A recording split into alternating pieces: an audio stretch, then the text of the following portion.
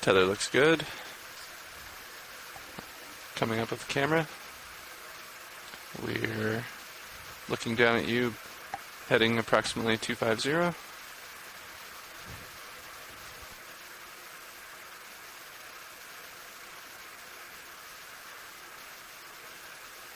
Camera 60 degrees or so. Follow you a little bit more.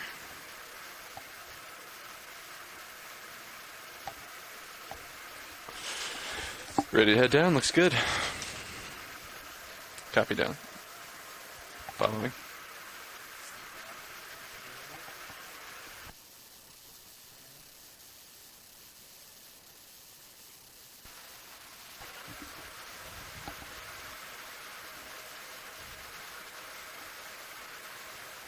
Might be a big starfish.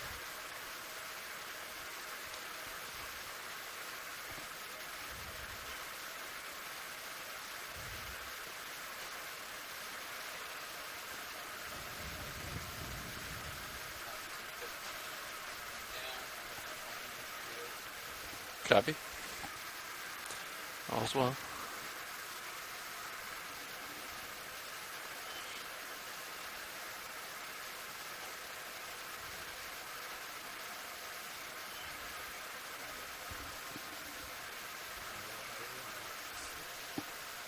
Copy. About 15 meters per minute on winch.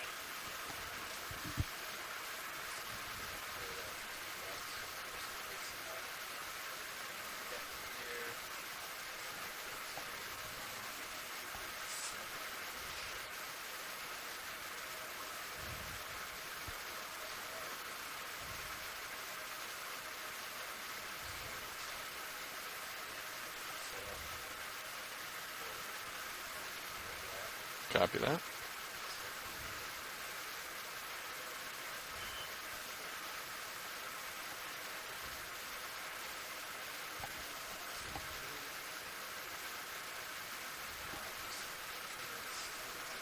Copy that. Coming to easy stop on winch. Approximately 1270 depth.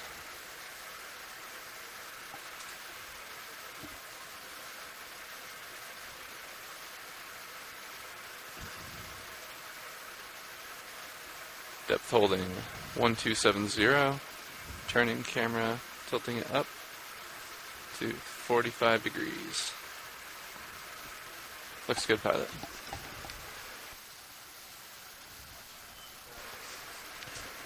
Bridge, this is RV Nav.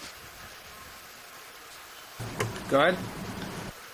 Just wanted to inform you that the vehicles are now on the bottom, and I would like to discuss a brief bailout plan when you get an opportunity, and also if we could set the center of rotation to the A-frame at this point. Roger that, we can do all of that. Good copy. Let me know when you're ready for the bailout plan.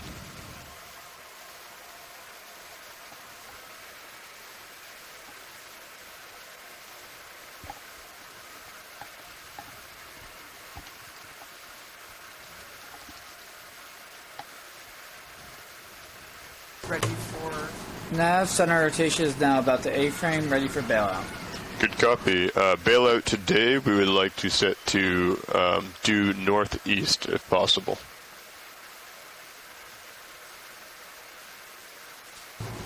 Bailout to the northeast of a 045. Good copy. Thank you very much, Bridge.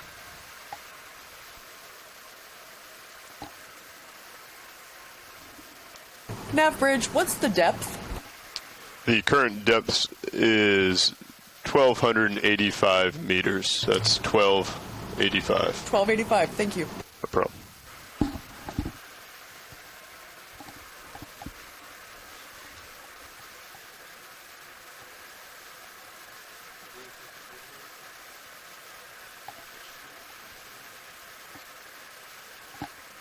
Go ahead, video. Is it useful to you guys? We've got the ROV pilot buoy back online, and now streaming that on multi-viewer. So if you were to call it multi-viewer on your display up there, you'll see two vehicle cameras, the high pack as well as the ROV depth and location info. Perfect. Thank you so much, Roland. Thanks, Roland.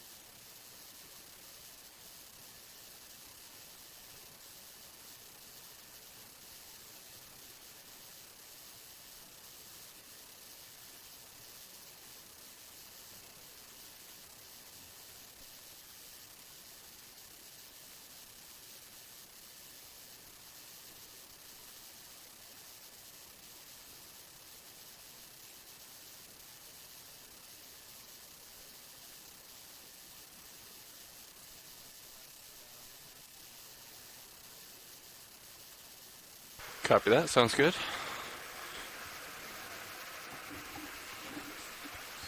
Roger that. Stand by. You have a preference which ones come out first? Copy that.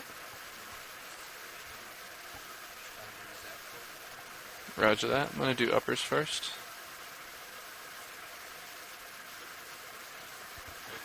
Enabling valve picks. Stand by.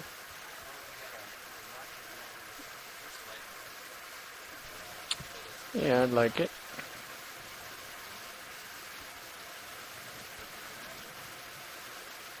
He's scurrying along.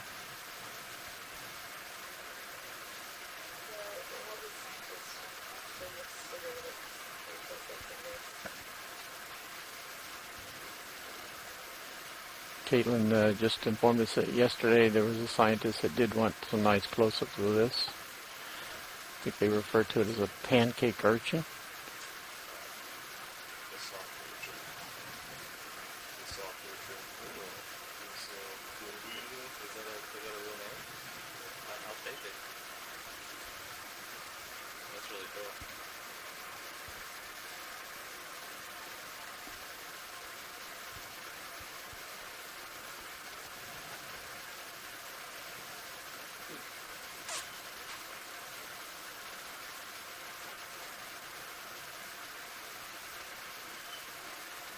You just let it go up to the body just like that.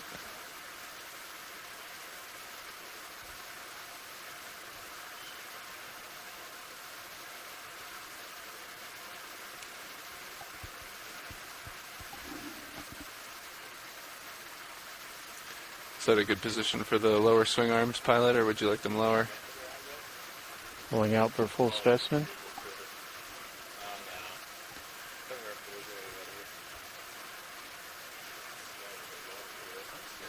Copy that. A little more tilt.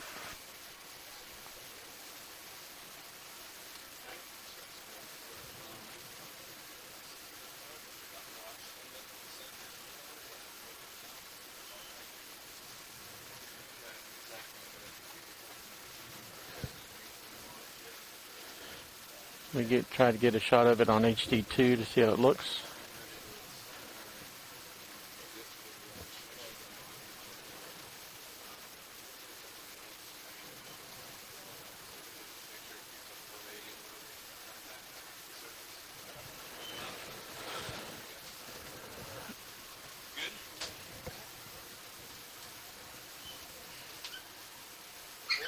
Zoom.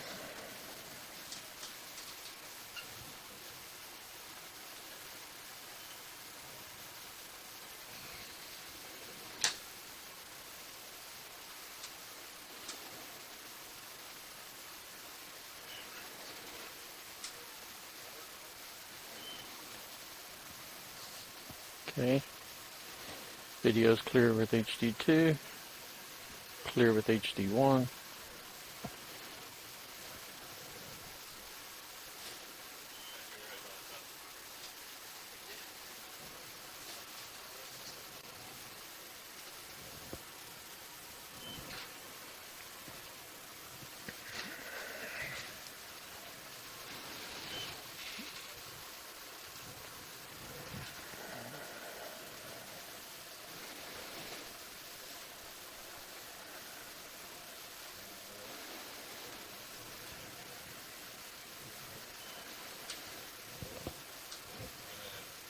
I'll go ahead and adjust the camera. I don't know where it's pointing. It must be pointing right down.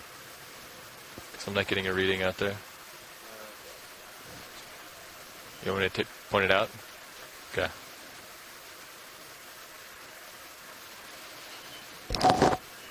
What do you got in the hole there? Just a hole?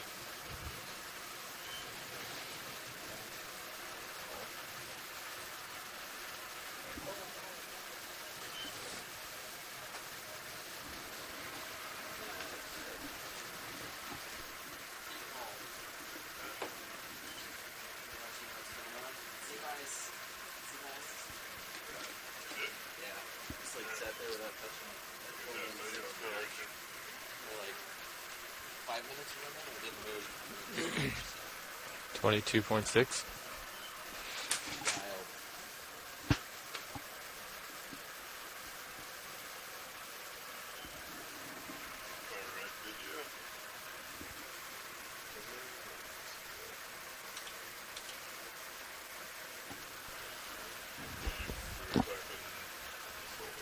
Yeah, we were just wondering what was in the hole.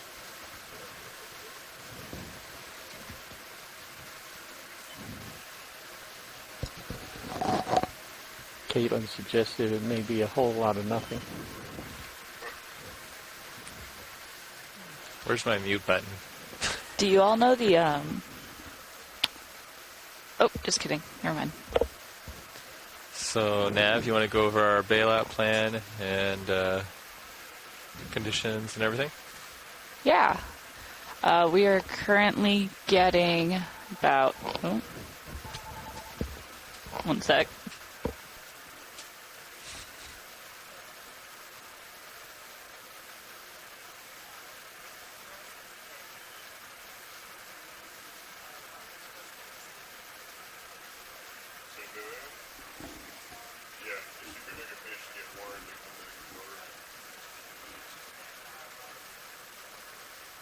Is there a problem?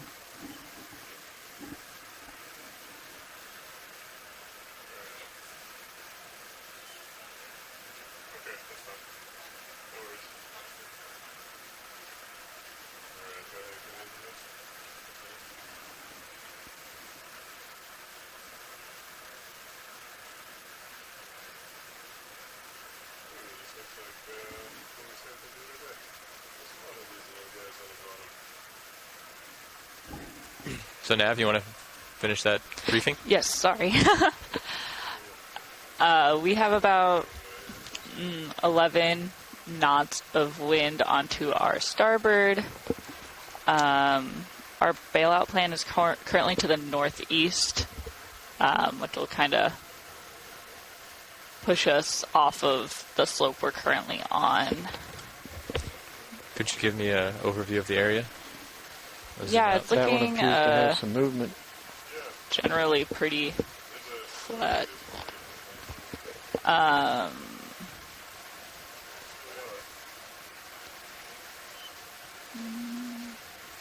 Okay, pulling out. We're looking at about Go ahead and lift off and move on. 50-meter rise over 218 meters, so seems I think we're going the other direction. we're going up. No? Okay. Oh, you're right. Are we going down then? No, we're going up. Oh. The direction from... Yeah, you need to go to the left. No, check it. Tilt up into the distance.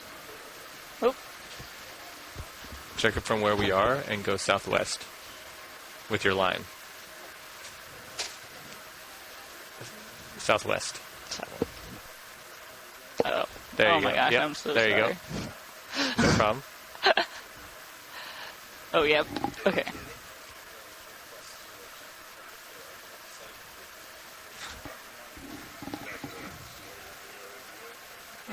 Over 170.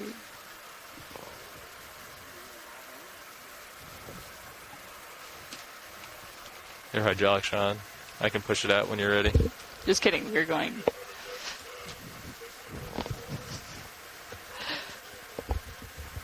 I don't know.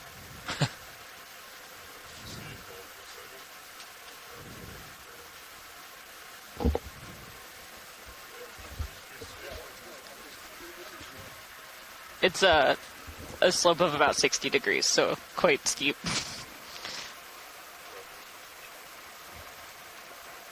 We're looking at about a rise of 100 over 170 meters.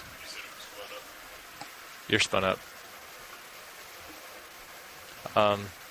If the is that? Can we check that math? This is based on the calculator, so yeah. A rise of 100 over 170. That should be less than 45, right? My bad. Oh my gosh. That sounds reasonable. Yeah, it's 30. I'm so sorry. Yeah, no worries. No worries. Apparently have not had enough caffeine this morning. Tell me if you want me to come with the drawer. You want to take it? 2. Whoops, maybe that wasn't it. Oh, tilt down or you got it?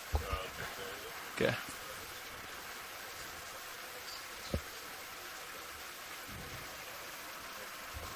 Copy.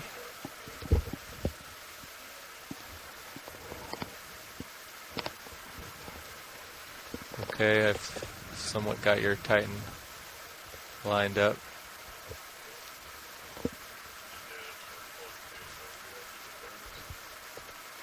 Okay, I don't know where this thing is going. Let's try all the way around.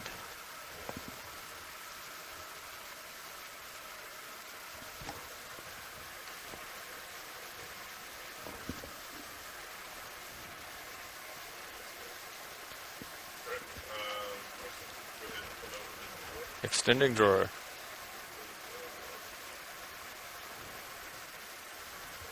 All the way out?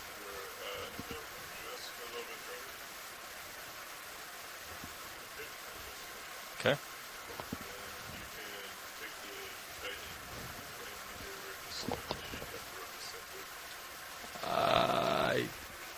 I can try. I'll tell you that much. It won't. Like that?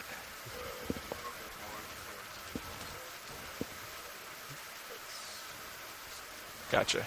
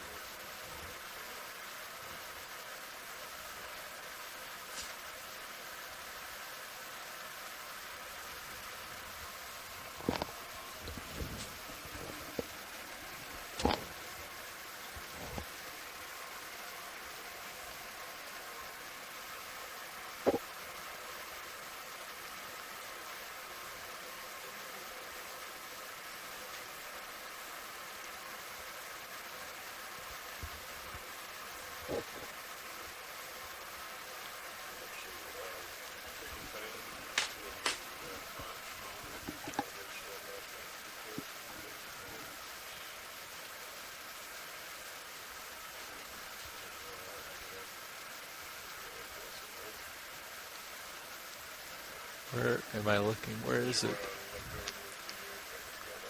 There it is. Okay. I can also draw out if a little bit more. Might help.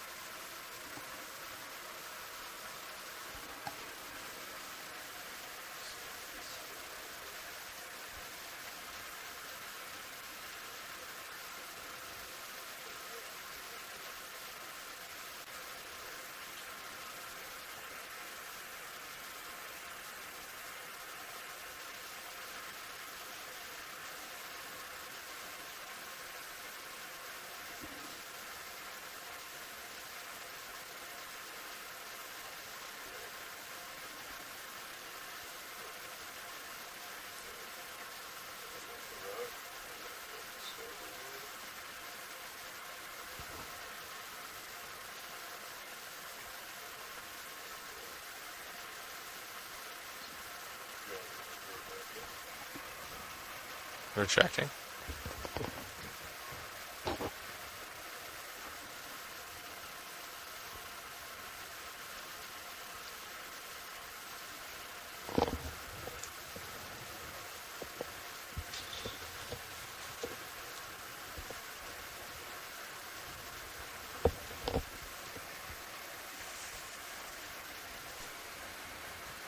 So if you're watching from home, the pilots are doing a test with the temperature probe. If you're watching stream 3 in the lower left-hand quadrant, get the ROV in. co-pilot screen up with the measurement Where being am I looking? shown on stream 3, the lower left quadrant.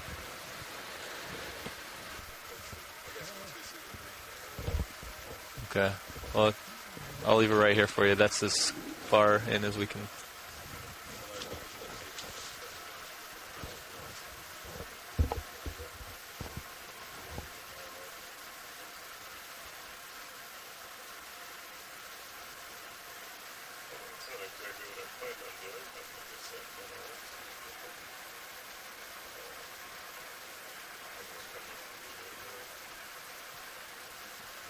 Do we have a swivel on the end so you could turn that ball 90 degrees if you wanted to, or does it need to stay straight like that?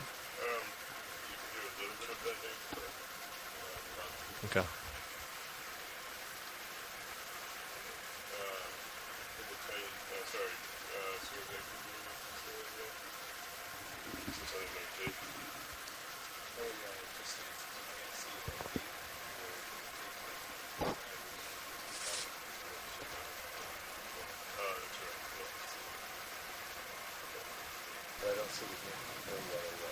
Is the HD2 tilted down fully?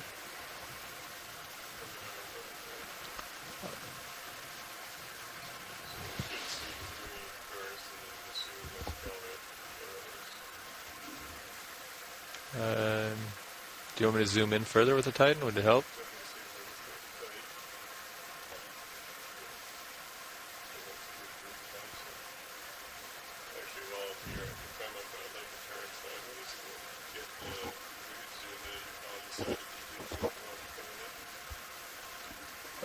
Okay.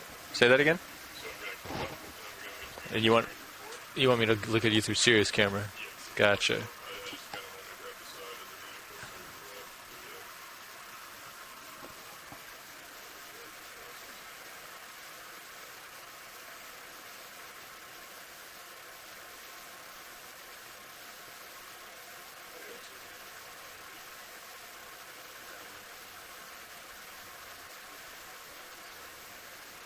Let's hold right there, video, for a second.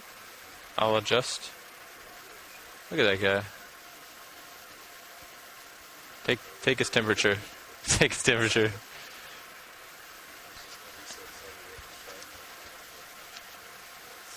Very cool. Is that a 6 kill? Like a baby? Nah. Okay. Let's zoom in some more, I guess, video, and I'll turn slightly my heading. Was he looking to see the temp probe or the... No, he wants to see the fully retraction. You can come a little further. Come out, video, for a second. I'll watch the tether around him. Yeah, right there. Come around a little bit more.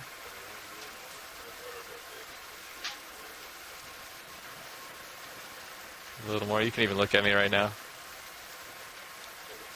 Okay, come back in, video. Yeah.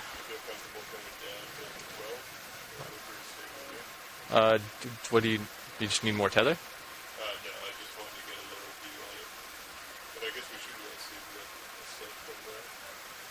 It's going to be blocked by the, I'm going to turn it a little bit more.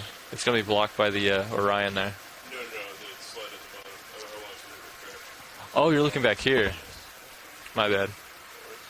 Okay.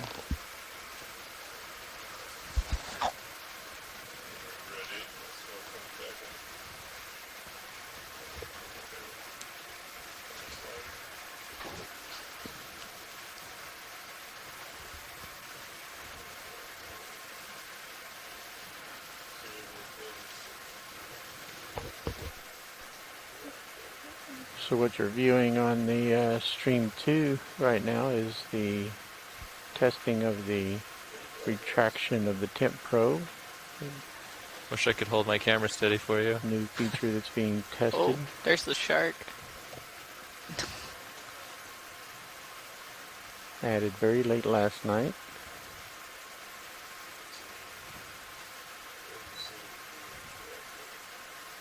I'm seeing something go off to the right and something off to the left. Oh yeah, it's the, yep, I see it. Maybe try drawing out a little. Copy, coming out.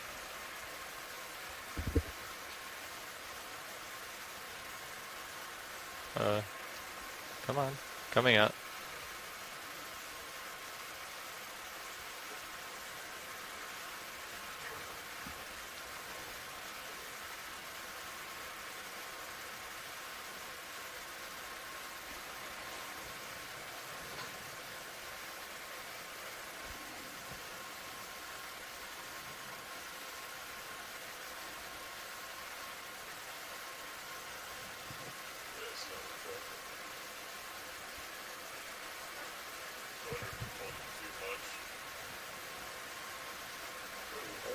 Wow. Oh.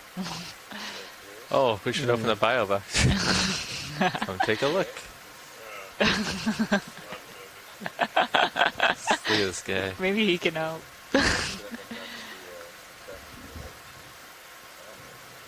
This guy doesn't care. He wants a little scratch. Yeah, it's like a good scratching post for him. Yeah.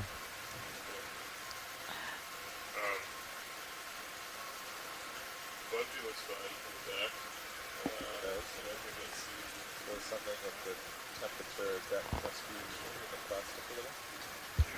So maybe just kind of come out again a little so the cable's tight, but it's moving in, and then we'll tighten the cable again.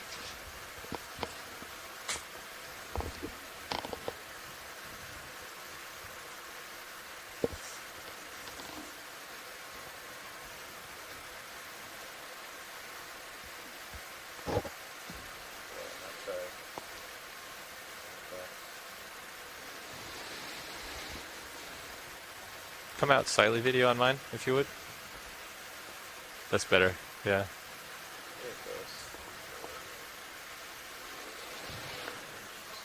Your port manip cam shows the arm not quite straight, and there's friction on the hose inside the ring. Yeah, it looks like it's a little lower than the ring.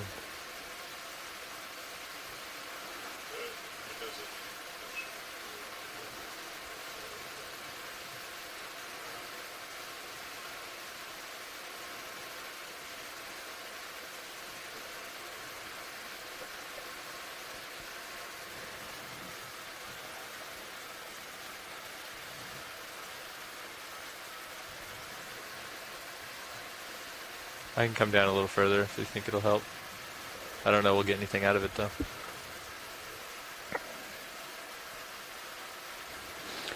Can also bring the ROV up.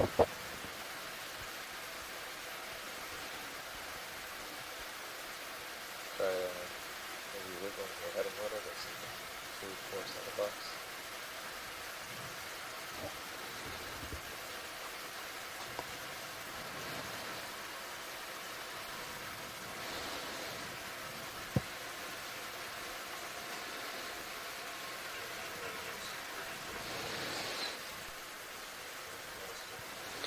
So we're testing a retraction feature of the temp probe.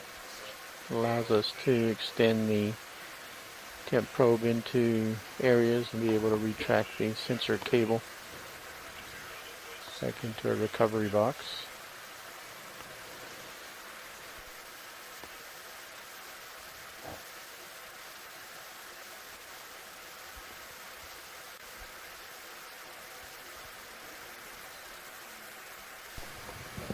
Okay.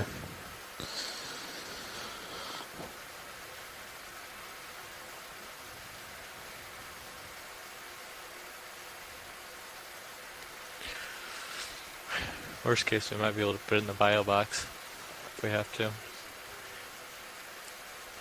You see the green? Yeah, so this is what drawer out, so that's definitely should be the end.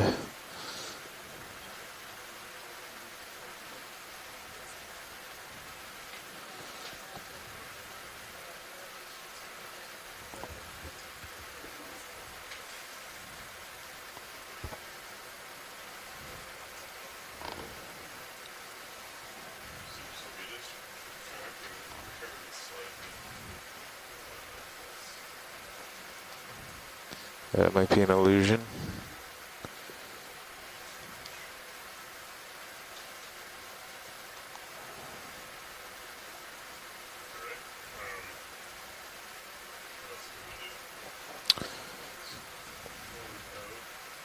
Maybe draw in again, just so we can see where the tape is. Because you said you saw the green, right? I'll come in. Coming in. Having the drawer in and out changes the kind of like bend angle, but since there's no tension in the wire, there shouldn't really be any friction there, so I don't think it matters. So do you see the green now? I don't see it.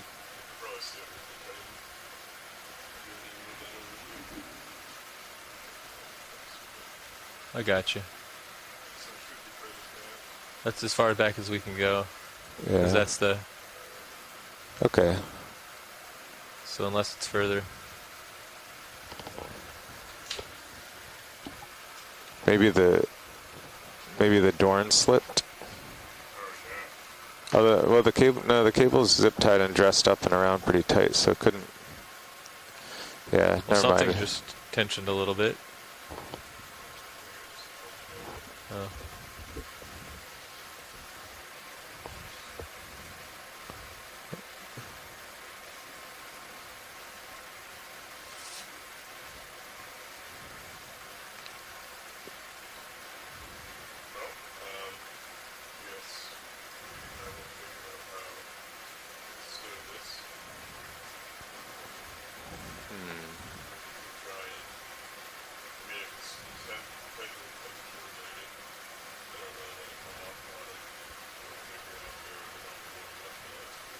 Yeah, that. I don't.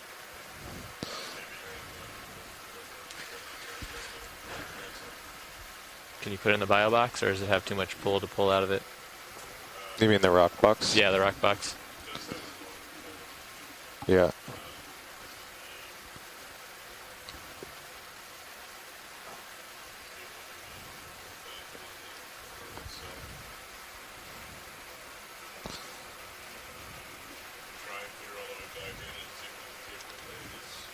Yeah, I think the ball is still going to stow, so.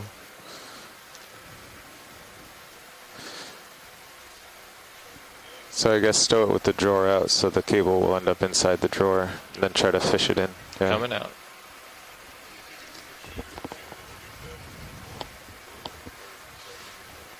Yep. Come wide video on mine. Thanks.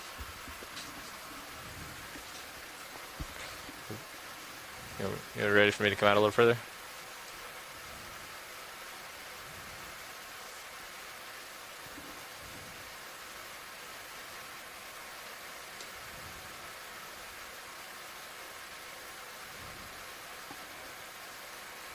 Maybe drive forward to get a little,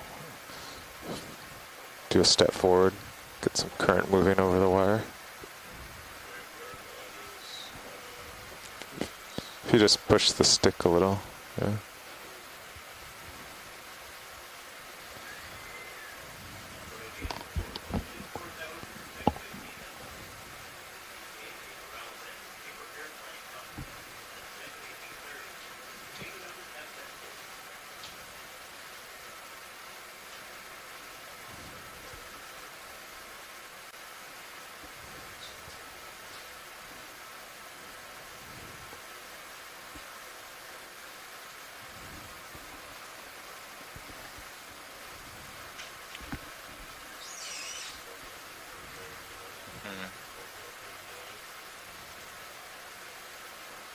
I think it starts like stiffening up at the blue, right? Getting pretty.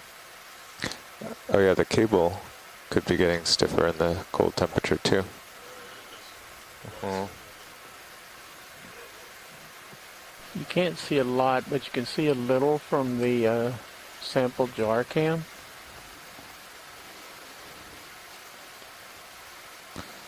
Well, it has a nice loop. There's no kink. I could probably just set it there. We always have the option to play with it later. We could continue with imaging and such.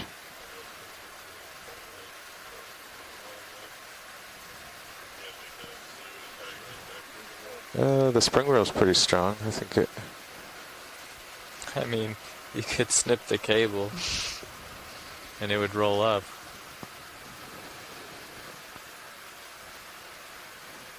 Yeah, I think you can just let it go.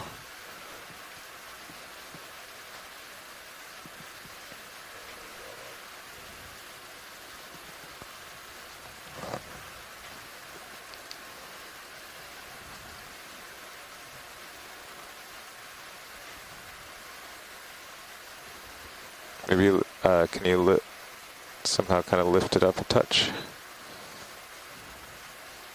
Now that you can get a different Pull the grip. cable.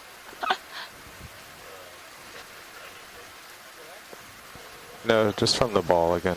But or maybe just put the tips of the fingers on the ball and just lift up a little. You know?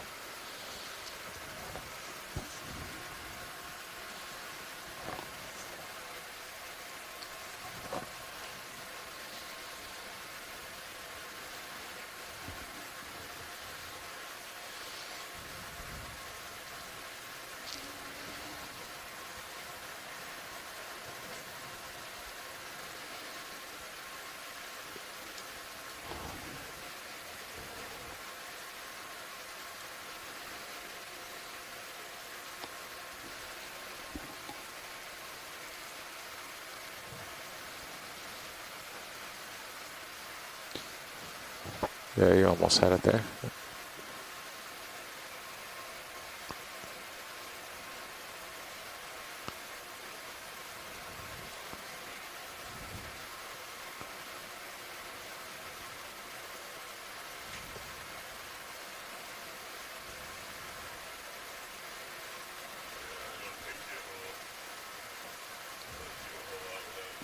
Oh, I see. I see what you're saying. Yeah.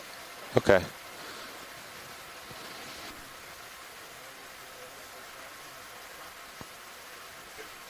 Yeah.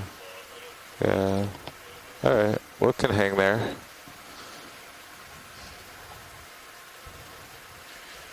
Should we see what it does when we draw in?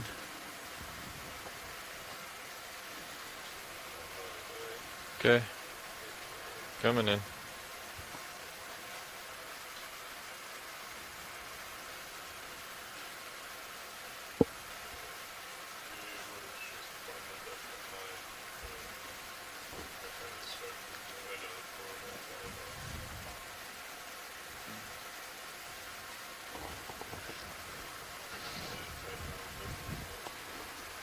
Yeah. It's yeah, sure. I Coming in. think It's blocked though. I mean, most everything you're gonna I look think at. it's safe now. We should continue with exploration and think about a plan for that.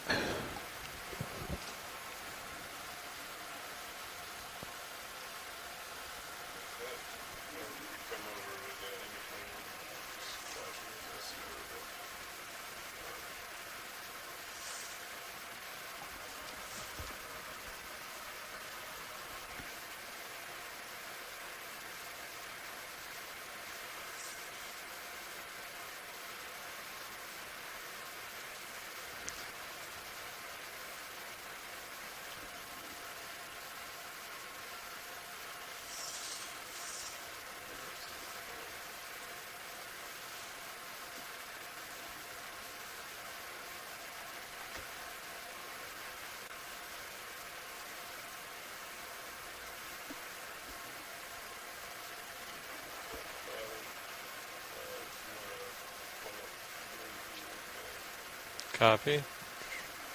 Just resetting your camera for the blue view here. Coming back down.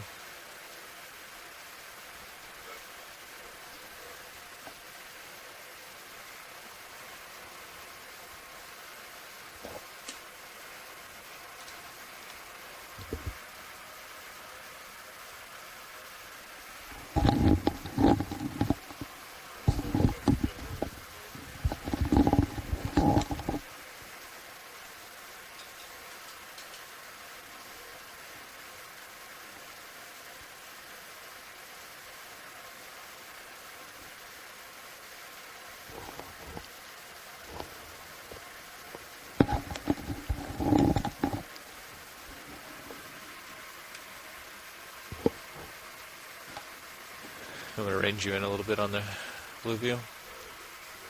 Copy. It looks like that's mostly just picking up sediment right now.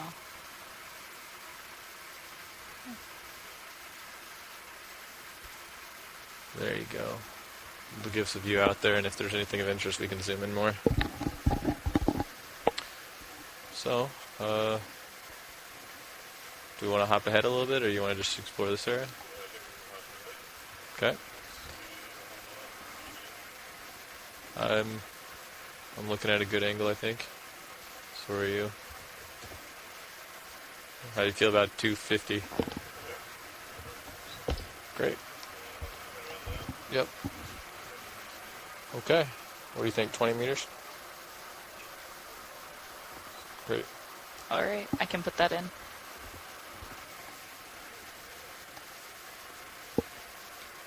Bridge, this is ROV Nav. Yeah, I was wondering if we could put in a ship move. Yes, go ahead.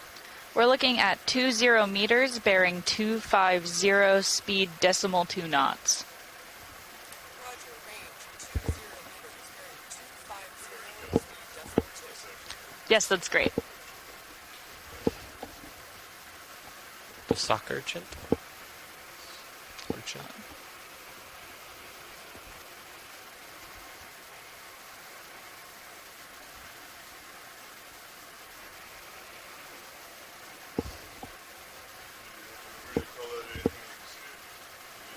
Copy, pilot.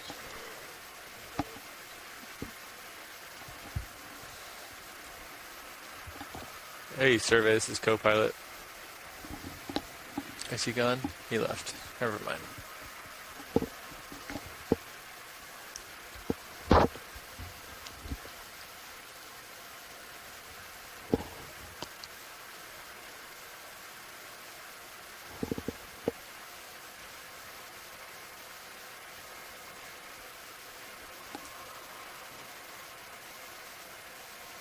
I'm coming up with my camera to see you. Got you at about 30 degrees.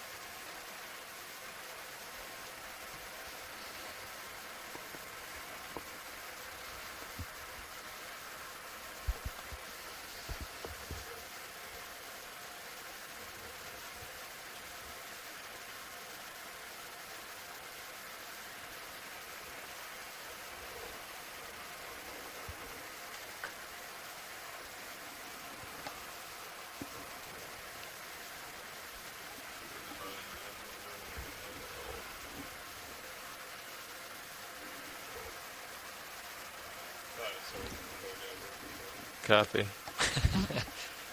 10:09, so that'll be, I'll yell out to you, but 1500 is 11.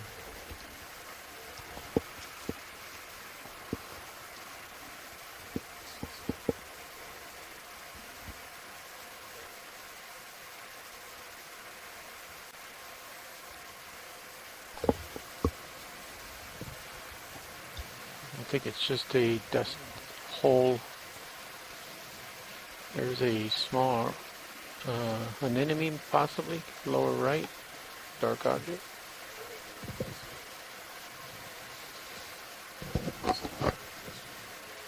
Maybe it's just another hole.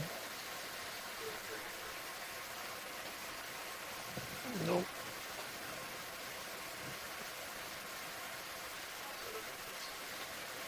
As much as anything else.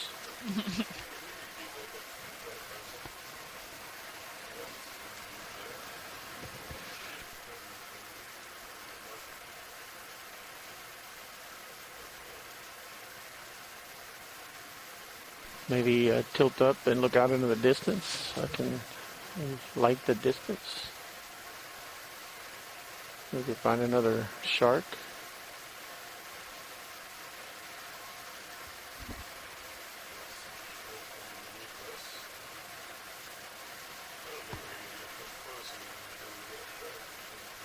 I don't know if we can. Maybe if we just sit here.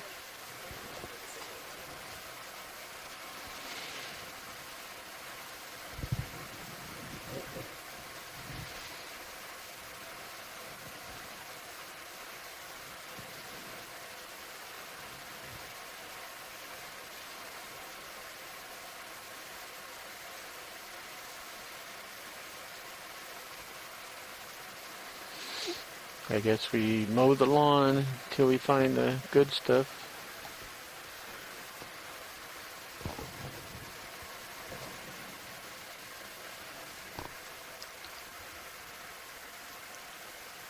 That ship Jelly moves looks floating like it's at the just very about bottom. Complete.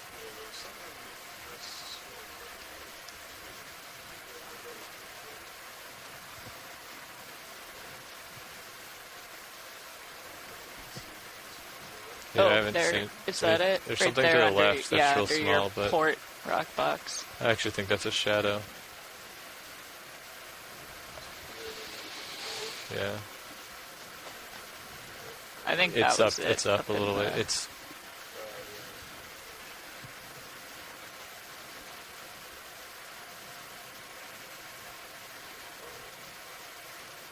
You got some tether if you want to go out there too. But I could probably get another move in too if you want. Get you a lot of space to Slow-moving explore. fish in the upper right.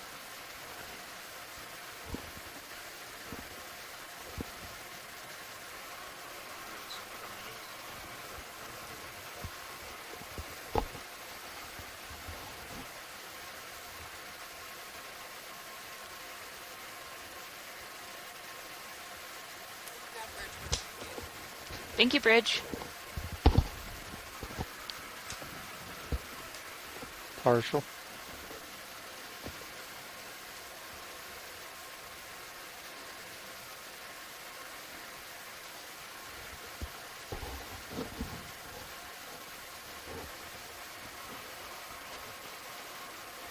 Pulling out. Yes. I was waiting for him to touch bottom and do that. Okay, we're clear. You can see the slope there and that side angle.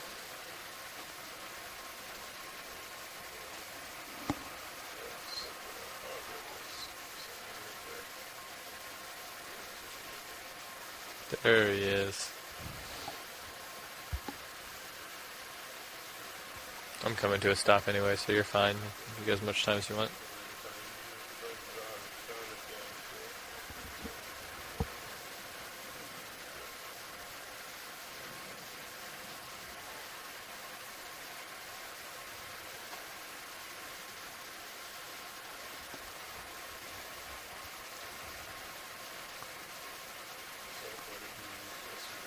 Yeah. I don't know, did we ever get a close-up? I think we saw one 2 days ago and got pretty good. I remember the eyes.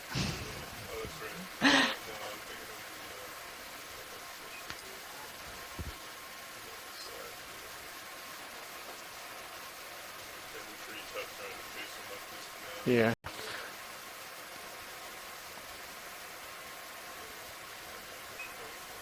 Oh.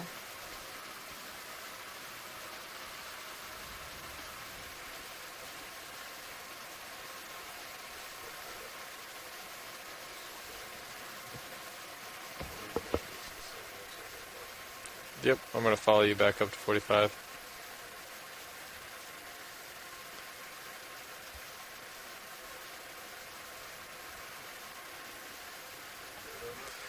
Well, if you want another move, it might be good. So thing at the bottom right, going off corner, is that a shrimp? The fish may have scared it Yeah. off.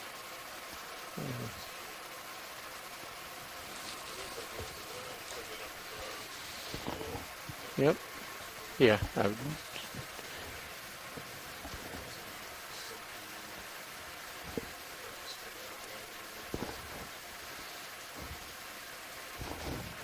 I think as Caitlin would say, it's a whole lot of nothing. Yeah.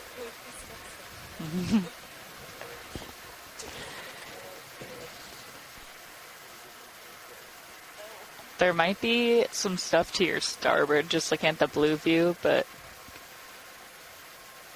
hard to say if that's divots or rocks or...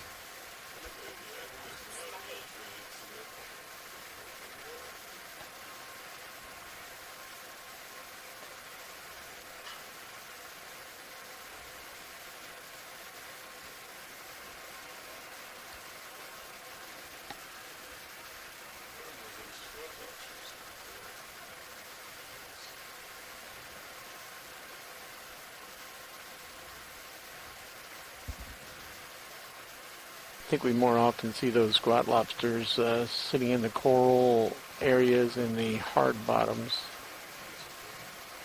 Yep, this is a shrimp. He does. It's a red shrimp.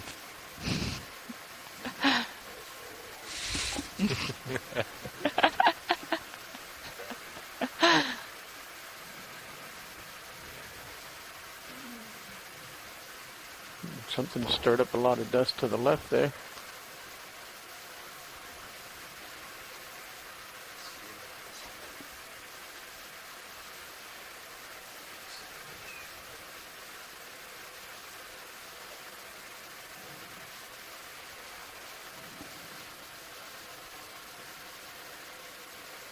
Why don't we get another little hop in?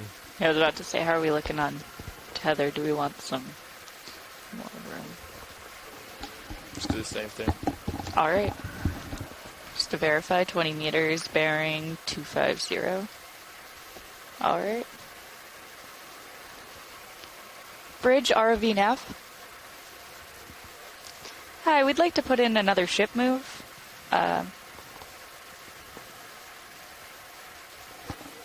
All right, we're doing the same move, which was 20 meters, bearing 250, speed decimal 2 knots.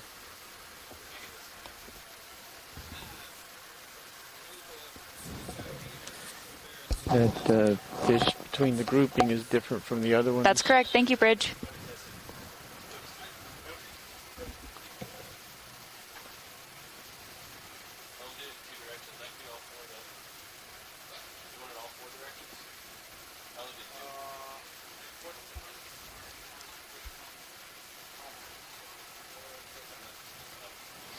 Seems to be swimming fairly Hey, hard. pilot, I'm going to take your mini for just a second to do a quick test. What do you feel is the current down here?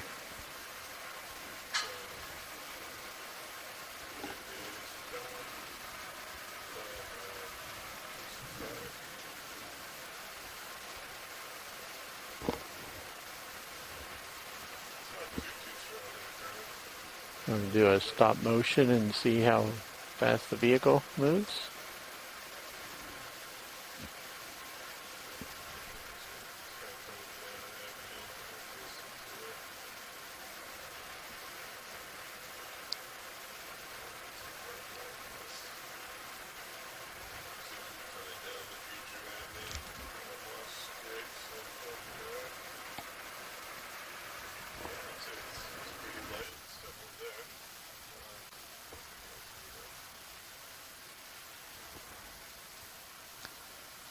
Do you something think right I in the see a middle shark of your in the top upper, center. yeah. Or another one of those black fish. He's scooting along pretty fast though.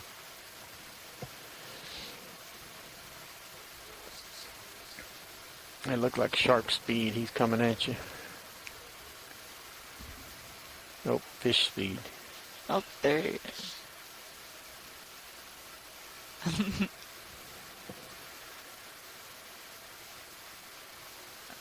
Oh, he's back.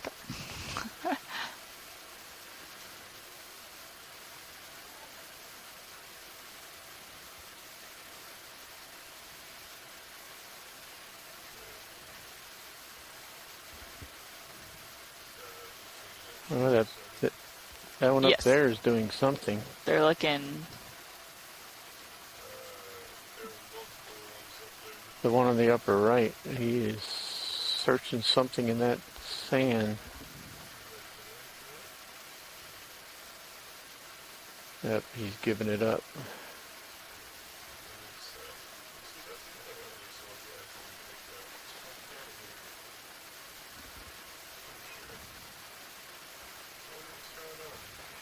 I think they just age and they keep going on with life. But I mean, there's rarely this much biomass inside of it.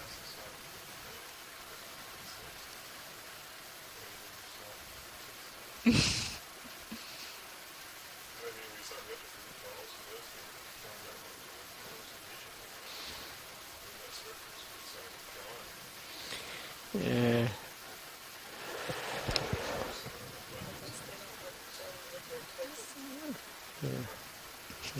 You don't have peanut butter, why eat the jelly? I think we've gone into the deep.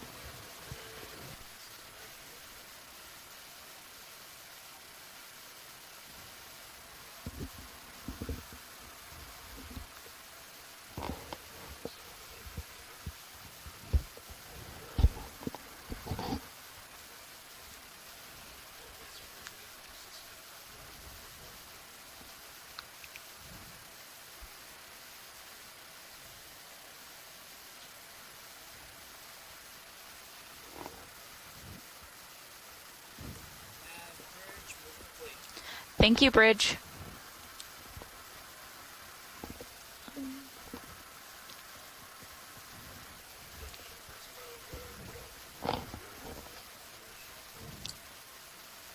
Correct, we got the urchin pretty well.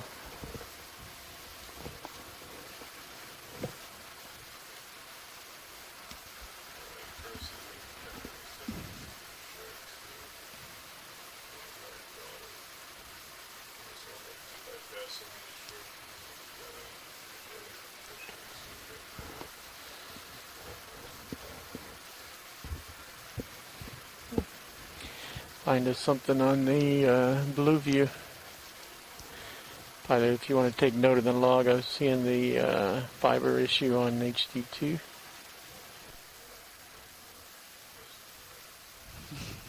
Copy that video.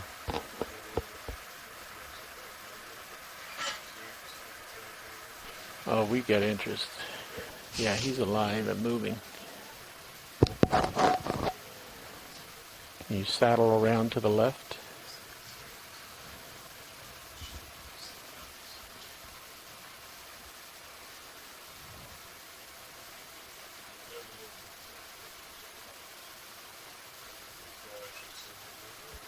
No, ship stopped moving. Ship stopped. I'm moving a little bit further, but not enough to worry you. And scoot in to bring him near the skids.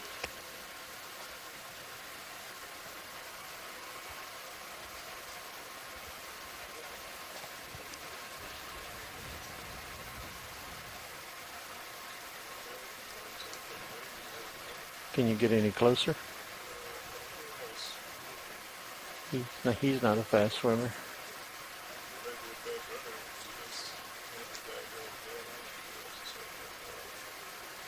I think he might be eating that jelly that you were seeing before.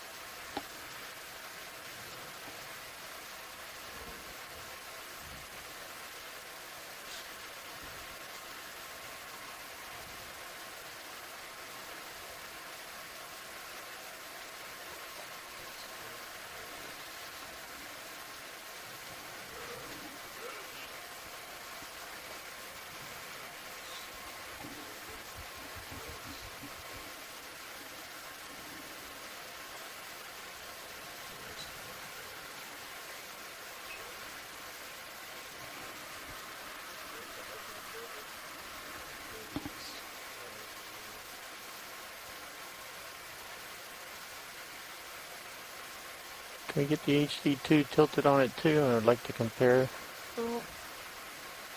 It's got something living there.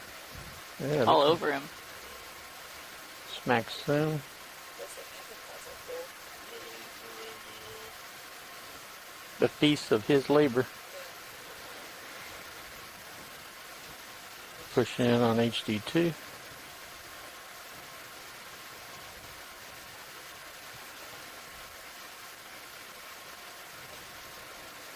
Max zoom on HD2.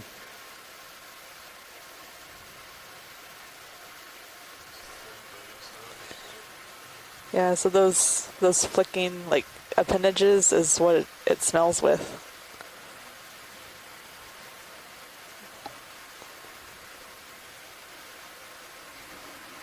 See the lights of the D2's lights in his eye.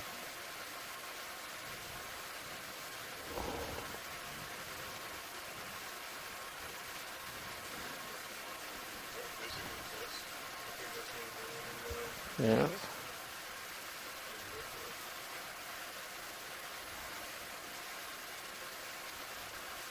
You don't care. Doesn't even know it's there.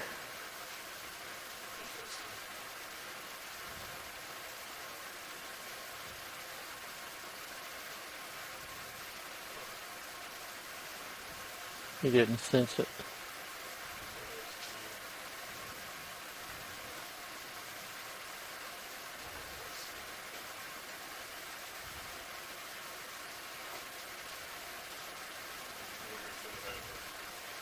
He's searching there.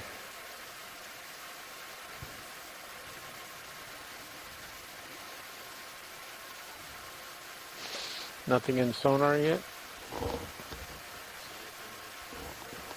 We're also pointing down at yeah, the you crab. had us point at the crab. Okay. Alright. Alright, we're clear. Pulling out both cams.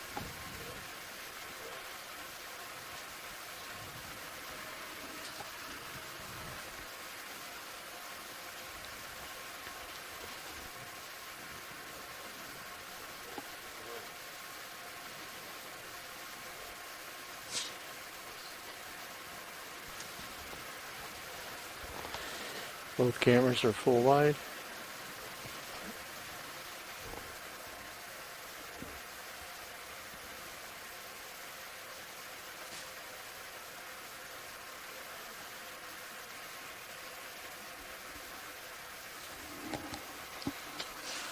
Following you back up. I'm at 65.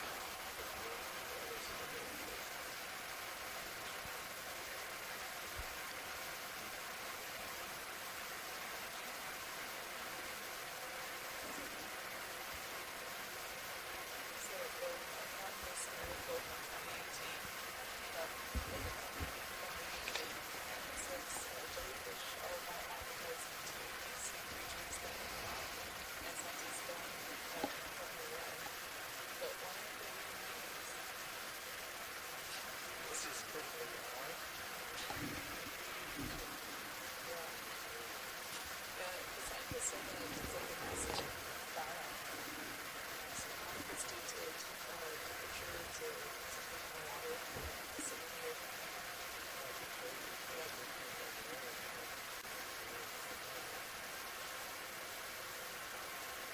No one's saying anything wrong. Yeah, that's a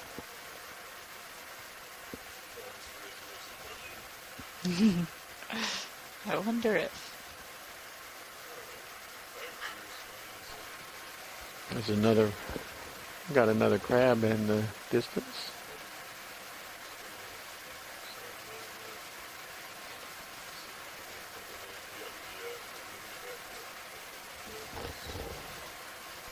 I think we're still seeing just like divots in the sand for now.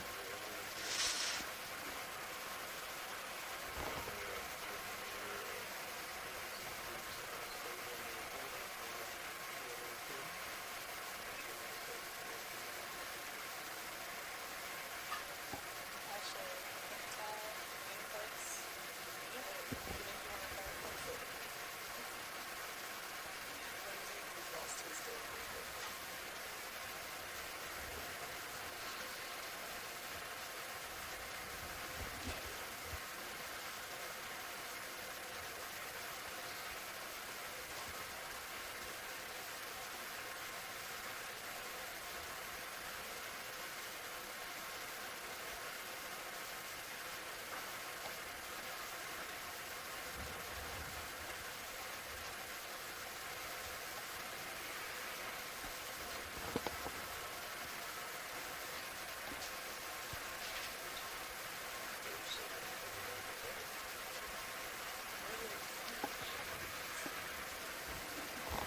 video swapping out.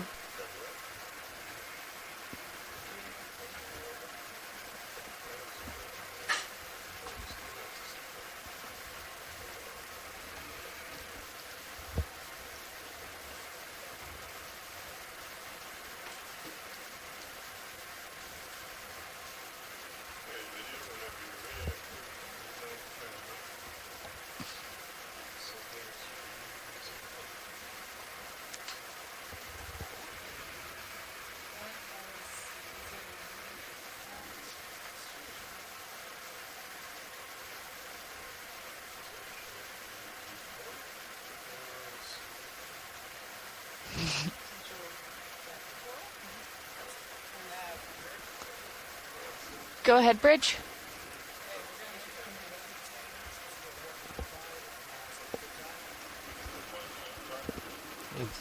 Verify that they're about. 45 degrees. Verify they're about A-frame. Just verifying this is about A-frame. Their rotation's about A-frame. Okay. This is good with everyone. It's fine. All right, Bridge, that works for us.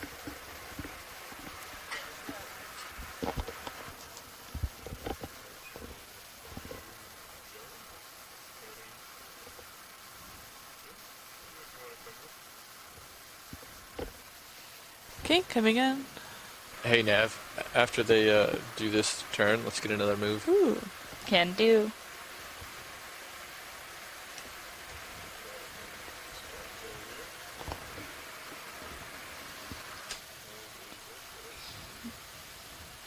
It actually looks to be the same species, too.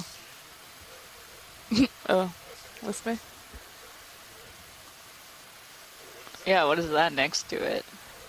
That's a jellyfish, too. Another dead one. Yeah. Oh.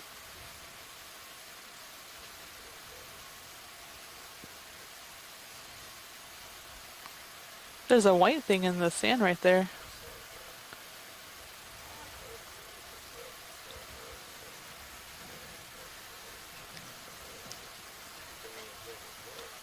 Okay. Coming in. Oh, look, there's more of those white guys.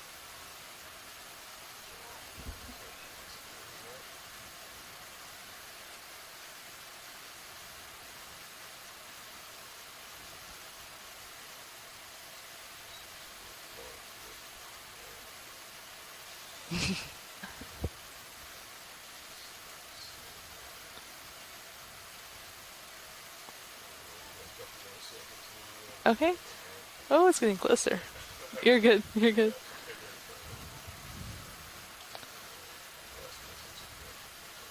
I just had a flicker on the port aft rail. Okay.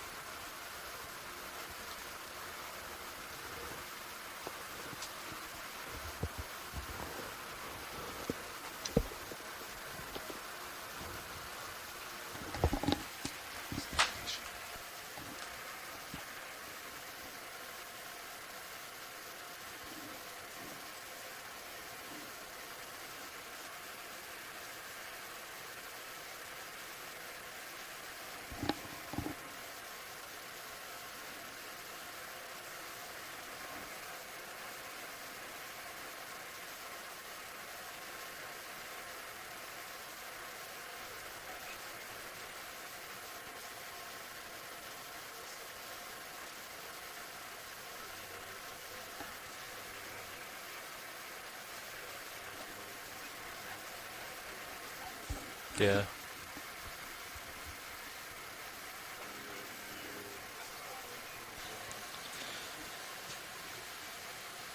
Yeah, I'm keeping an eye out for those white. Okay. I think it's a Tina-4. Oh, I'm getting used to these new controls. There we go. Yeah, it might be a red one too, because it's kind of dark.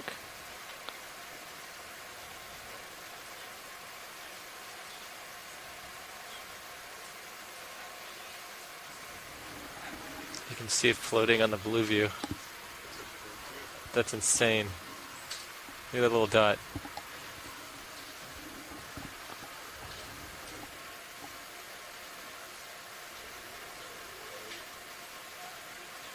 You got a little bit if you want to push forward. You got enough. You can push forward a little bit too.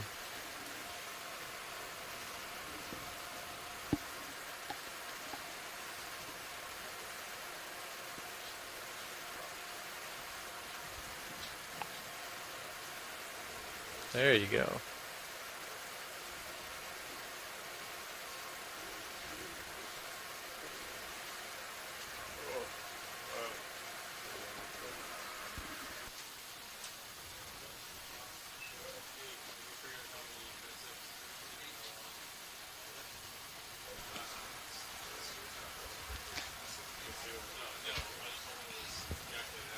I'm zooming out just a little bit.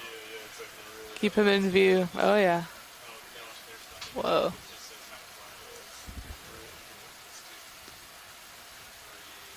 Coming back in.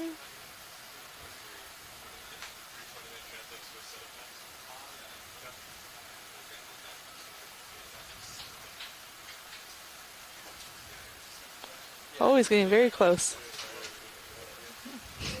Oh, he's getting very close. Okay, coming back out.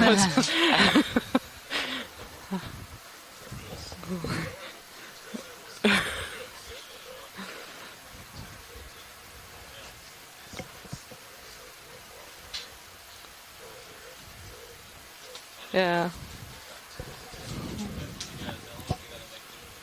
And lots of friendly sea life today.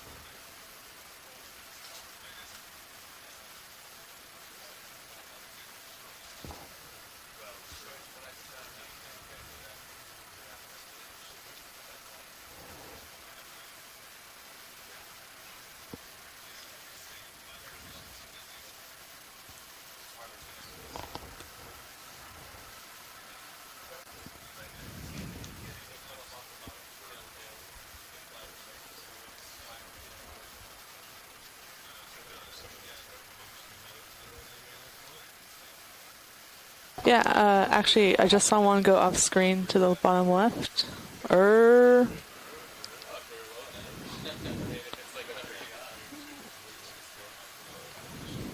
Let's see. Yeah, there's a bigger... Hang on, sorry. The controls are not intuitive right now. There we go.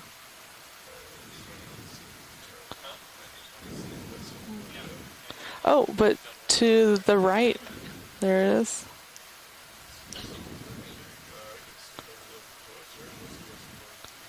Let's see. I think I have some more. Oh, that's Maxim.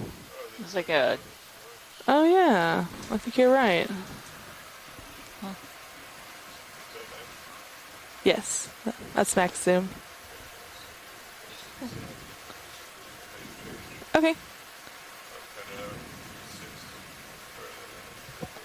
It looks like their heading change is just about done. There's also something to our bottom left. It's long. It might actually be one of them that's out, possibly. Coming center bottom.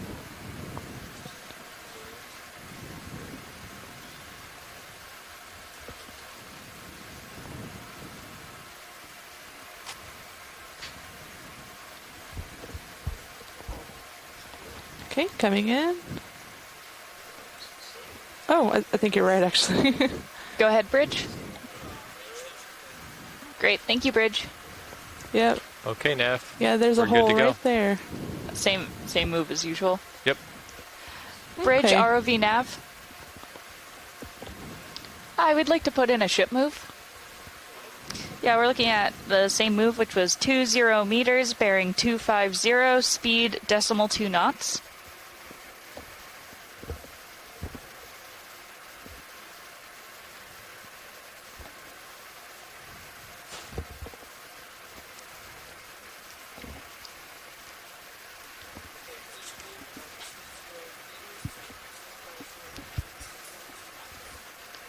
That's correct. Thank you, Bridge.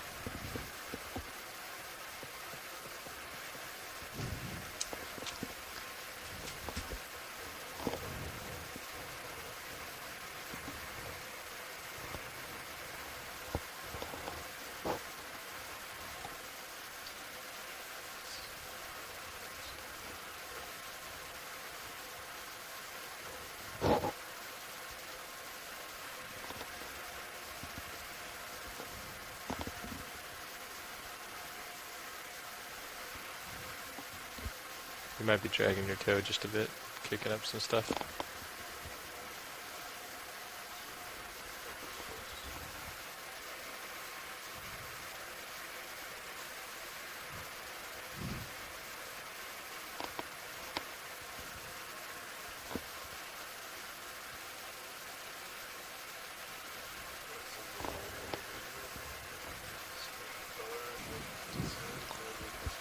Okay, that dark spot right there.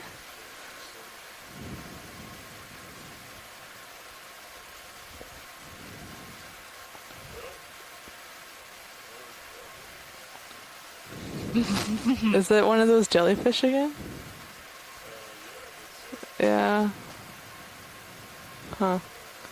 Coming out.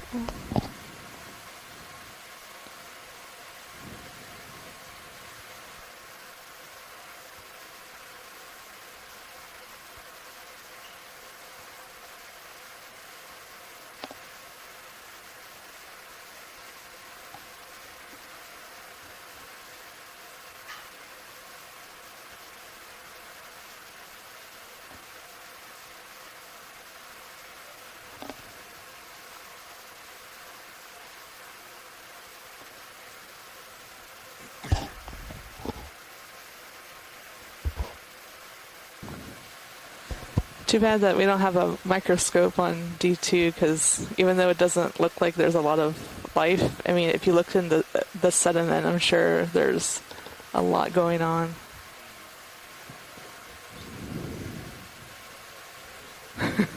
Yeah, it would be very difficult flying.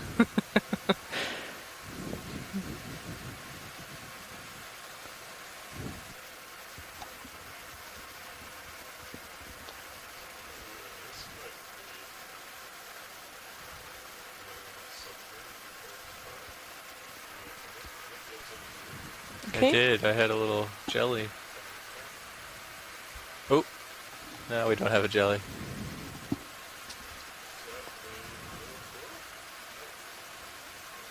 It looks like, yeah, Yuca's on a stalk. So, might have been a coral at one point.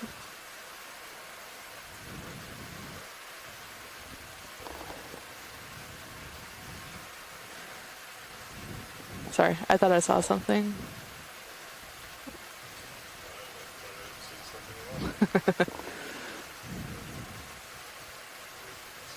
We're getting off screen.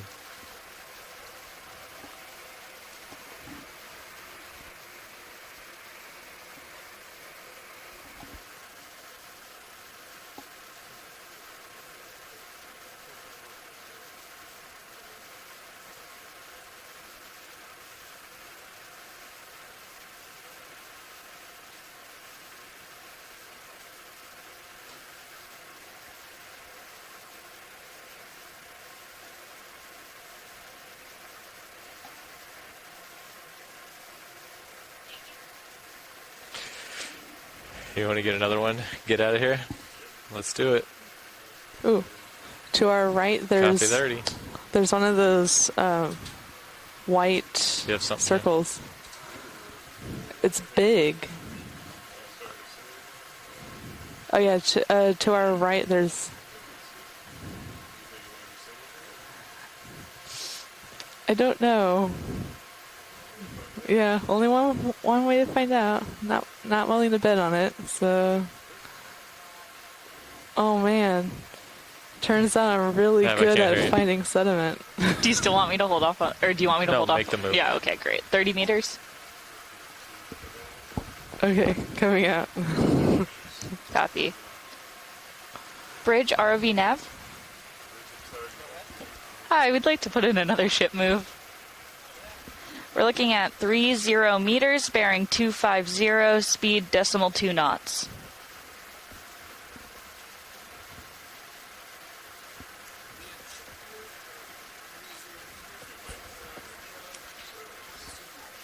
That's correct. Thank you, Bridge.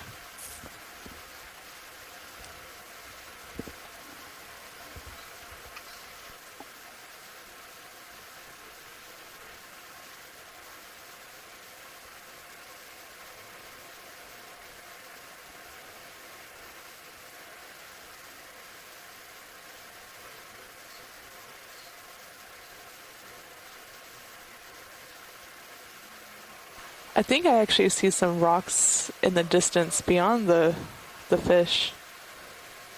That might be what the hard return is, because I see it on my screen. There's like a crater.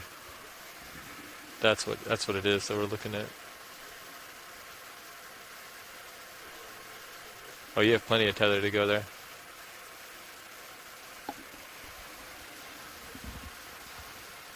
Let's see what it is.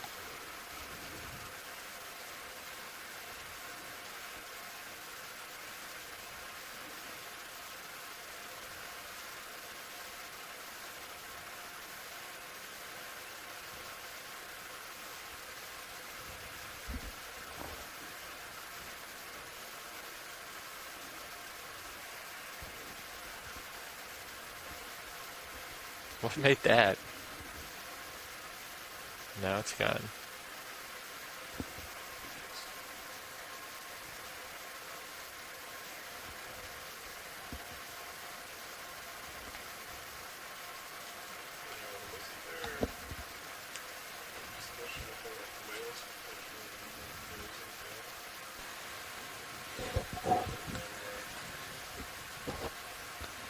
Yeah, there are a couple of whales that come down to the deep sea and dig in the sand.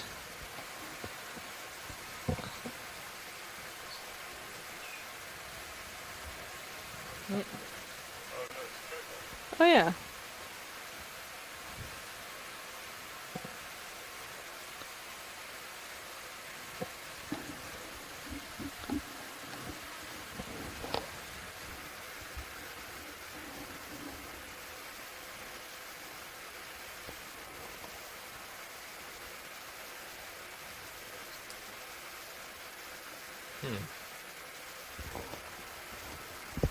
Yeah, so beaked whales can dive 2,000 meters below the ocean surface.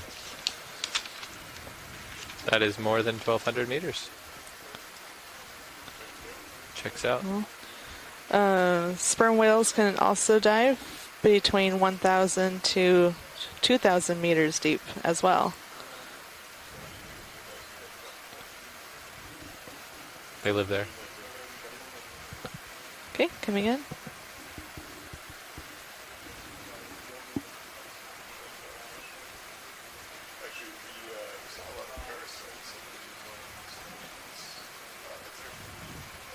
It is. I don't think I've ever seen a pattern like this on the tripod fish. It's really neat.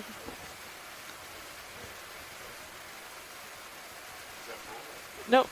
Coming in a little bit closer. Oh, that is max zoom. Yeah, that's a very pretty fish. Yeah. Yeah. The lateral line is very apparent on it too.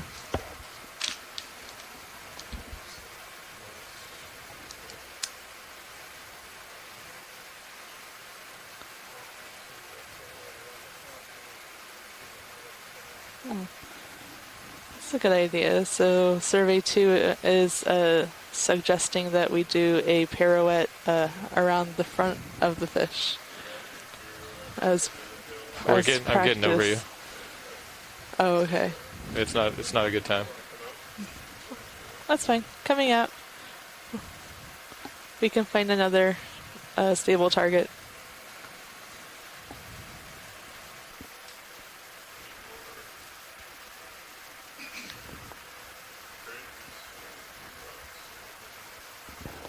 Getting a very soft return. Something's out there.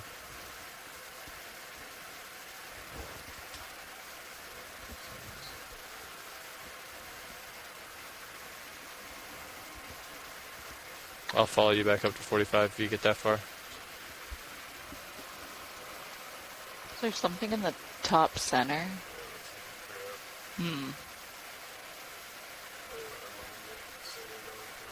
Yeah.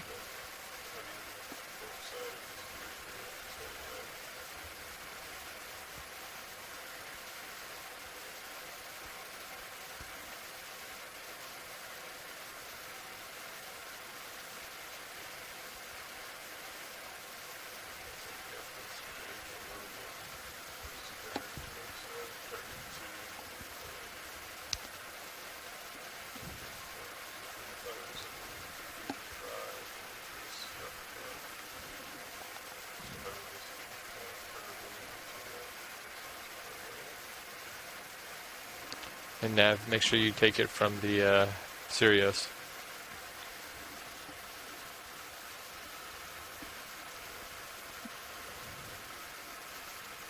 Being like, oh, 223. Yeah.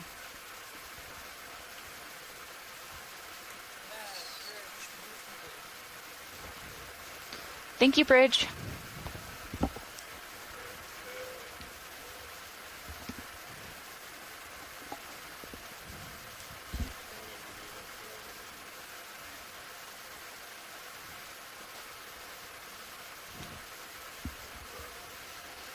Maybe 230. Yeah, I think you're right. I'll turn over there. We got a little bit of swing left, but I'll turn that way. I still got you at 76.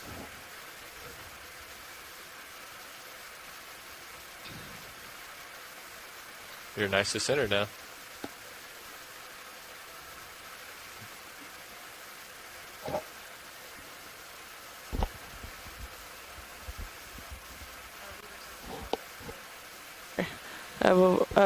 Like we were talking about the deep diving whales like earlier because we saw some of those divots, and in 2014 scientists did a study with satellite tagged 8 tagged Cuvier's beaked whales, and one of them had the deepest recorded dive, which was 2,992 meters, which is the current record for diving mammals.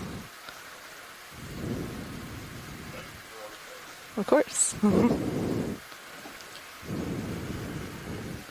Tapping into my science roots, because I am a scientist too.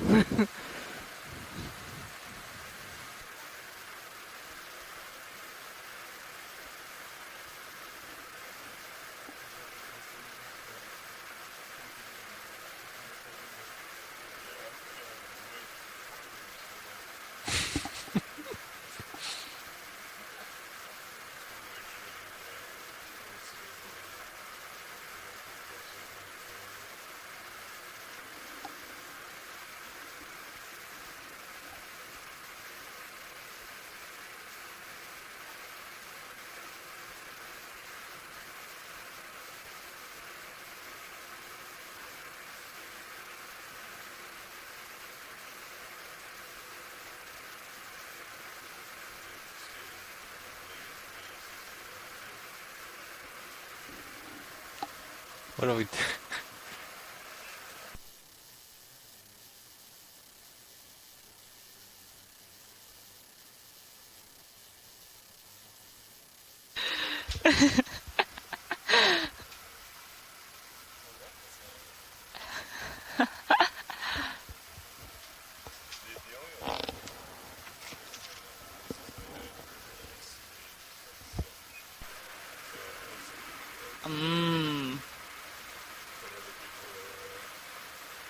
ooh. I'm an ooh. I'm an ooh, too.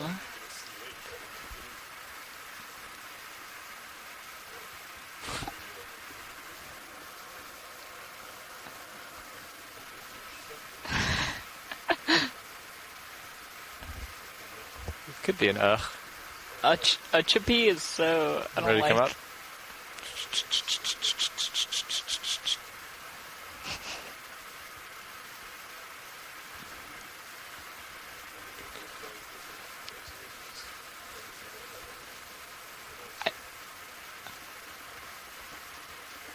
It's also like, where do you put the accent, you know? Do you want another move? Want to hang out here?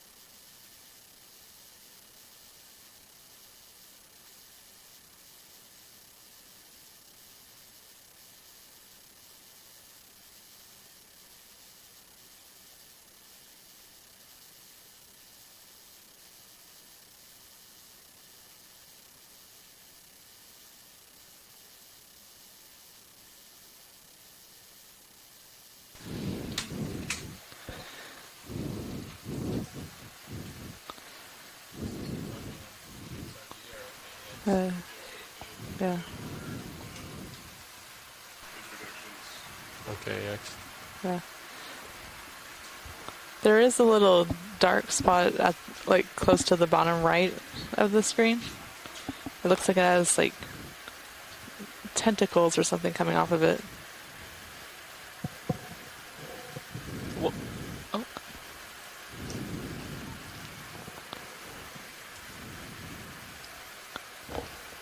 Sorry, where are we looking video?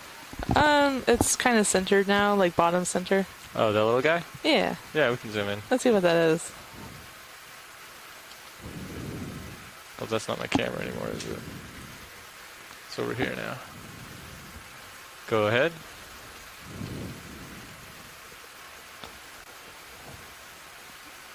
Oh, never mind. I think it's one of those jellyfish. Yes, it is. Copy. Okay, I guess we can... How about a move? Sure, let's do that. Going. When we get up there, I'm going to do a quick test of the autos. What are we feeling? Are we looking more at the, like, 230? 230, yeah. Yeah. And how far do we want to go? Let's go 20 meters. All right. 20 meters at 230.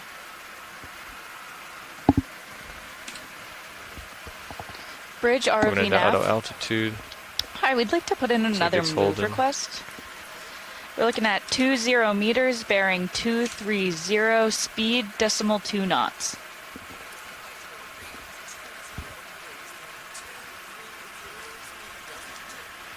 That's correct. Thank you, Bridge.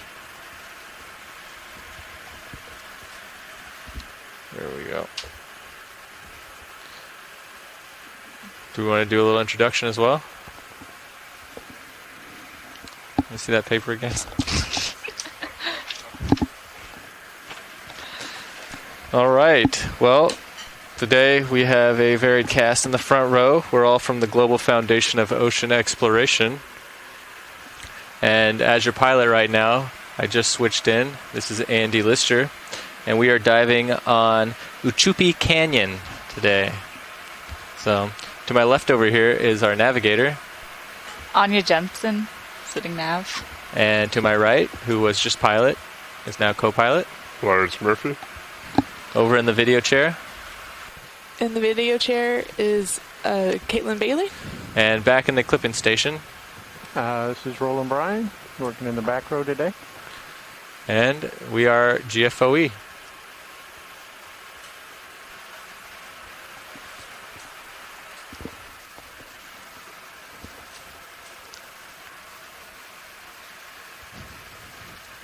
We are the You engineers and the decided to go with technical the accent at crew the end. and the production crew Uchupi. that built these vehicles and I think manage you're the and first one operate to actually say the it, so I guess that's what equipment we're calling for Go ahead, zoom in video. Let's see what this guy NOAA is. and for the Another Okeanos dead jelly. Explorer program. Dead jelly. Let's see some more of them.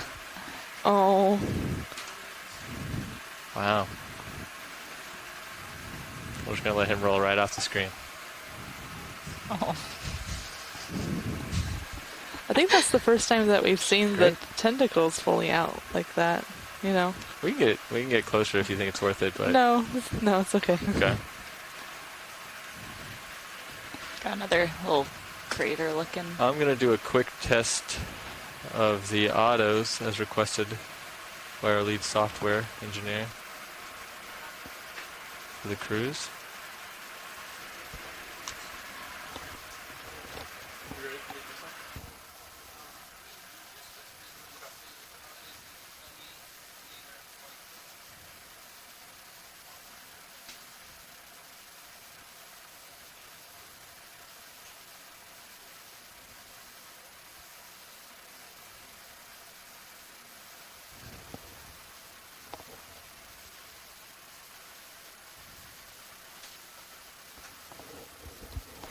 Okay, we're going to try a 1 meter at 10 meters per second. As soon as it holds, I'll put auto heading in as well.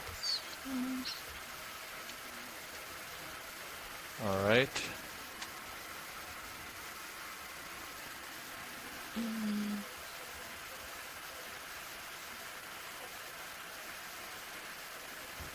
I mean, that looks pretty good.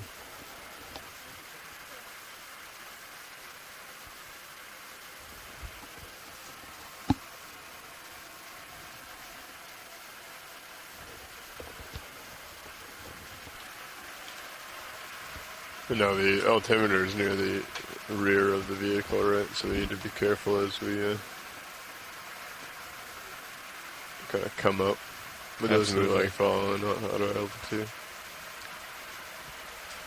So far, this looks pretty spot on. Yeah, looks smooth. Even with, I even have auto altitude in right now.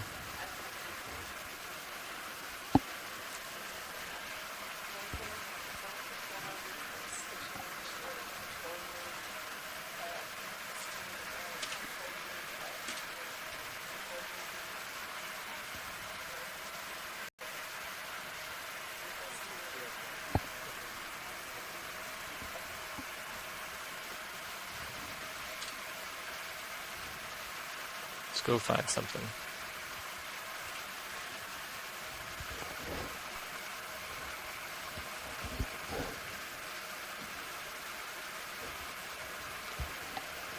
I'm looking down to 6.5. Copy that. Gonna head forward. I will follow you as you head forward. It looks like the ship should be just about done with that ship move. Copy that. If any of you see anything of interest, yell out. That we haven't looked at. I wonder how auto altitude. Have you been trying auto altitude on the slope? Me, I've been flying manually. Let's just try it out. Thank you, Bridge. Whoops. You. Went straight down. Let's try a little bit higher. Like you said, it's in the back there. It's gonna. Yeah. It's not going to Try- take into account your toes. Yep. Let's try it at 2.5. Coming forward again.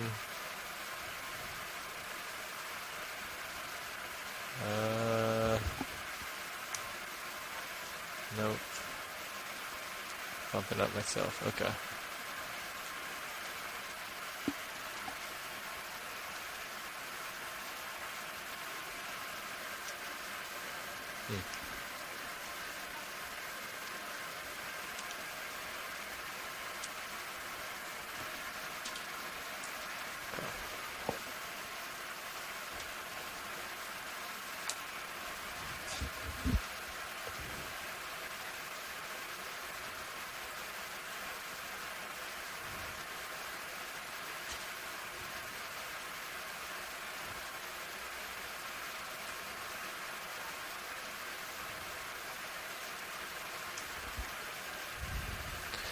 Blue view seems pretty clear.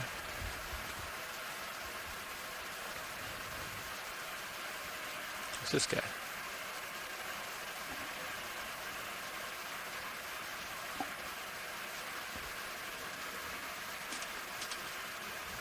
Coming video?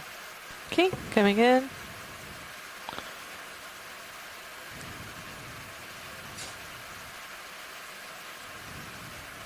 Oh, there you go. It's a different kind of jellyfish.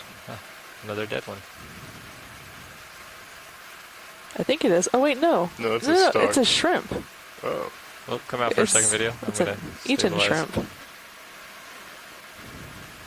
Just got curled up. There we go. Okay, come back in.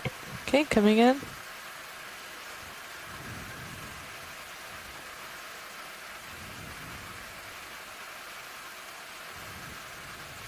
I think it's been eaten.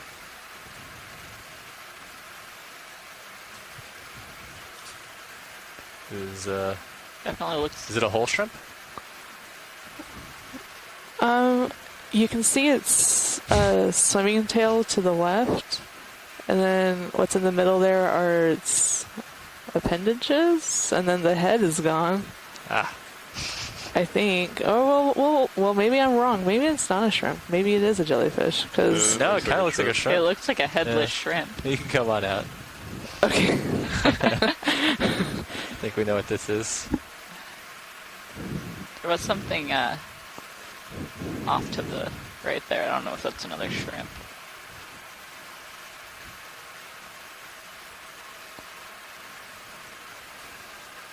Let's get forward. Let's make some progress. I'm looking down at you, 7-0. Copy.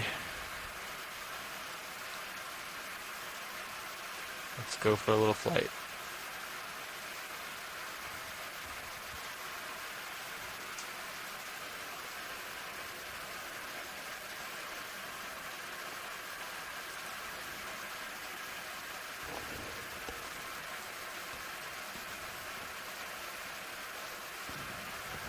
You said that ship movie is finished? They haven't called it in, but it's coming seems close. like we've been holding steady for a little bit. We're at 20 meters. Seems like it's starting to get a little steeper. Maybe.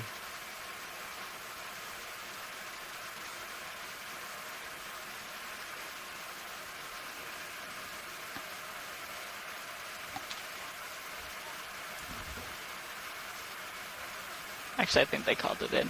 It was a while ago. Okay. Did you record when it ended? Yeah, like 4 or 5 minutes ago. So that swing's probably done too. Yeah, I think I stopped. I'm looking at you, 5-0. Okay, blue view's looking pretty clear as well. Ooh. Is that a crab? What is that? Oh, yeah, it might be the craft, yeah. Oh, Yeah. well, no. No, It's not right? that. Sorry, I said, is that a crab? I think it's just a shadow. Yeah, I think you're right. Yeah. Okay. This guy doesn't like D2 flying into its territory, huh?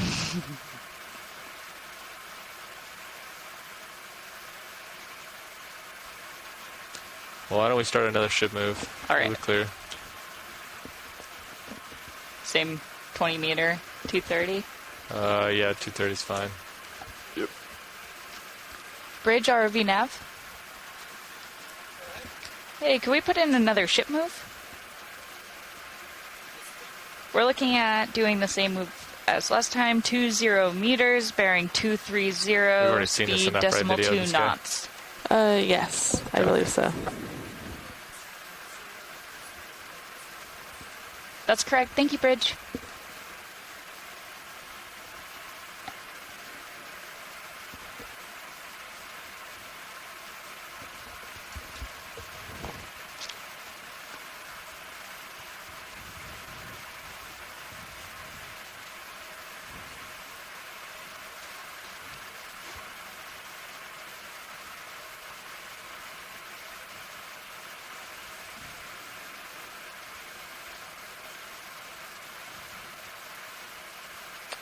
That might be a new fish.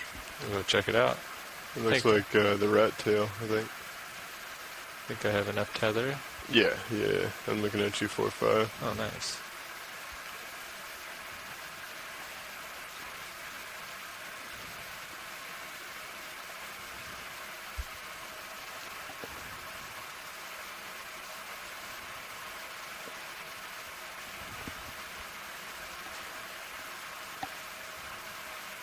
How close will he let us go?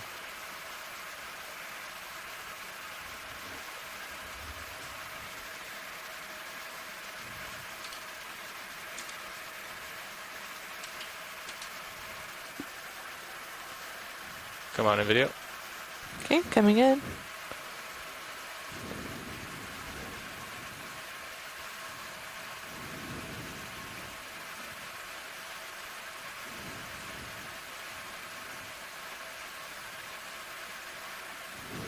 I think we came over one of these earlier, and as we approached, it brought up that top fin. I have more zoom. Oh, go ahead then. Yeah.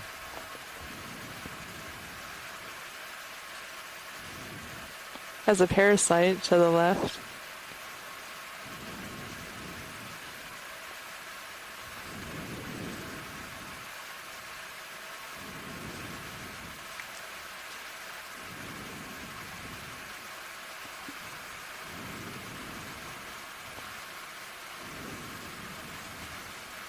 Do you have more zoom? Nope, that's max zoom. Okay.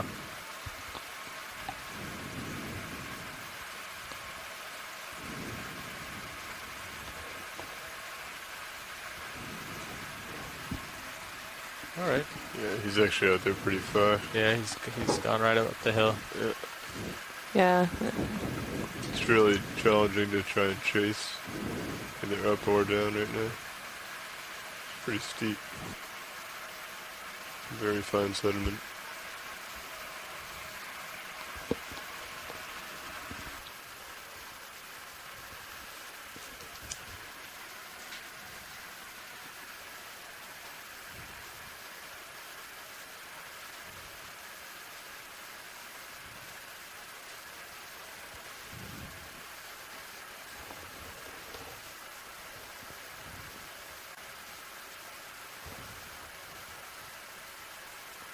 I see something in the blue view.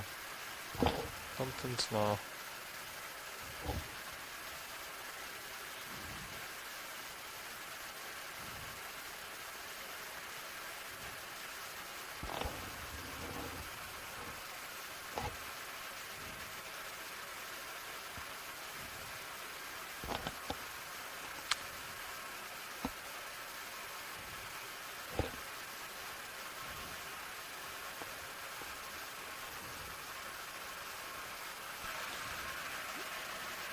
You're just at my starboard. Well, there's the screen. I Copy can that. turn around if you want to try and go over there, but Now I'm making a little too much throttle there.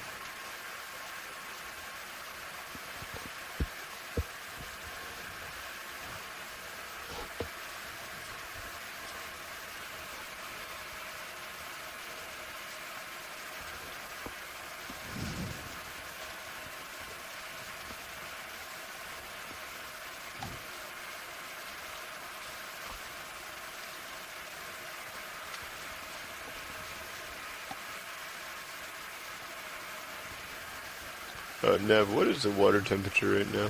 Do you know? CT surface or Depth. it's looking like around 4.25 Celsius. Okay. Do we have access to the surface water temperature? Oh no. Probably not. It's at 4.25.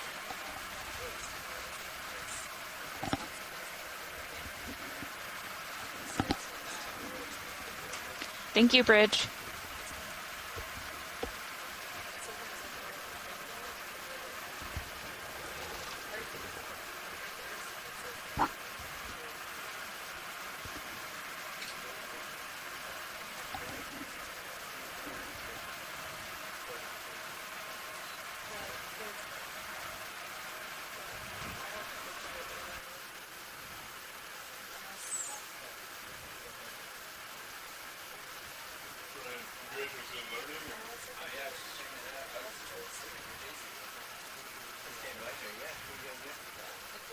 So we're on a pretty mild bottom. So as far as the last step is pretty easy to do right now. This is co-pilot, pilot now. So we're climbing up this kind of soft side of the hill. So if you look, these are main cameras that we use. So a lot of pilots will actually use cameras up here up front to be able to determine what the shadow is in front of the So really trying to gather all the information from all your cameras and your co-pilot camera down. And it's just about a lot. Yeah, because if you think about your eyes on land, the reason you have two is two separate data points. Right. Well, why don't we get another move in?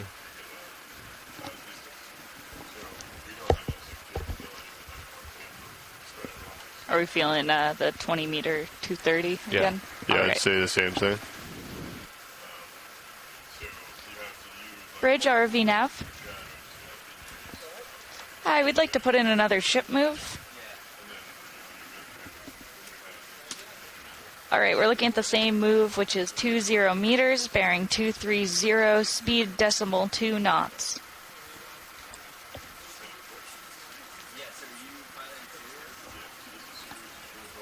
That's correct. Thank you, Bridge.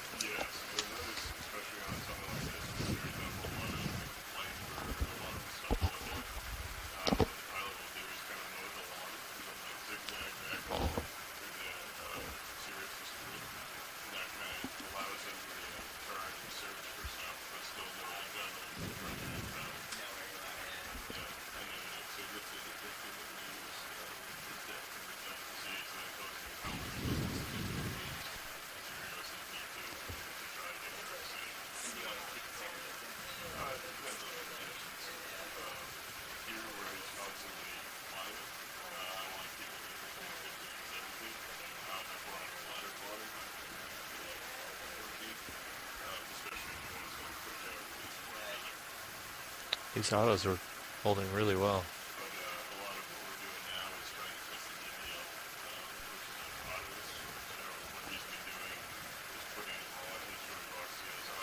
Wow.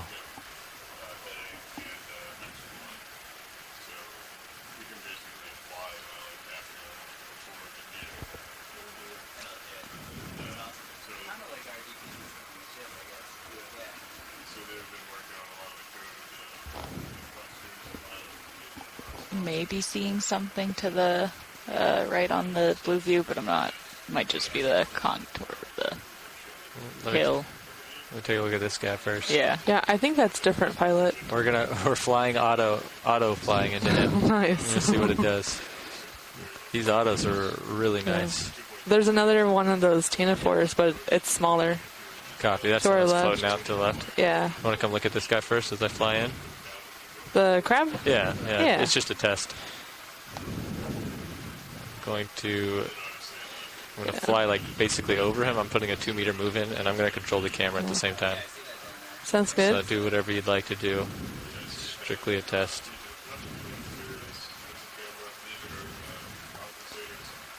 Yeah. I might fly too quickly too. That's fine. We can do a flyby. This is actually the same crab that we've been seeing. Yeah, perfect. It just Good test. It Good just test looked subject. a little bit different from a distance. There we go. Like an aerial shot, like with a drone. Yeah. I mean, that's how it's flying right now. This is great. Let's go see what's over here. This is going to be a new test. I'm going to try on the slant, flying forward. There's also a Tina 4 in the water column right above the crab. Go for it.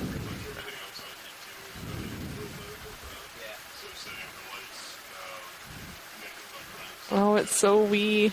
Look how tiny it is. Oh my. Sorry. Working on the camera control here. You're good. Yeah, it's pretty far away. I'll let him float off the screen. What's that? Yeah, that sounds good. There we go. There we go. We're going to do a move forward test at a weird angle. If it can hold everything, then I'm really satisfied.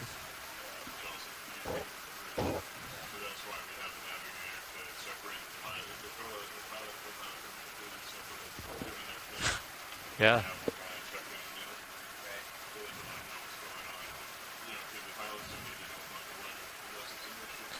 Well, video, just keep calling them out as you see them. I'll focus on them. Okay. I'm looking. To our left, there's a round thing, but it's pretty far away. What happens if I break it while I'm flying? Thank you, Bridge. Looks like it might be a holothurian. We're going to go check it out.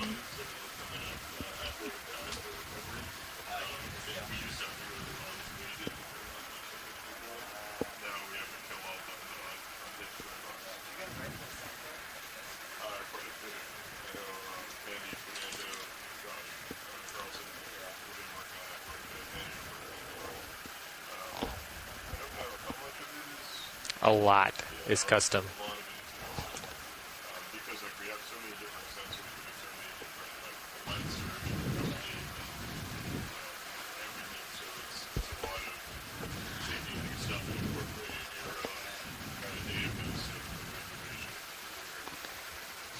So that's my angle, 50.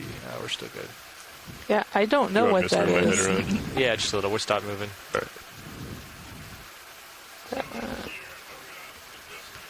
Is it? Oh, yeah, there he goes. Yeah, you can zoom in if you want. Okay. Oh, no, it's a looks jellyfish. Like a jellyfish, yeah. Another dead one. Oh. No? This one's alive. That's alive. It's alive.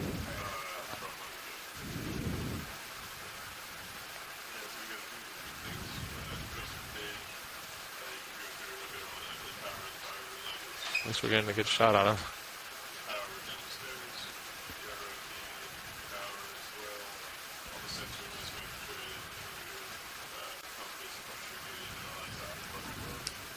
I know he's coming directly, and I'm not giving you a constant distance here, but you're doing really great. There you go. Oh. This is a test for our video team.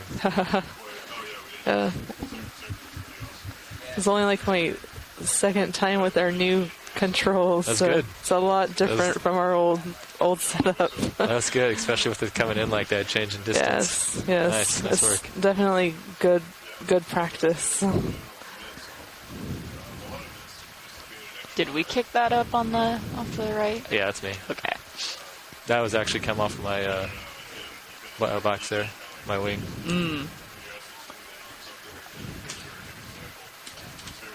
Push forward back to 230.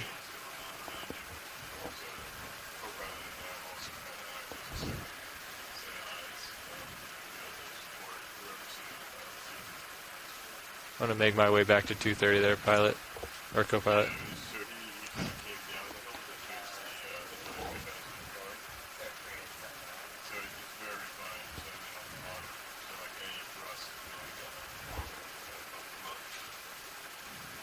All right, pilot, as you come up, I'm going to go ahead and bring us back to 230, I believe it was. Yep, I'm going to try to center up at 45 at 230, and then we can get another move in. Copy that. 45 is right about there. I don't want to see this dust. Maybe I'll go over here. Yeah, you can go up. If you go up maybe another couple of meters, you should be fine. I'll come up with you as you do. Should be able to outrun your cloud.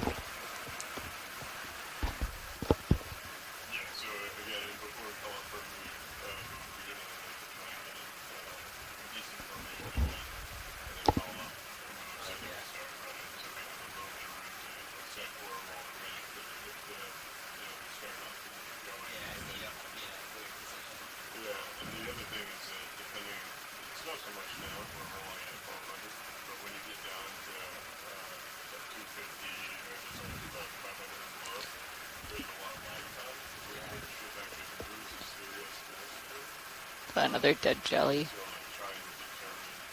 I think that one might be an urchin. Oh.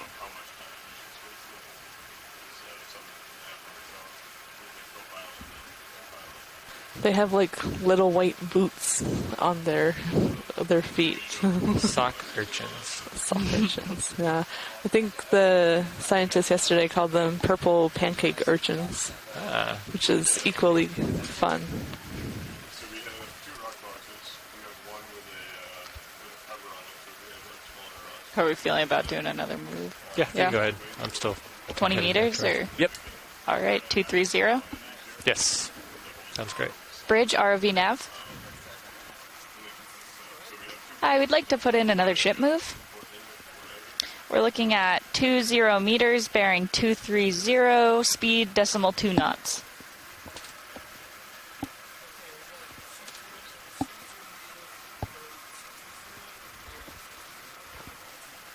That's correct. Thank you, Bridge. There's a Hey, Neff. cloud in the. Would you mind sending down the sample piece of paper? I think that's a cloud that's coming at us. Well, that's not my cloud. Let's see what Sorry, this is. Yeah, it's a fish cloud.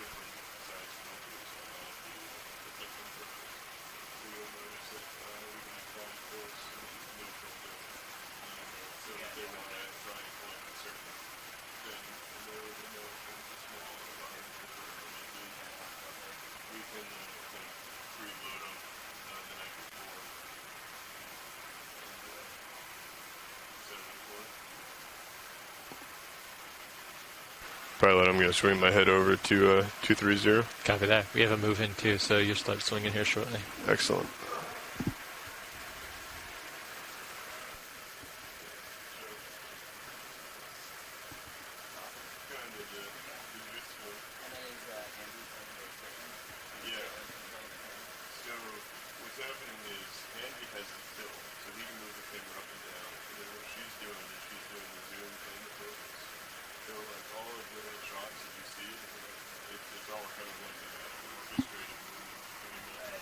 Oh, it snuck up off the bottom here a little bit.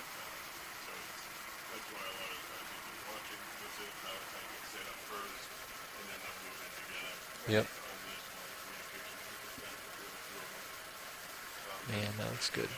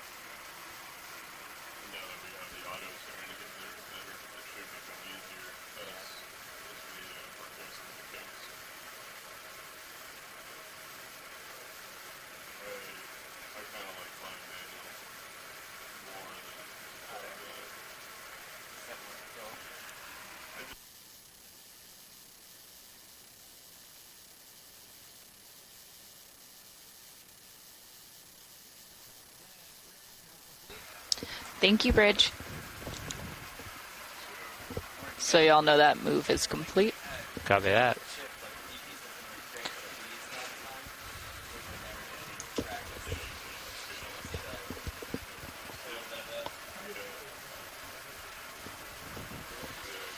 Okay. I'm going to do a quick look out there and see if it's clear, and then we'll do probably a 30-meter hop. It's clear.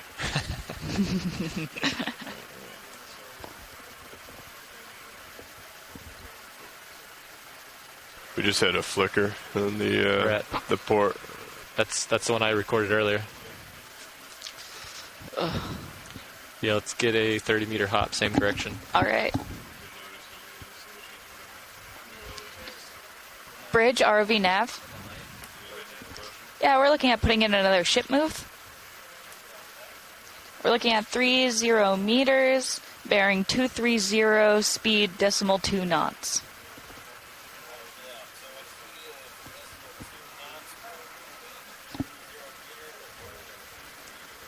That's correct. Thank you, Bridge.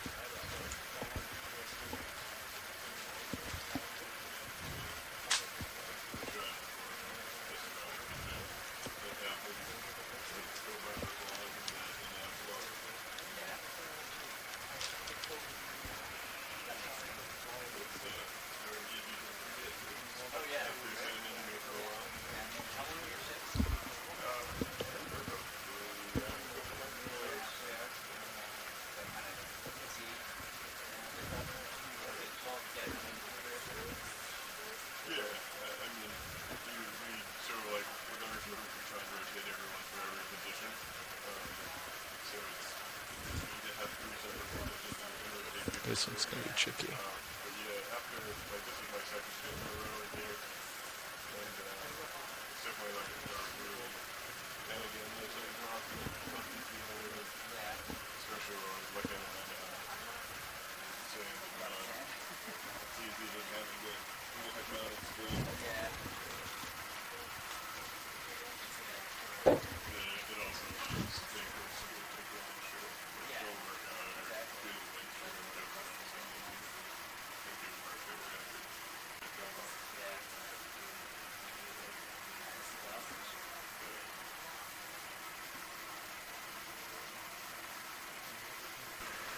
Are we planning on firing any Niskins, or?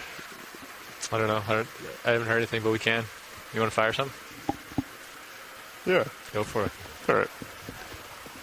Now I'm going to fire a Niskin.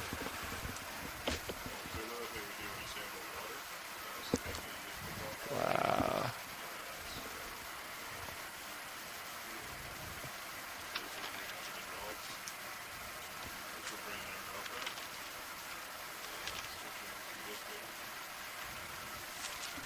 All right, Nav and Cope pilot, I'm going to go ahead and fire a Niskin. Copy. Fully reset. Should see in the camera here.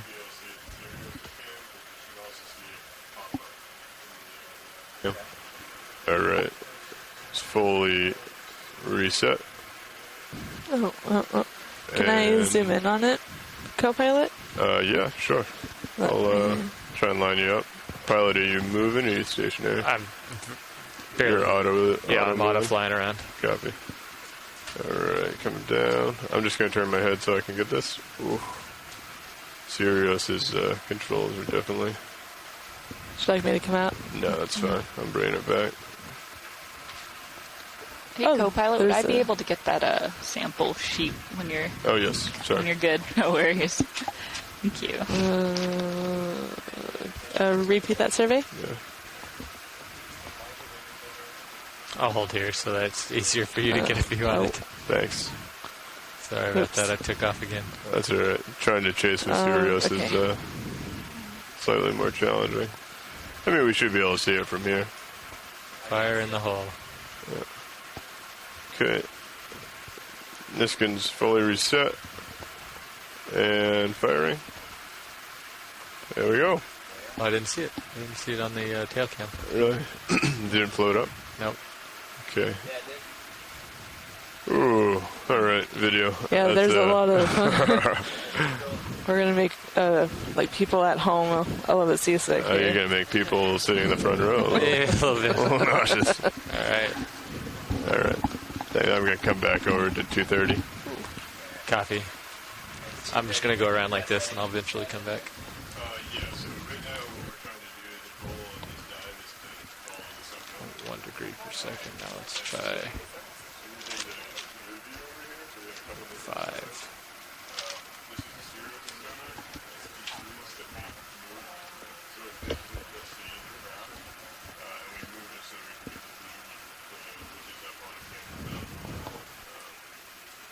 Pilot, you're going to be coming out of my view here pretty shortly if I keep going over to 230. Copy. Do you want me to keep you in view? Nah, I'm going to... Well, yeah, for right now, I'm going to turn around and come back. Copy. We're still moving, right? Are we labeling the Niskin samples the same way we label all our other samples? I think it would be good practice. All right. Normally you put a W rather than Right. like biology or geology. Yep. I don't think they're actually keeping the samples, but I think they were going to measure how much water to make sure it's 1.5 liters. All right. Or I believe that's the number they were going for. I'm going to come over a tad, Pilot, just to keep you in. Copy. I'm at 36. I'm still far out.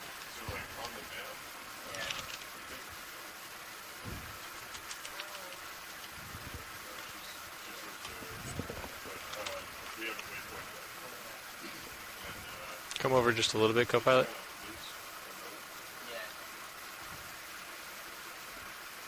Might have to pick up and take off.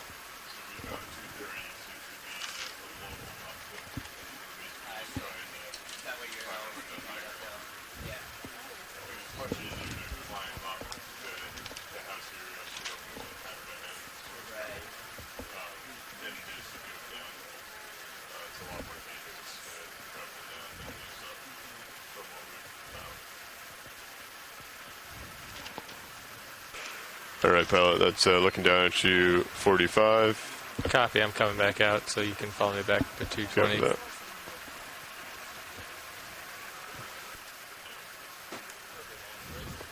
Go ahead, Bridge. Thank you.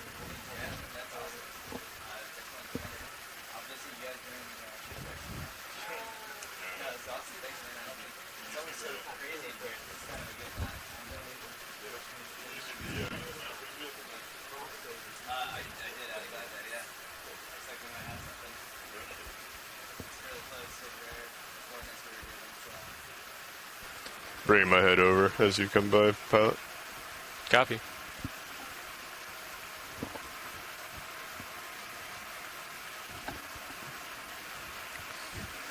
Yeah, if I wasn't paying attention, where are we in that ship move? We just completed it. Great.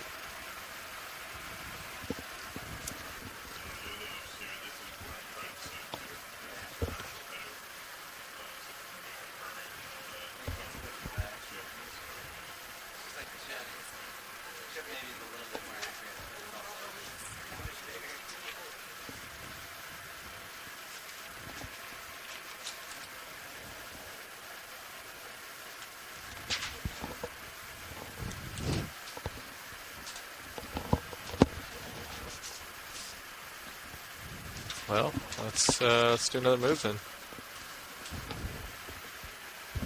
Yeah, I'd say keep going until we find Yep. hard bottom or Something the new to top. look at, yeah.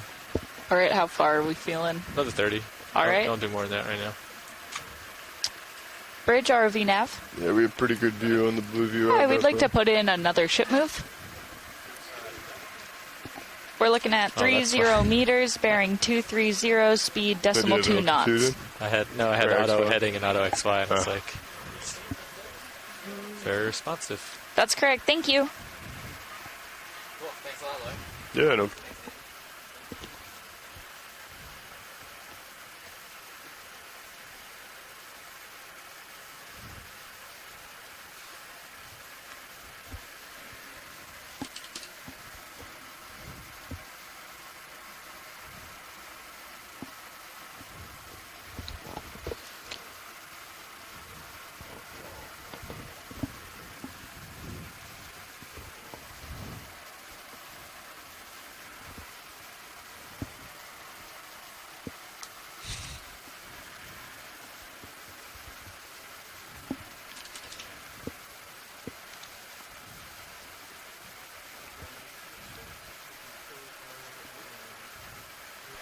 Is that... Your lights just go off? Did they? Yeah, your whole like left side just got darker. I don't know if that was video.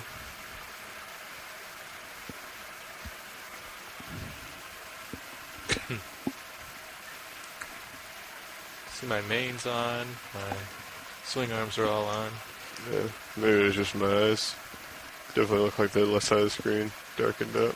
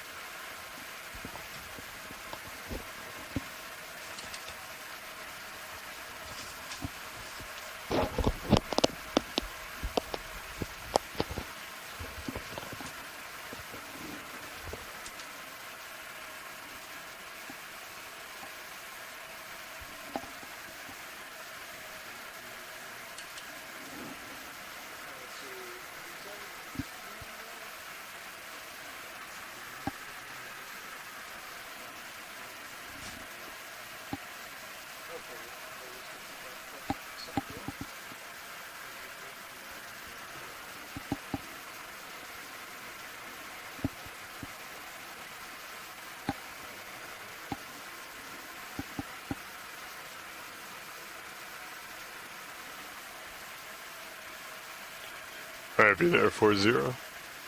Copy.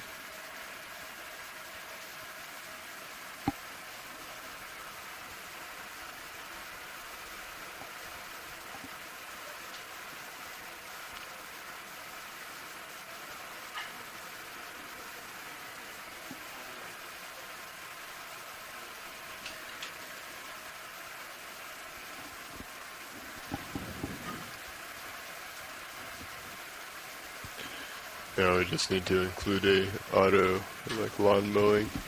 I think we have it. Oh, Yeah, I think we can set it up. We just haven't gotten that far yet. copy. Or is it maybe in... Oh, I've seen yeah. that before. But yeah. Well, I'm excited to see how well it does later in the day in midwater. Ooh, It's going to be real interesting. yeah. Because you just... And then you just try to capture things. Right now I'm trying to figure out the altitude necessary for this slope, and it's somewhere between 2 and 1.7.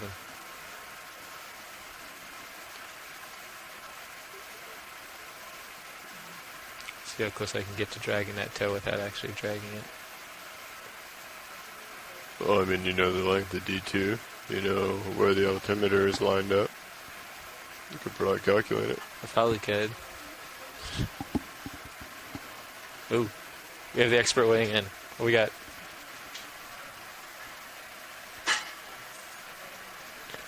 It does, but it doesn't quite adjust fast enough for certain speeds, right? So I have to keep it below like 0.2 meters per second on a 45-degree slope. You're starting to get out of my view.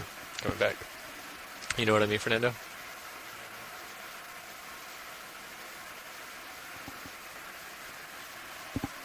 These are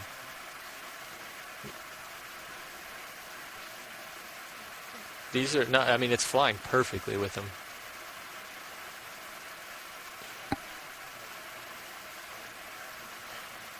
Yep, I was setting that up and changing the,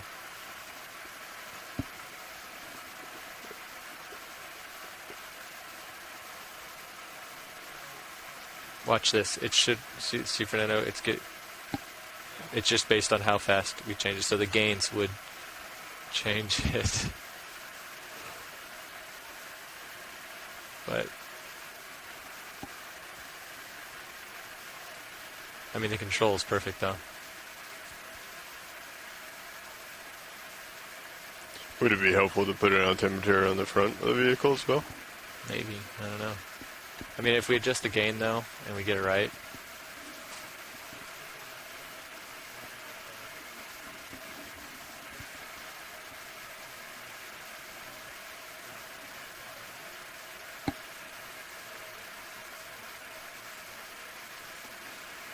You just have to adjust the, yeah, you're right. If you want to get really close, it's,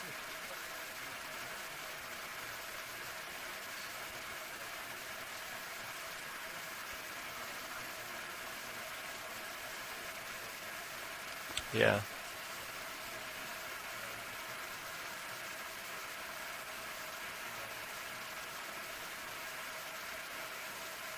Well, I'll give you a baseline looking up where 45, so like 40. I got some space to run.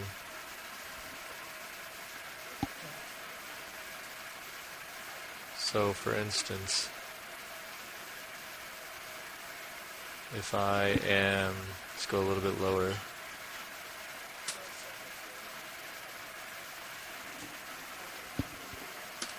Oh, it's already in.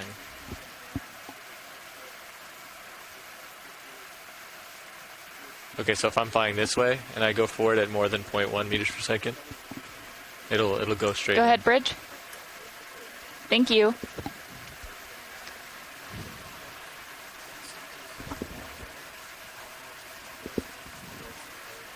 Okay, and we can see the damping. I'm looking down 5.5. And that ship move is complete. Cover that. I should probably have a minute or so of swing. Yep. I give myself some altitude and head forward just a little. Never mind.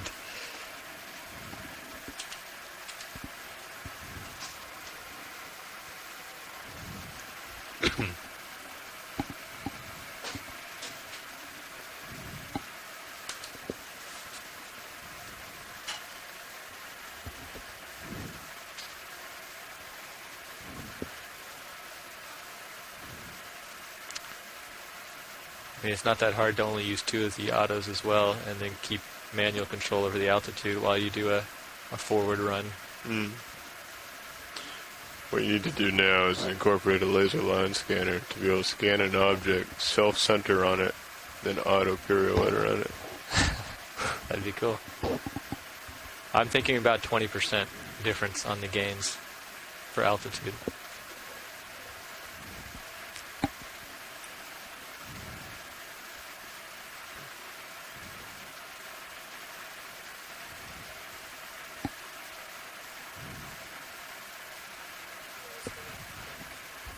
No, we don't.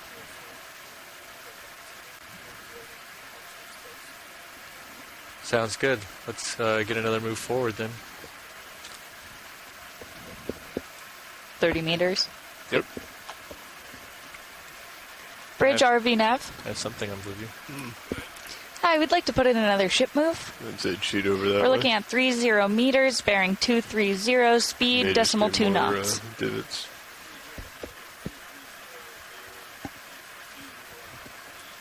That's correct. Thank you, Bridge.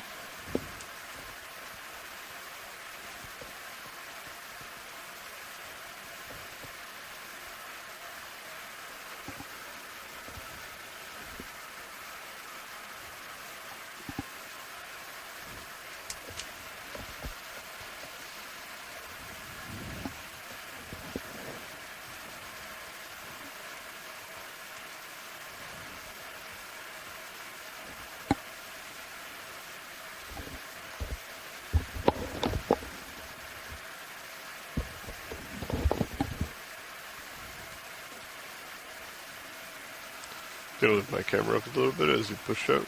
Copy.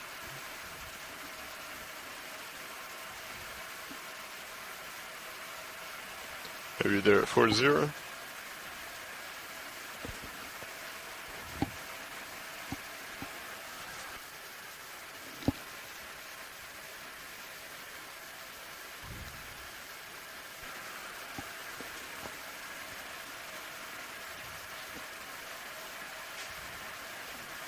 Let's try my turn back.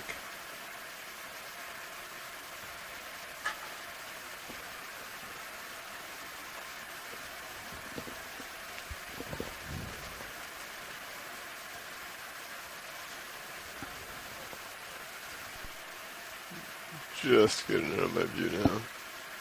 Copy.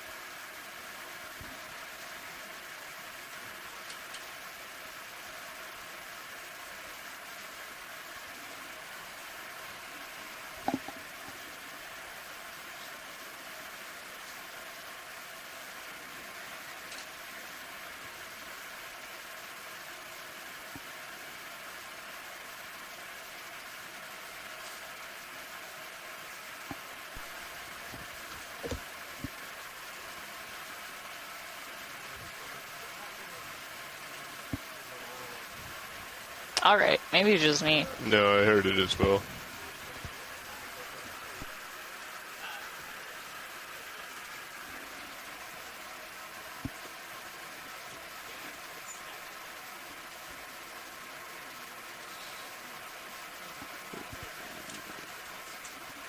Yeah, I can hear it when I switch to Deca.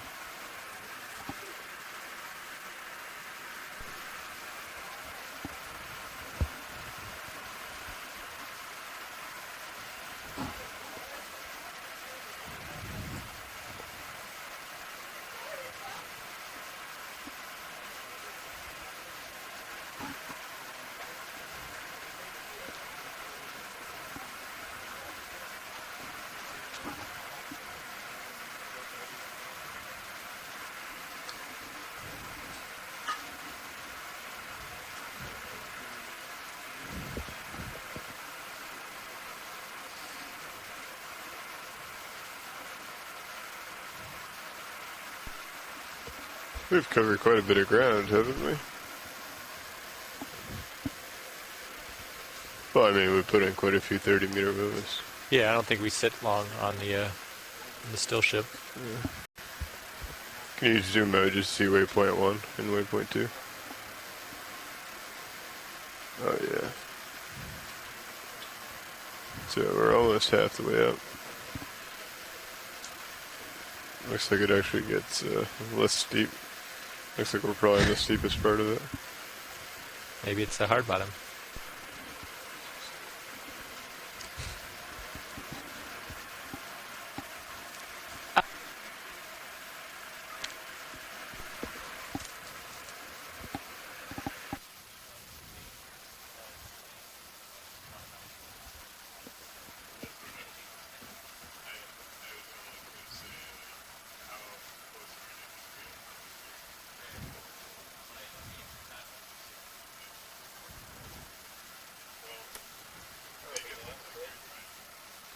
Go ahead, Bridge. Thank you. Just so y'all know, the ship move is complete. Great. Good copy. I'm going to turn around and we can get another one. Yeah, you're out of my screen, by the way. Let me just take a look before we do. Okay, well then let's hold off on that ship move, actually.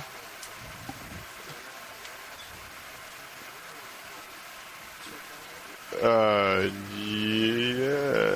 no. No, I want to make sure he gets back into my view before I go ahead and take him off my screen. Yep. Pilot, we had a request to bring up the ME20 on this screen here. Once you get back centered, I'll do that if that works with you. Yeah, that'd be great once I get back there. Yep. I'm also going to do some testing with Fernando here. Copy. Perfect. Do you mind if I take the screen for ME20 once we're safe? Once you feel comfortable and you have a good altitude. Are you going to be doing autos, though? Do you want to have a... We're going to be doing autos forward and backwards, so give me a little bit of delta. Copy. But you're probably going to want to see from Sirius view. I think I can do it from these. Okay. Yeah, you go ahead and take it. All right, you got a delta. I'll bring out 16, and I'll look down. Perfect. I'll center you up here. Okay, 17 delta. You feel comfortable? I'm good. All right. Okay, Fernando, what do we want to do? Wait, which one are you on here? Fernando, I don't hear you. Yeah.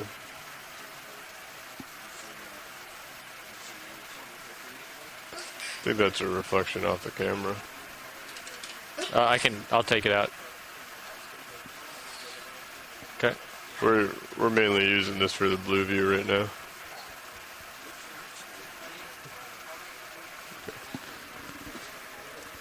No problem. Okay. Forward. I'm going to go ahead and do the moves with the autos instead, so it's constant. I did stir up a lot of the sediment, so I don't know if that's going to affect... Well, I assume it would affect the DVL, right?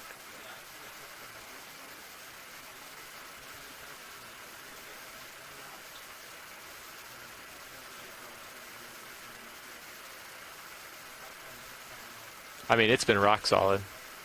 Yeah, I haven't seen it drop at all. Yeah.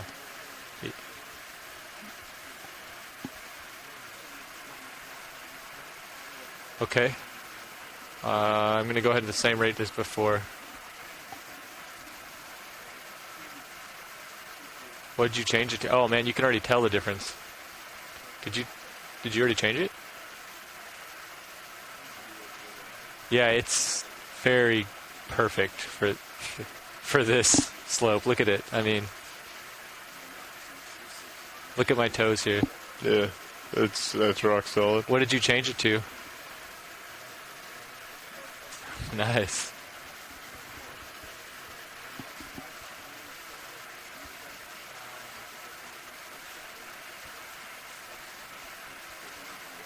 Are you going back? I'm not touching it. It is going up. Will you be coming back? Yeah, I'll come back. I'll hold you there then. Yeah, there's some, but it's not bad. It's not like uncontrollable. You want to try it back?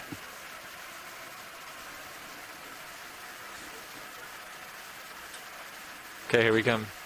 Straight back, same place. That's okay. We'll get this test in.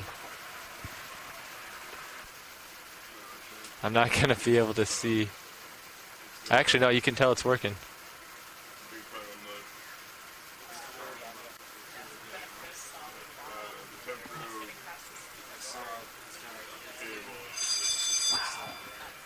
Dude, this looks great. Let's leave it at that for this and we'll test it. I'll let the other pilot test it for a little while. I'm going to give him a changeover report.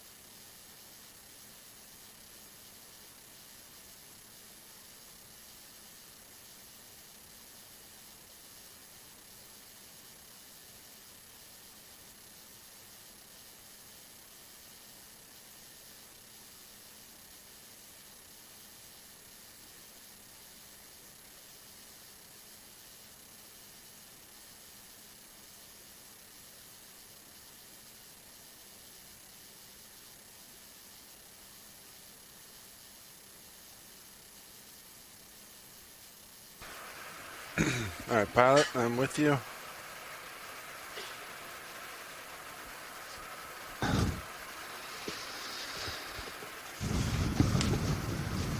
Gentlemen, nav.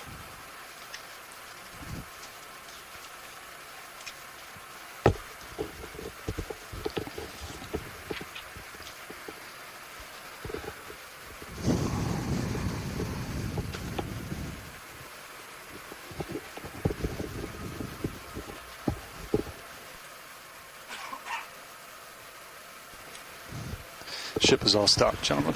All right, Nav, what are we doing? Are we starting midwater? When is that happening? I think that'll be something that you and next Nav will need to work out. Make sure we get enough time for the transects. How long do we need? So there's a second tab on your calculator over there that's kind of set up for transects. I think I heard an hour and a half total for transects. 1.5. But Carl might have a more specific breakdown of times and depths. But that little calculator should help you calculate a lot of it. Well, it looks like it's already been edited, actually. I think is Andy. Yeah, Nav, looks like he might have done it. Yeah, it looks like he may have already set it all up? All right. Let's get flying. HMI neutral, is that what we've been seeing? 4,000 km? I believe so. Okay, just make sure. I couldn't remember. I knew. I actually don't know. Yeah. I know there's been some. Sean? Fernando's got you on a survey. Hey, survey one. I'm on watch lead. Oh. Hey, watch lead. Hey, Sean. So it looks like the ridge is 230. Pretty flat. No, but I can't They've been doing 30-meter moves previously. You guys are ready for one? You can put one in. I think so. Copy that. Bridge, RB now. Hey, Bridge, we'd like to put in a ship move, please. Range 30 meters, bearing 230, speed 0.2 knots. Tilt my camera up there. Alright, camera set at 4-5 degrees. Good copy. Thank you, Bridge.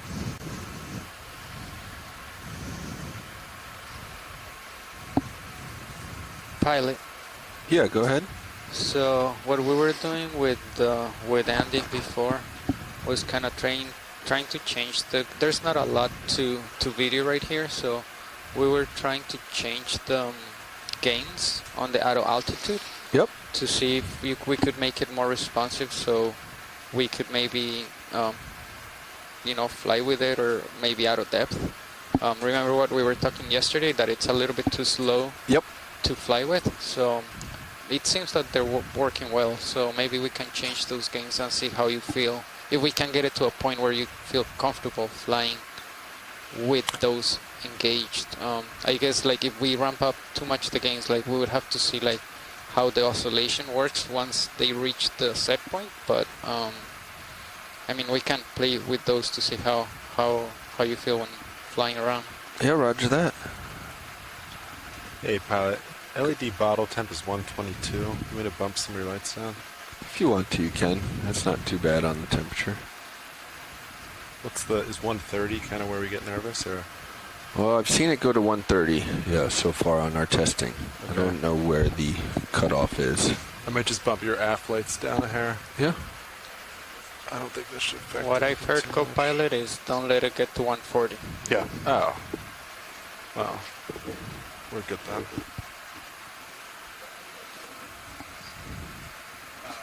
Alright, Delta 12 looking good. My camera's set at 45 degrees. Looks pretty sandy ahead. Mild slope.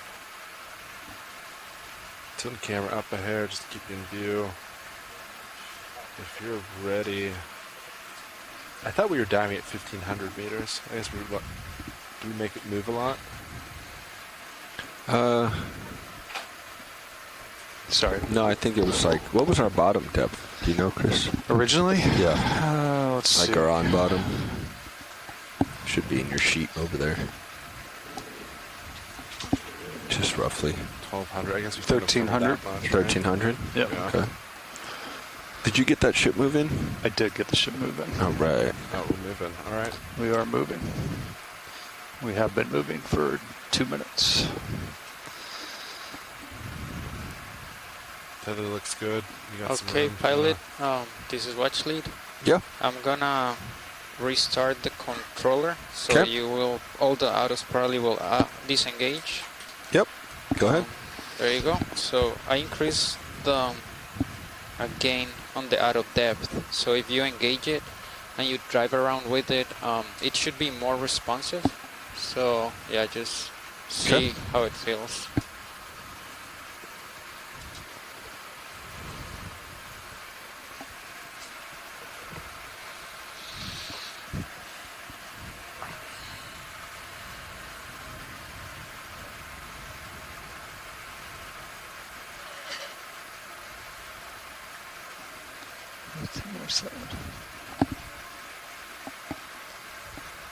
I'm just trying to work out this transect page.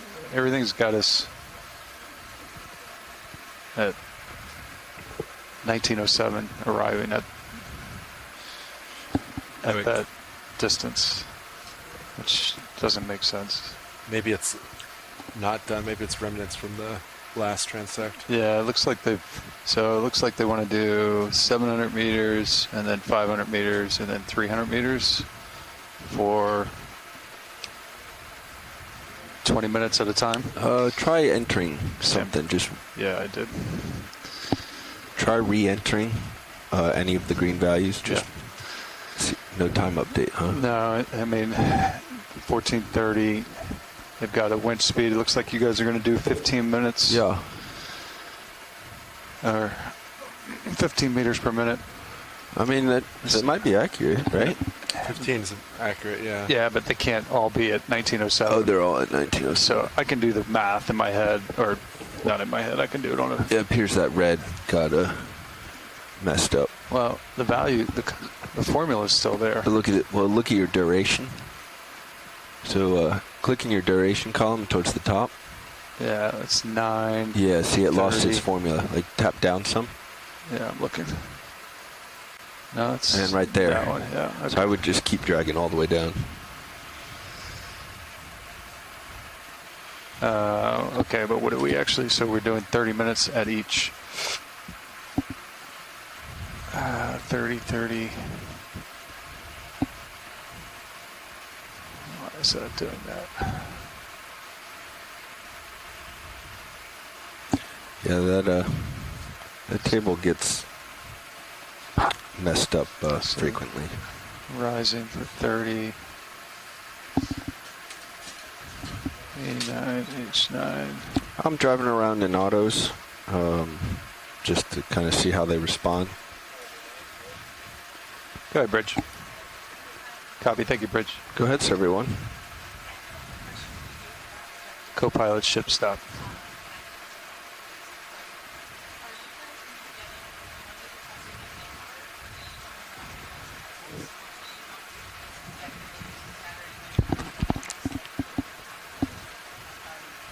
Yeah, that would be a Carl question. I don't think it's. I mean, I think we want to see some bioluminescence, but I would imagine we also don't have to look exclusively for that. You know, part of it is just seeing what we can do with the low light camera while turning the lights off in midwater. Great. No worries.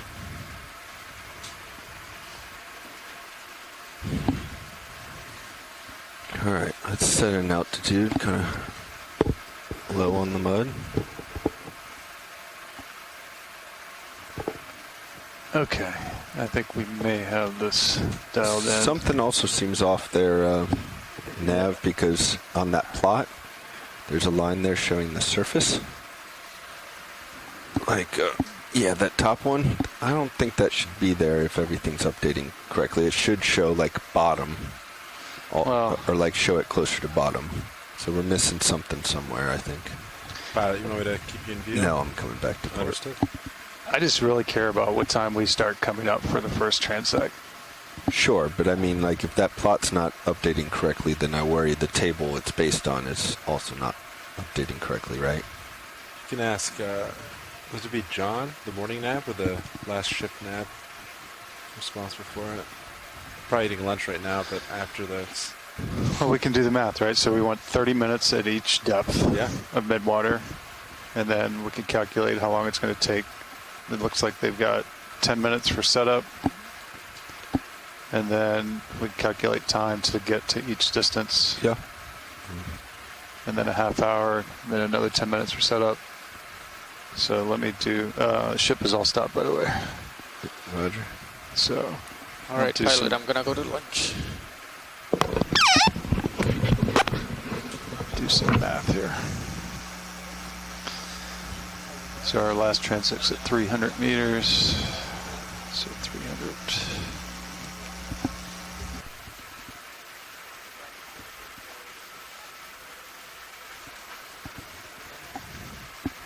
We need to get to 50 at 1430. I mean, that's looking more right. 1754, we come off bottom. But you weren't happy. I would have to look at it. We could swap. You want to swap? No.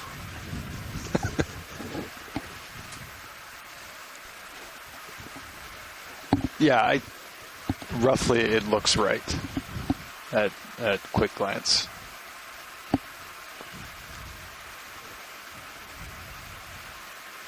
So we've got about another hour and a half before we would set up for our first midwater transect. Another move, Sean? Yeah. Cameras at 4.5. You're in a good position. Delta 13 looking good. Sonar looks clear. Looks pretty clean up ahead, so yeah. Another 30. Sounds good to me. Copy. Bridge, RV now. Hey, Bridge, we'd like to put in another move, please. Range 30 meters, bearing 230, speed 0.2 knots.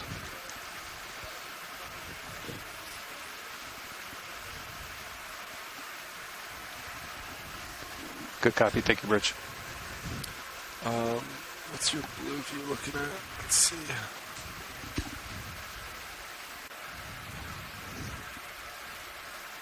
Oh, you're looking up. You're looking up pretty high on your blue view. Do you want to aim it down at all, or do you like that? I mean, I think it's fine. We're getting 30 meters out. Yeah. So we're generally making our way to waypoint 2 here on this line. And then where do they want us?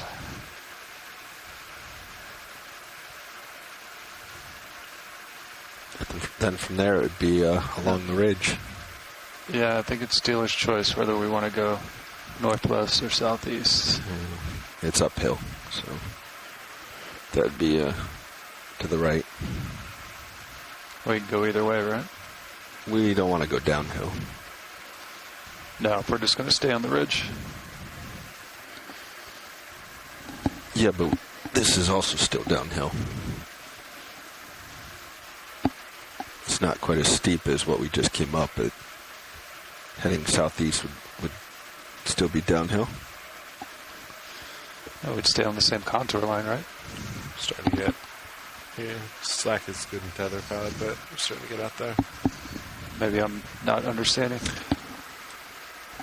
No, we're right. Like, the initial go would be on the same contour, but eventually we got a little time. That's going to be 10, 20, 30, 40, 50, 60, 70. Serious altitude, altimeter. Didn't seem to be able to pick anything up with the spotter. Yeah, another 80 meters. We get to the top of the ridge.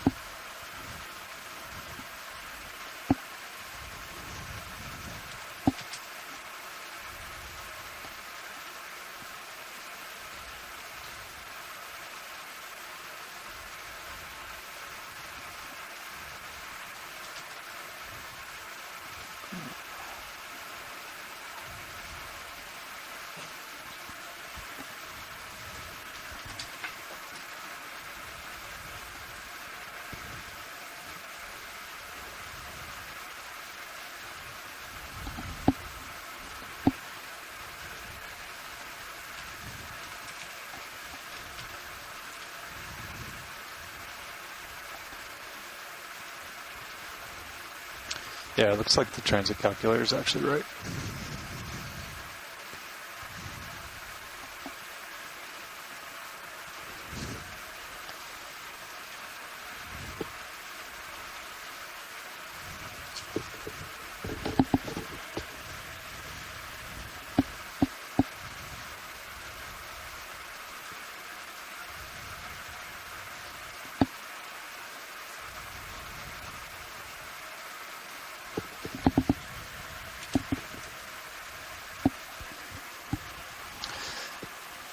Do either of you know on the GUI if we are doing start and end for each transect, or just when we start at the very beginning and end at the very end?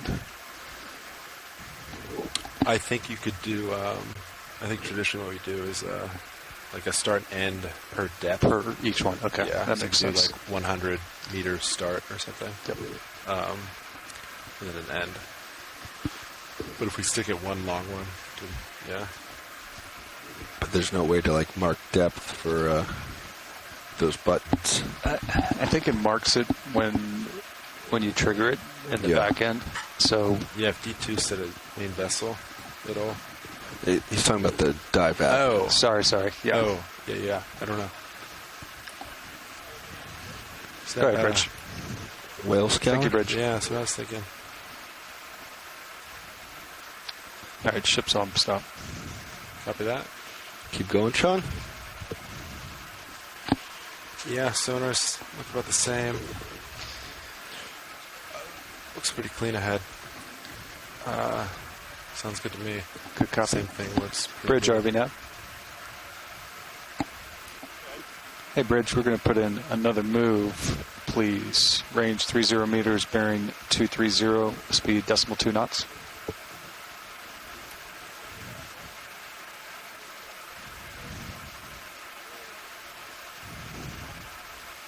Good copy. Thank you, Bridge.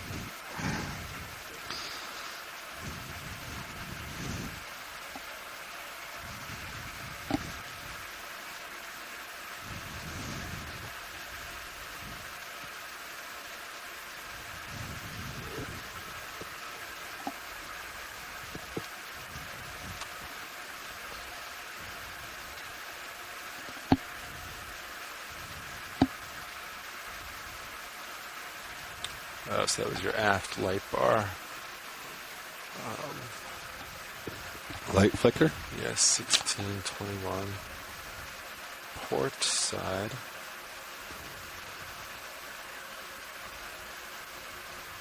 Left bar flicker. I think we only have one spare left. Port aft rail flicker. Oh, it's been flickering today.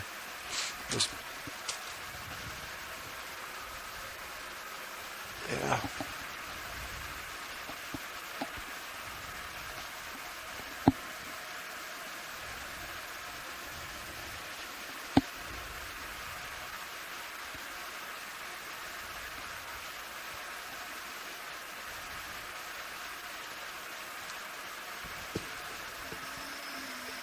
Ooh, there's a lot of those divots up ahead, baby. Pilot says, let's go ahead.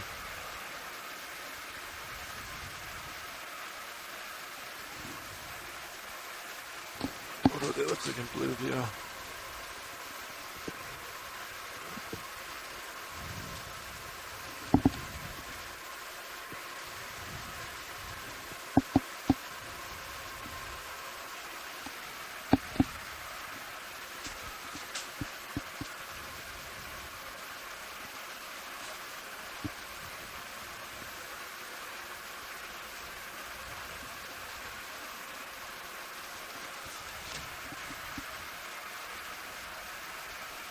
Alright, just trying to get a little bit out there, but tether still looks good.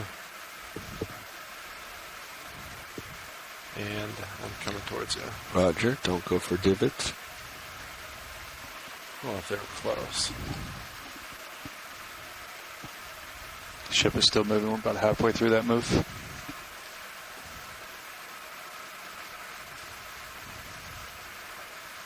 A nice view of tether on the PTZ. Looks great.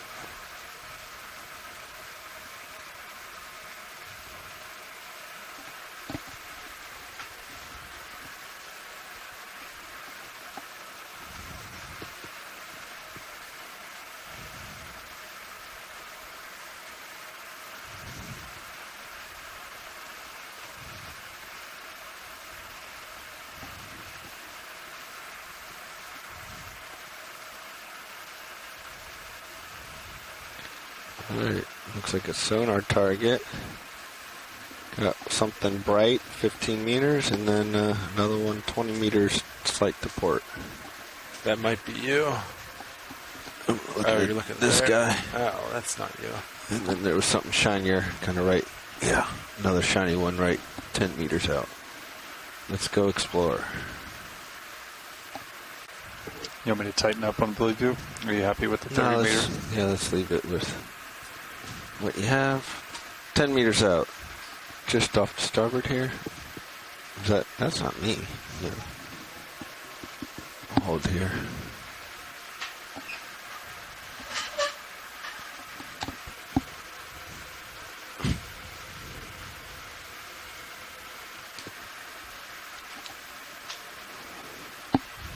I see it in the distance.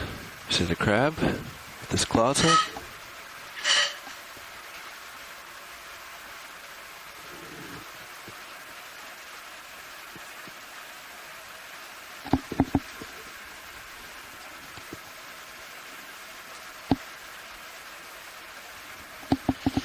Right there? Yeah. It is indeed a crab, so our Blue View is picking up crabs. Video. While we're floating here, let's look at this thing in the water.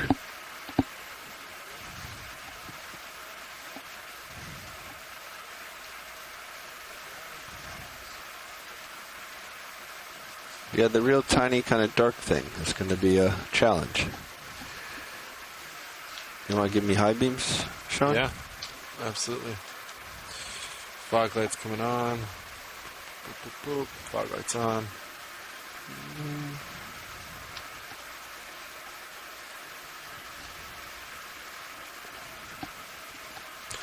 Tether looks good, but you are approaching outside my camera angle. Understood. That ship move is just about complete. Do you like another 30? Is that full video? Might run out of time here, so... Go ahead, Bridge. Yeah. I can rotate. Copy, thank you, Bridge. You're just on the edge there. Yeah, copy, co-pilot. That's all right. Ship move is complete.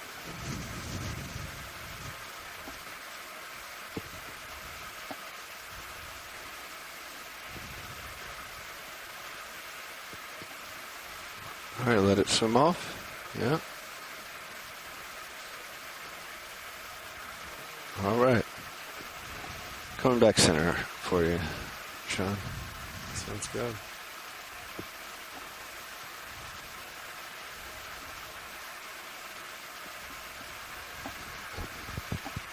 We can take high beams off. Oh, yeah. Thank you. Those are off. Yeah, I hit just a little bit of the aft lights off, and the bottle already dropped 10 degrees. Just a couple bumps. I think the max is that it's well, based on the curve, right? It's exponential at the end, so the max really heats it up. So just a little backing off really cools it.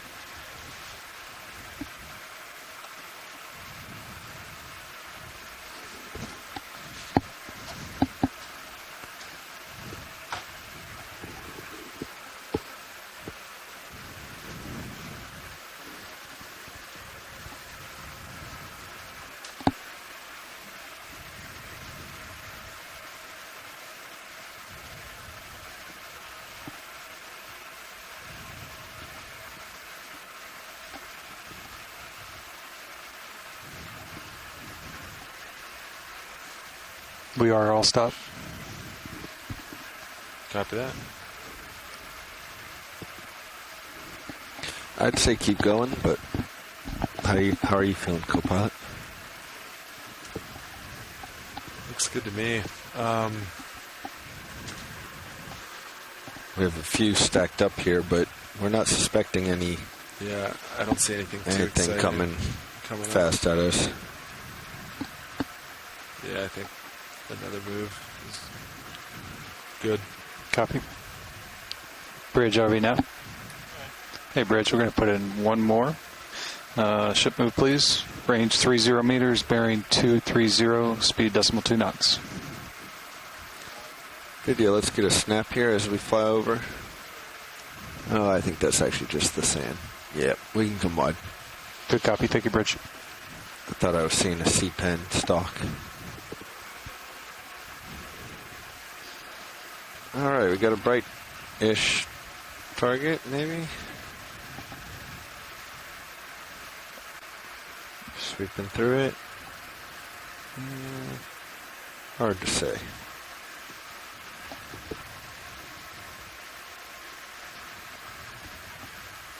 Were we hoping this is going to be a little rockier? Is that why it was picked, this site? I'm not sure.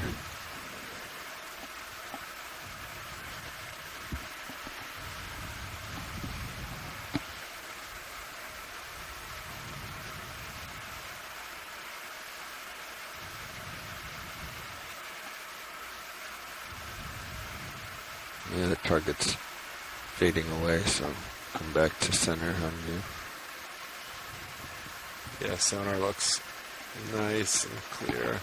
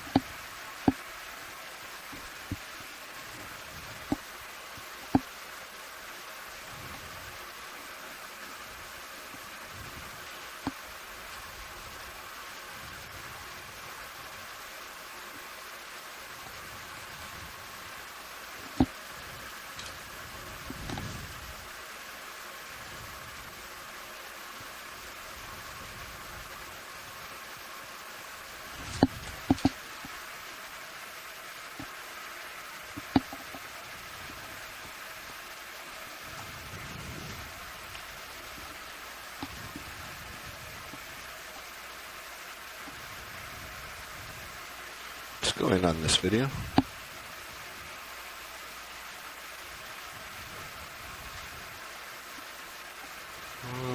Just as I say that, I may have scurried it. Yep.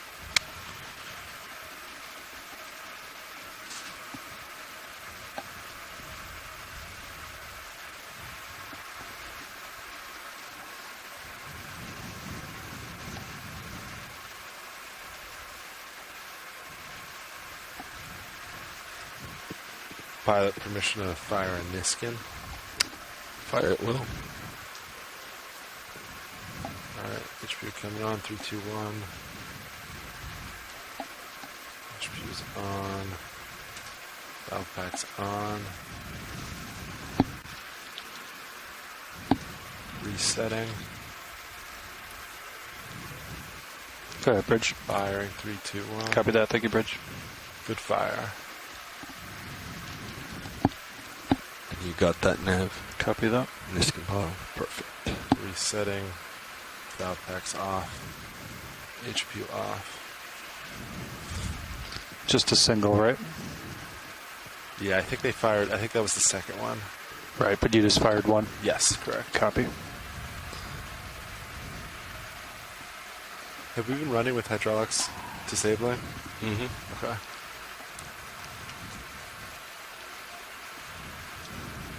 We haven't seen any issues, right? Not that I know of. Yeah, no turn on issues. That's great.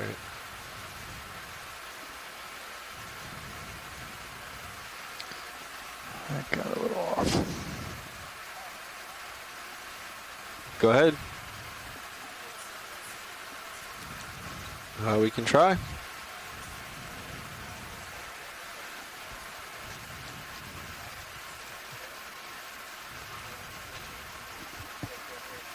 Can do.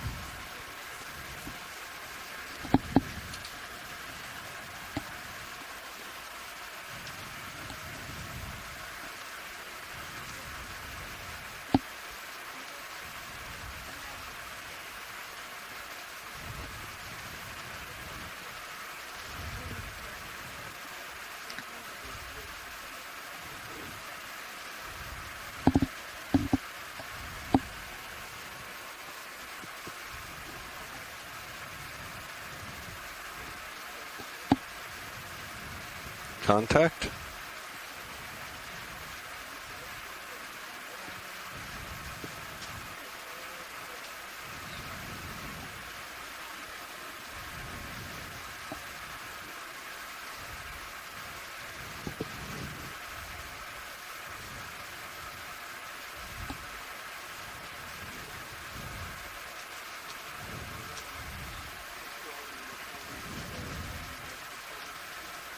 Looks pretty turbid right there.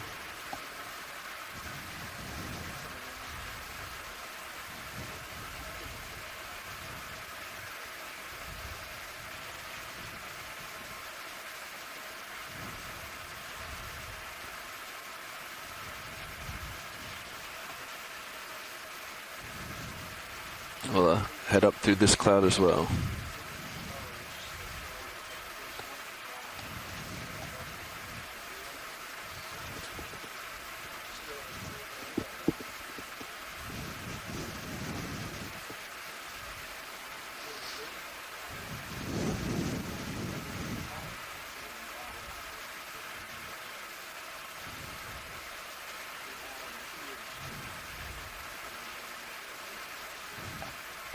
Entering cloud.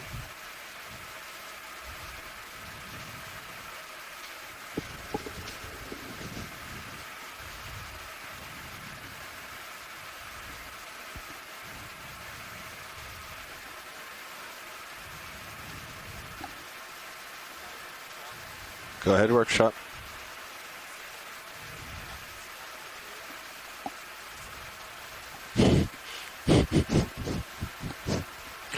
Copy, workshop.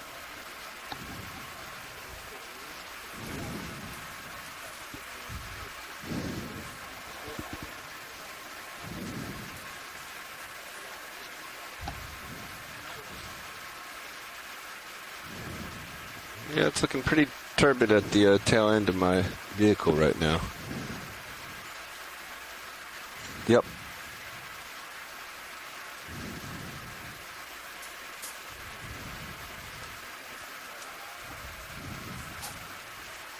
Yeah, now we're coming out into clear water.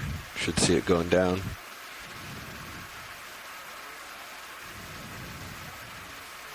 Yep. Nice clear water here. Oh. Relatively clear, leaving a cloud behind, but You got it.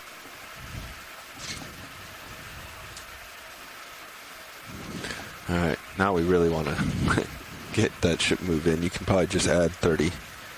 Yeah, we're all stopped. Oh, yeah, let's get another one in. Get up ahead of this. Bridge RV now.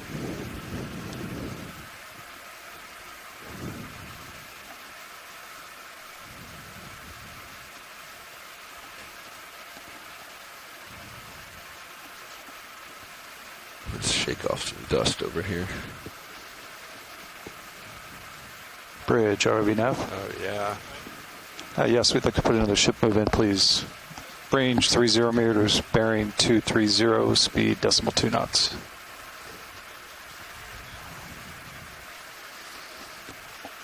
Good copy. Thank you, Bridge.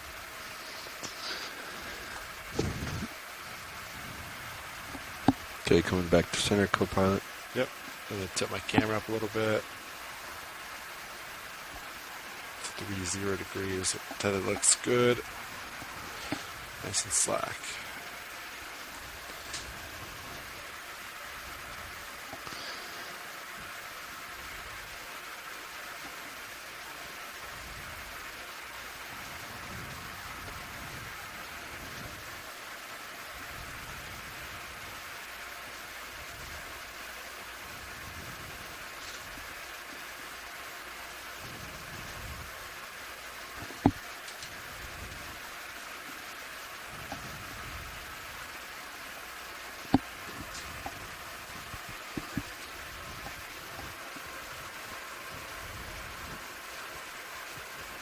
Alright, I think I've kicked off a fair amount of dust. Also kicked up a fair amount of dust, but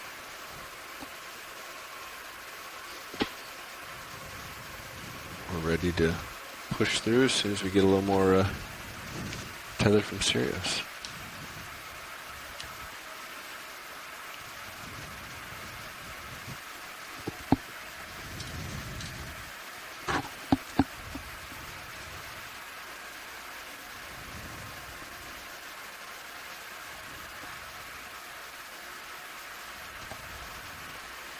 Let's see if I can reacquire off to port side here, see if there's a little break in the clouds. We'll go starboard, actually.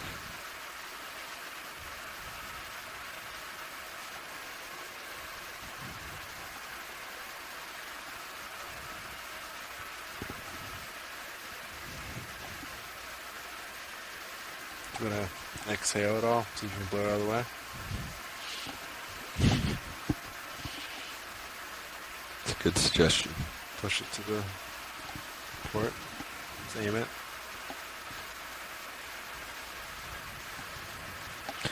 Nothing on Blue View.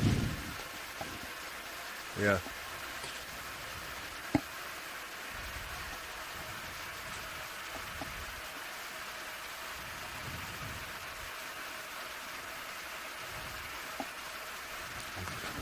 I really did make a mess.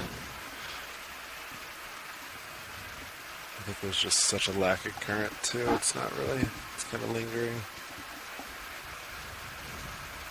If only there was a way to produce some current of your own. Go for it. Yeah. All right. We are on jar number 6, which does not have a filter. Or does it have a filter? No filter. No filter. Okay. Jar number 6.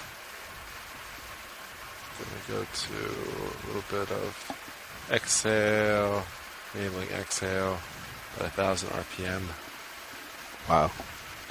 Look at that. It's clearing up already.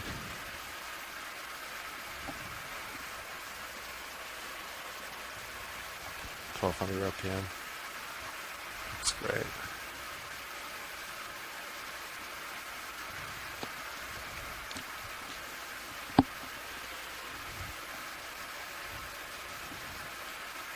I can see I'm going aft in port because you're Is it slowing your forward movement? no.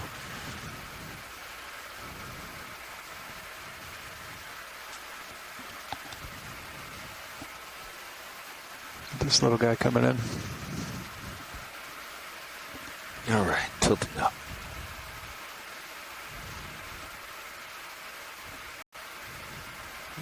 It's pretty clear to me.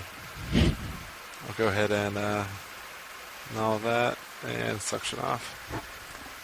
Good job, Pat.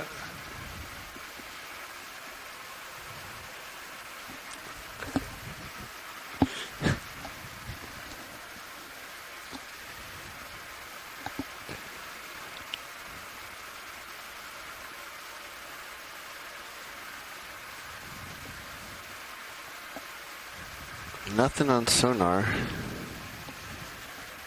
This was actually a good exercise the other day when we had no visibility to kind of drive by sonar. Yeah, the blue view. Or blue view, rather. Well, what were you going to say? It's kind of the same thing. Yeah. You could really, honestly. Maybe not in this kind of, when it's super flat, because it's just lack of items. Copy, thank you, Bridge. Turns. You really could drive off that. It's pretty cool. Where I'll stop. Bridge, RB now. Yes, we'd like to put another move in, please. Range 30 meters, bearing 230, speed .2 knots.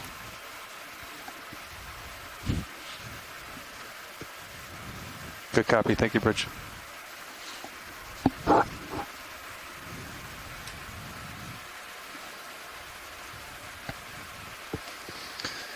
All right, pushing out slow. See if I can't clear myself from this cloud.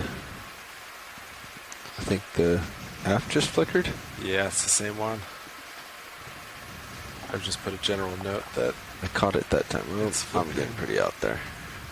Oh yeah, this little tug from me. Actually, that might have been from the ship. Yeah. Still need to come back to you. Yeah, it's pretty slack right there, though, so that's fine.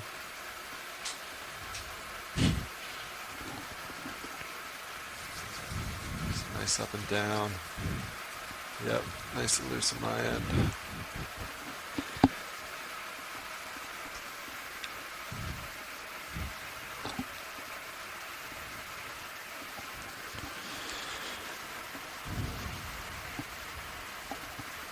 So this move should put us right near the top of this little local ridge line here.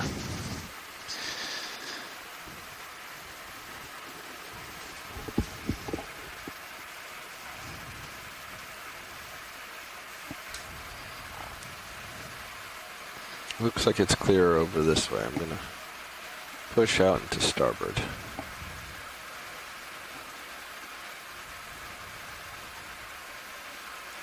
That's what you also could do instead of exhaling. You can inhale and try to... Can you switch to canister, what is it, 5 with the filter? You want to try something? 5? That has the filter, right? So if we...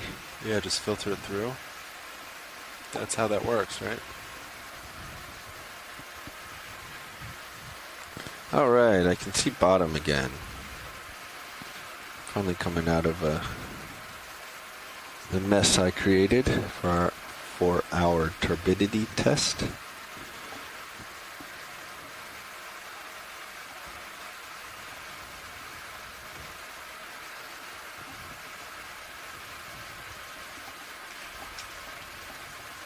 Does look like it's slowly moving to my port. Yeah. And pilot, as a general note, your craft kind of looks out. I need stowed a little bit, or just hand off that to the next pilot.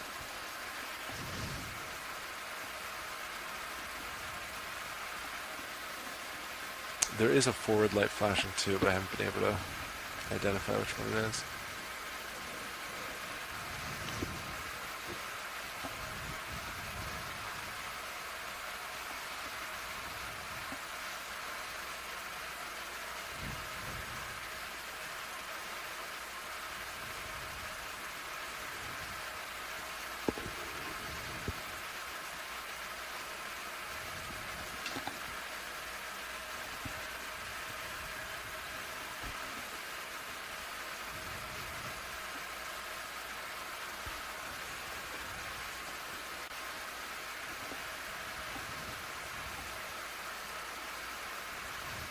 Nothing on sonar.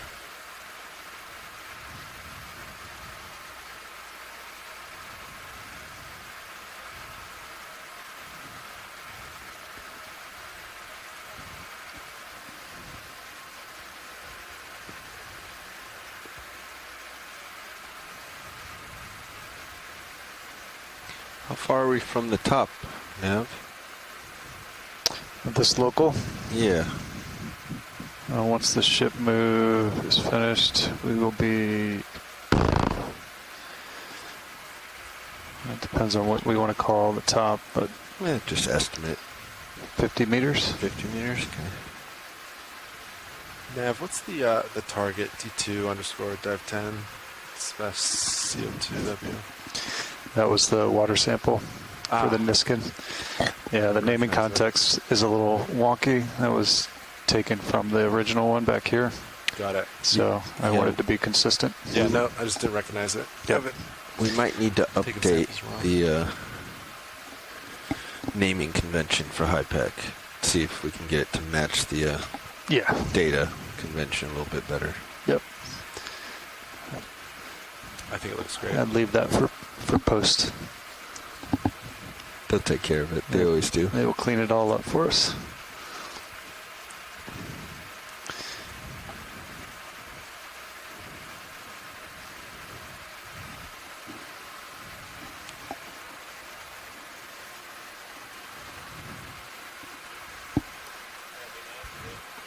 Go ahead, Bridge.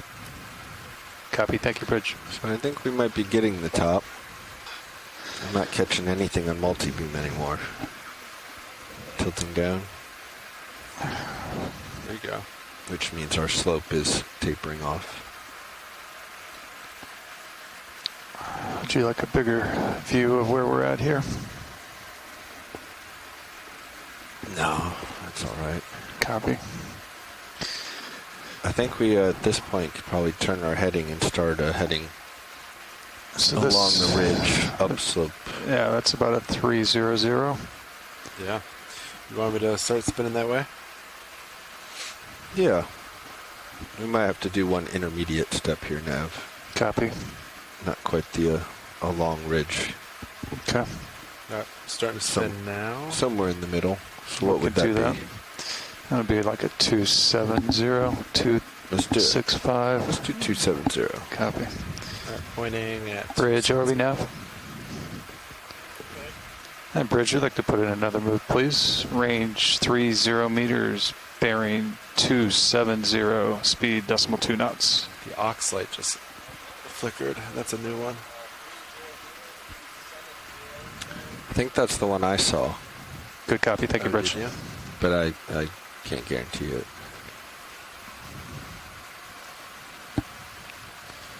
So, pilot, this is watch lead. I've been seeing you flying around with auto altitude before. What Andy was saying is that auto altitude couldn't keep up when he was moving forward, so the vehicle wouldn't rise at the right time as he was going upslope, so he had to disengage it, and pretty much flying manual.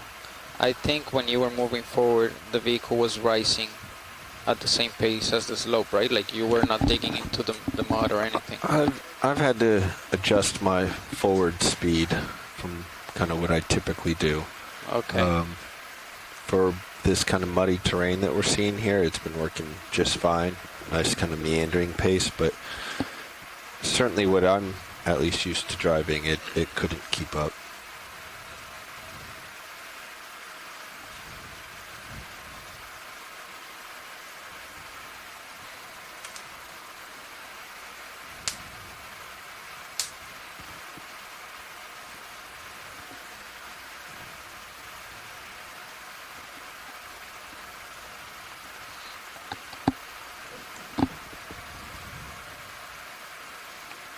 Okay. When you were making those button changes, changing the altitude, going up and down, they were pretty short, but did you see, when it settled, did you see the vehicle like oscillating too much? Nothing noticeable to me. Although I was definitely in motion when I use those altitudes. I was trying to approach bottom a little bit closer, and it's just because of the scaling on our altitude dial, scale, whatever we want to call that. I find it hard to see the green line, and like where I'm alternating between, say, 2 meters and 1 meter.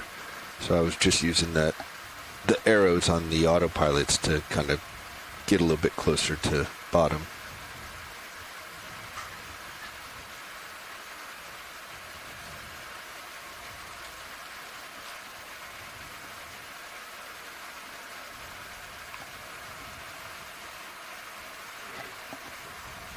Alright, you're a little bit out there, but that looks okay like that. I might just rise a hair. Give you a little bit better view. Camera's at 3-0. Coming towards you, looking straight west.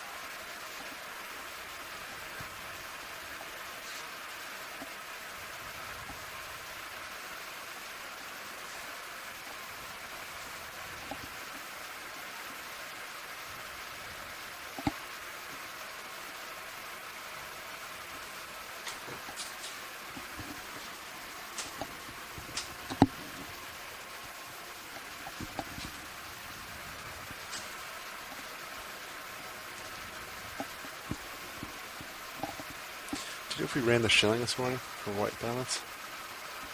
Brian, you weren't on. Were you on this morning when we did white balance? Alright. No, yesterday we did not run it. I'm curious if we ran it today.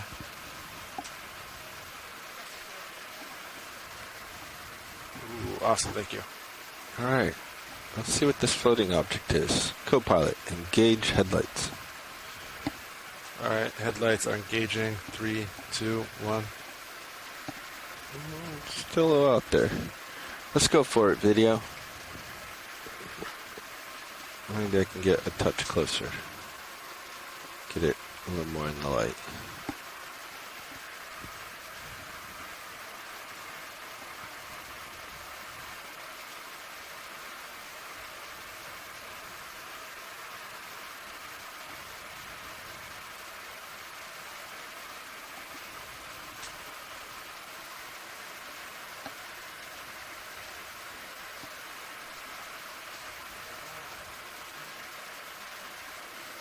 Thought he was coming up, but then he sunk back down to the bottom. You want some light suction?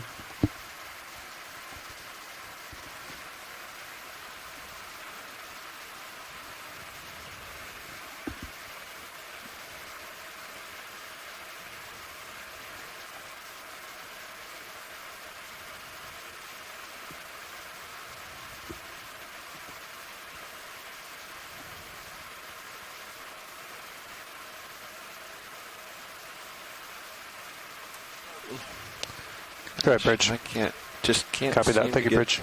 Dialed in. Yep. Yep. Move complete, pilots. Copy that. You want headlights disengaged, pilot? Yes, please. Headlights are disengaged. I'd say keep moving it, Nav. Let's see if we can find something other than You want to come up to a 300? Yeah. Keep it, yeah. Somewhere between 270 and 300. Your choice. Co-pilot, where would you like? I would like 385. I can't give you that. Bridge, RV Nav. 285. Yes, we'd like to put another ship move in, please. Range 30 meters, bearing 285, speed 2 knots. You're going to saddle over? Yep. I'll follow you. Good copy. Thank you, Bridge. So the current's coming from starboard. I don't think we'll see a drastic change if we were to go up and over this ridge on the far side. I'm not sure we'd see anything different, but it might be worth meandering over that way, like on the southwest side, see if there's a, I don't know, something. Well, we've seen it before where you know, one side has kind of sharp geological features and the other side is a sloped mud, but I don't got high hopes for this one. yeah.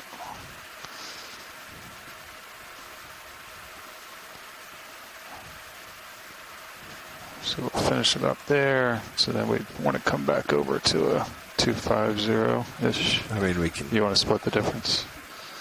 I'm also thinking like long-term goal. Oh, gotcha. You know, we don't have to do it right immediate. I'm still coming around for you, co-pilot. Got a flounder, it looks like.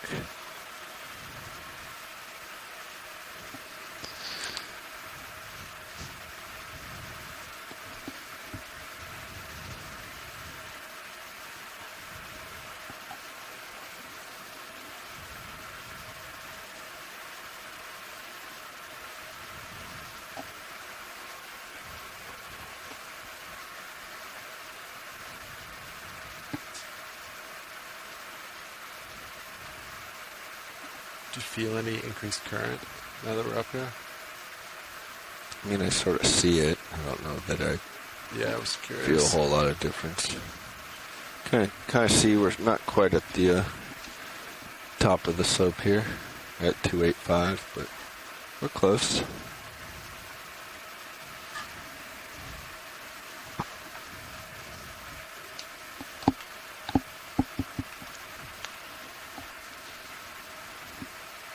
Oh, there's a flounder right there.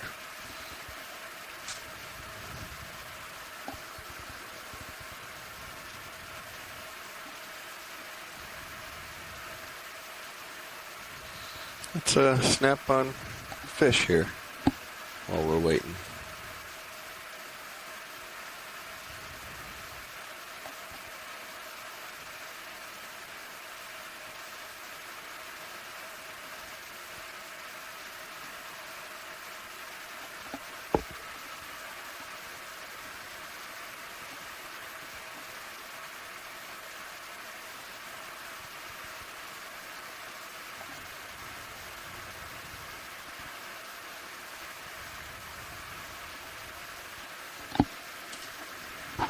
See how autos do. Yeah.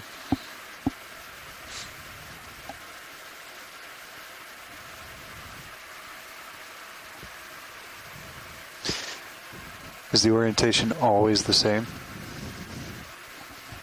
Like they're always on the quote-unquote right side or left side? I don't know. That's a good question. So this is in full autos here. Do you have altitude in or? Yep. Yeah.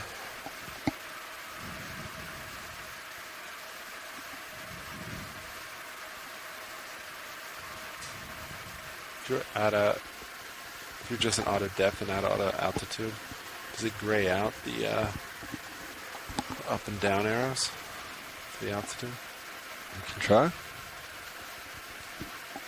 just curious, not necessary. That detail, huh? Yeah, pretty cool. Bet that's a crab.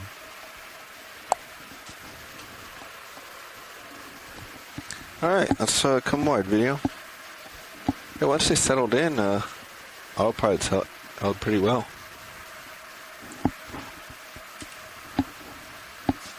And here's auto depth for you, Sean. They are not grayed out. Oh, okay. It switches to depth, though. Oh. That's cool. I didn't know it switched like that. That's nice.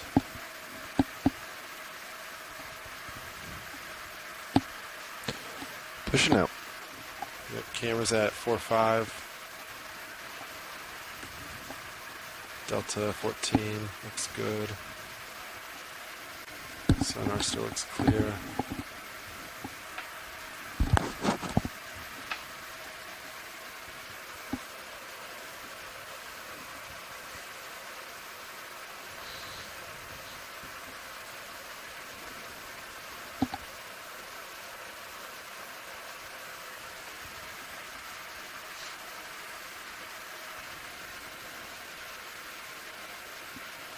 Ooh, is that grabbing a fish?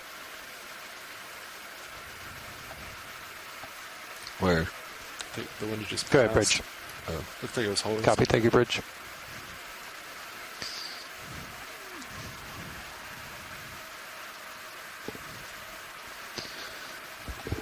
Ship moves complete.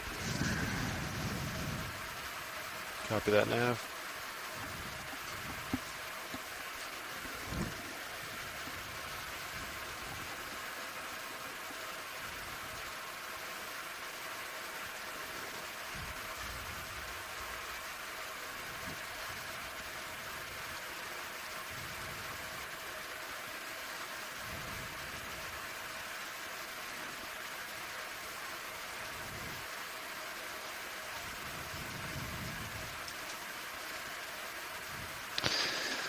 So it looks like top of the hour. We're going to start setting up for our transect.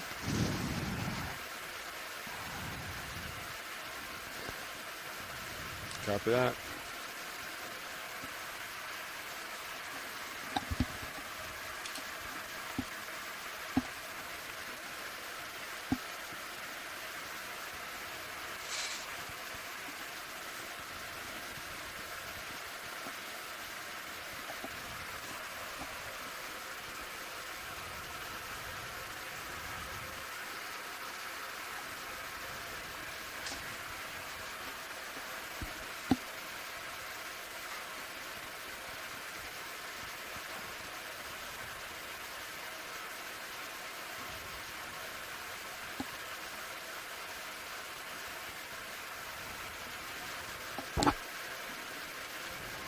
Yeah, that's what we're going for.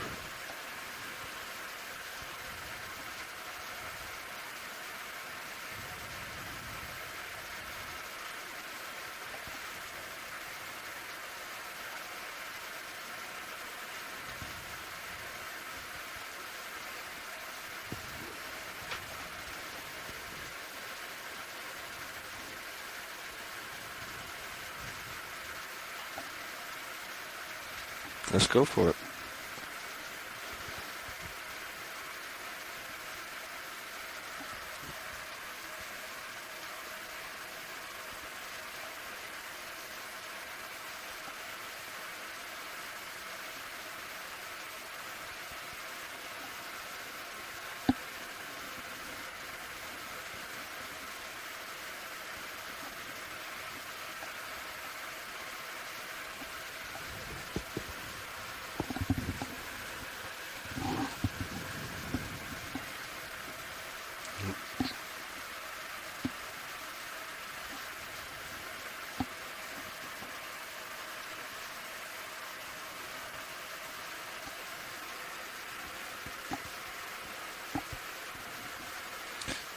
Try to get the full body. See the swing arms in his eyes? Yeah, it's a good reflection.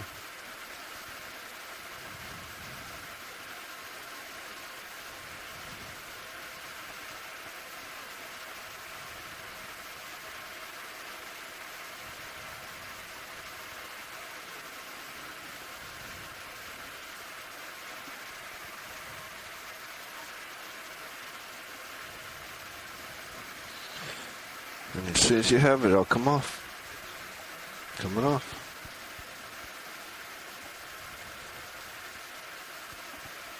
Ooh.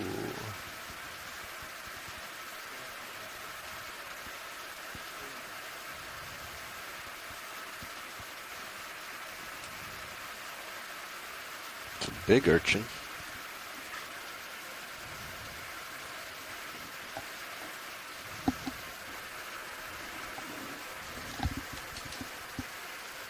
Copy.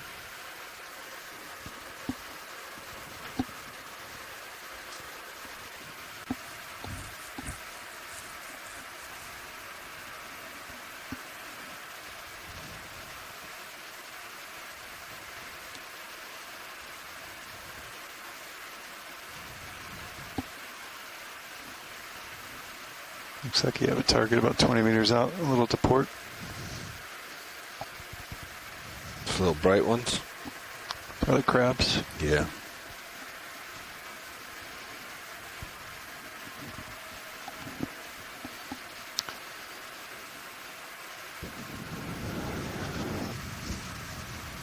Another 30 meters? I think so, yeah. Sounds good. Do we want to rotate any more or keep this? I guess that's pretty good, right? Yeah, I would keep this at, so that's 285 is about there.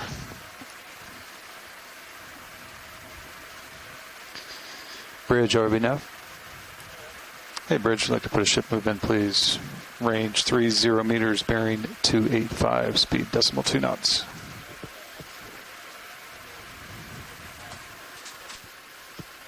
Good copy, thank you, Bridge.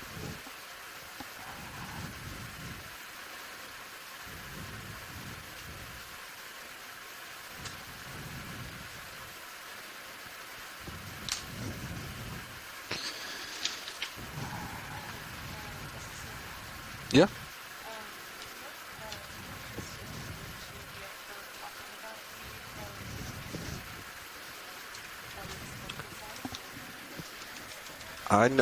I know my co-pilot here, as soon as he finishes his headset, would love to talk about the multi-beam system.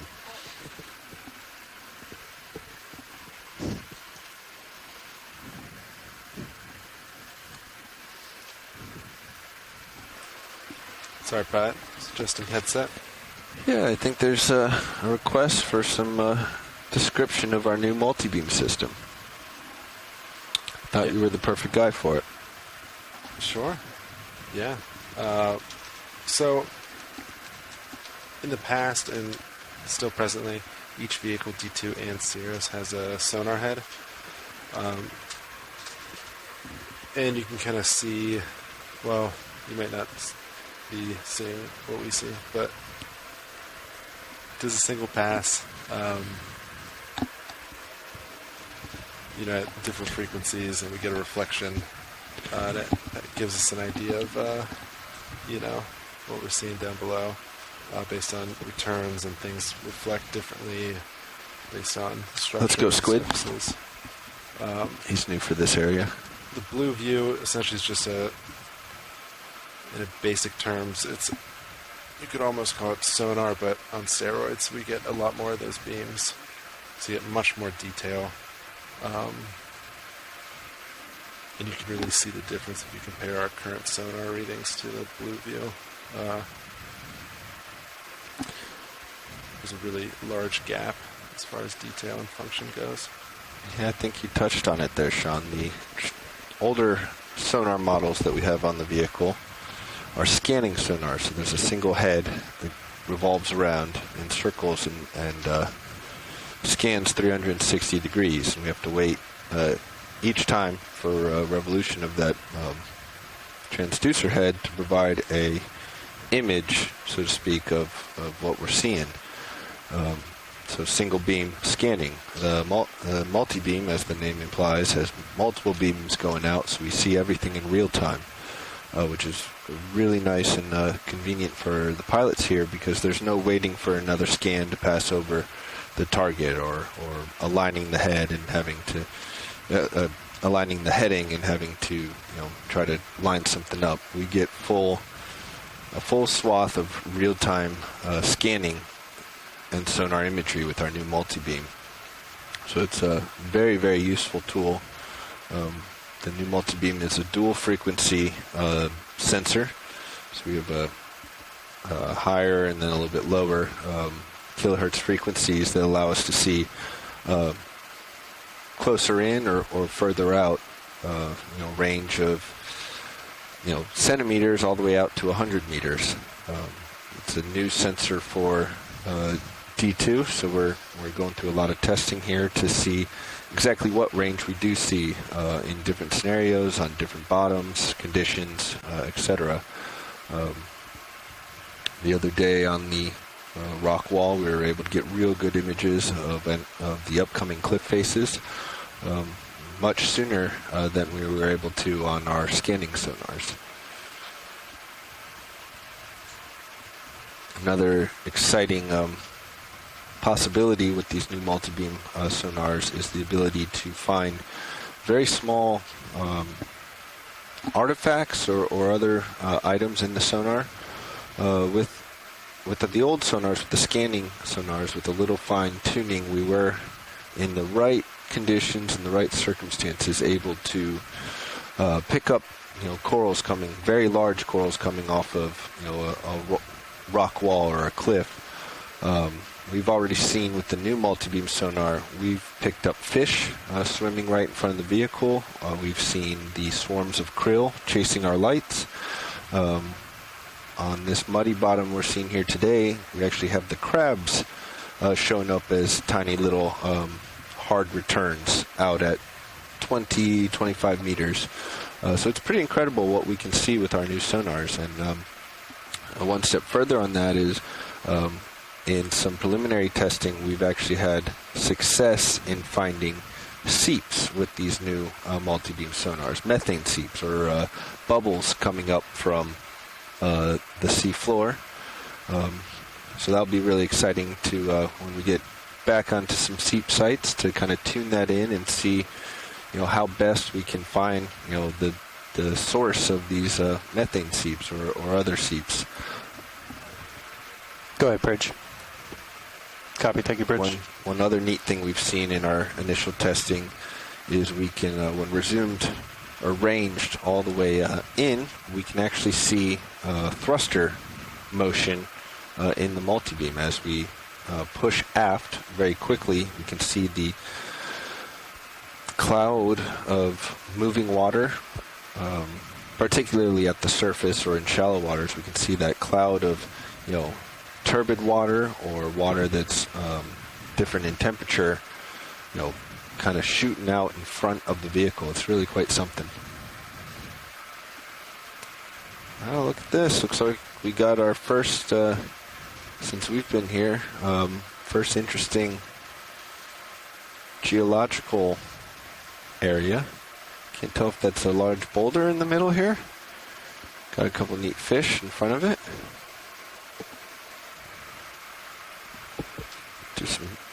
Let's paint with these new sonars.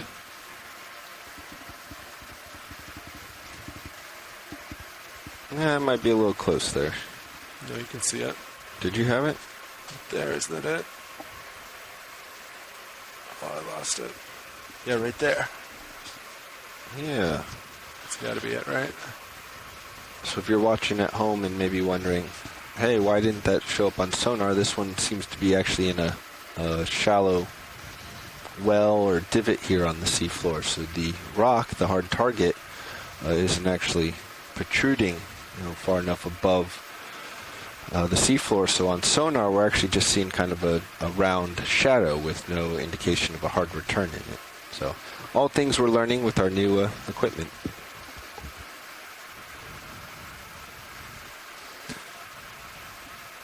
This looks like the older brother, maybe, of the fish we just saw a little while back. We're all stop pilots. Copy.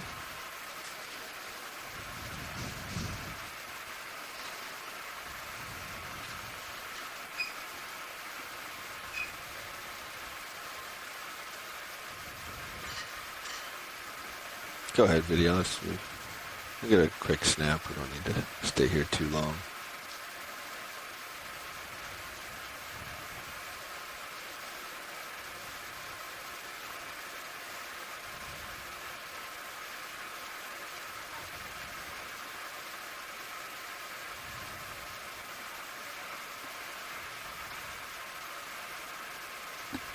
Yeah, it's probably good enough for ID. Going up. Yeah, we can hold this and I'll try to...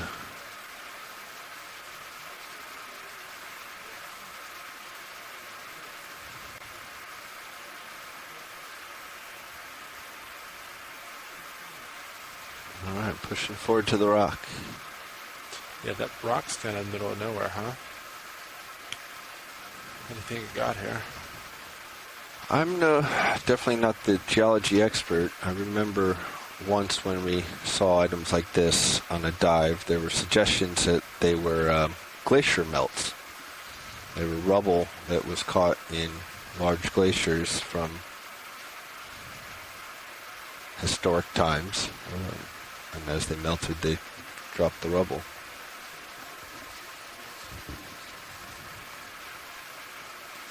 Sounds good to me.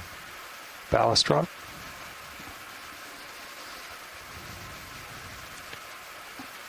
Pirouette around this. You can go partial.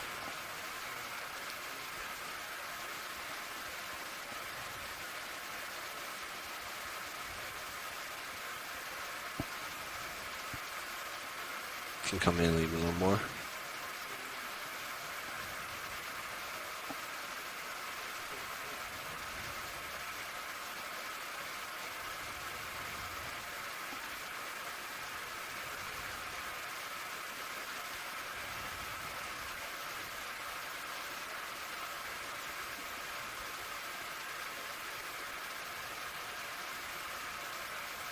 Cup coral seems to be our.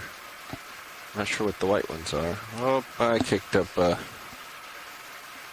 Does come wide. You might feel a light tug from me. Yeah. I pointed my tail into the current, which is always something to watch out for. But it was the side the corals were on. Sorry about that video. We'll try to set down here. While we're doing that, we'll let the dust go by. See if we can get a close-up on the white corals.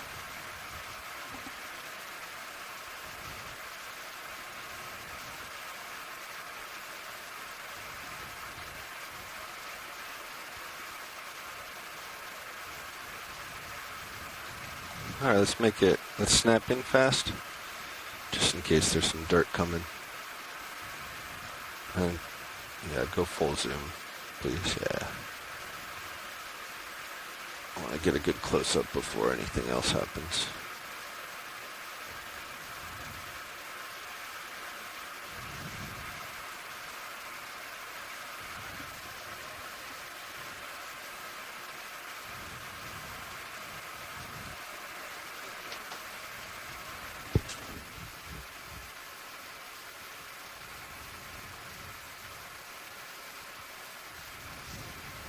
Yeah, let me try to come up, get that cup.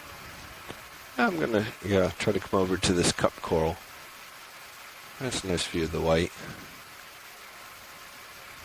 I'm not used to seeing the encrusting coral as white, though. It's usually the purples and reds. And maybe I've just been away for a little while. Come down, frame up. I'm going to bring him over to the left side. Yep, you got it.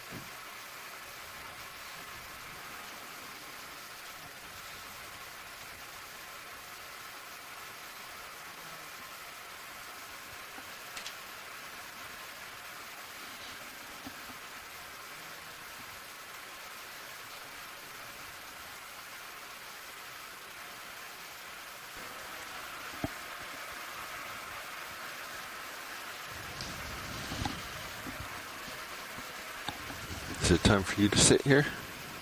Did I overshoot my stay already? Huh? Okay.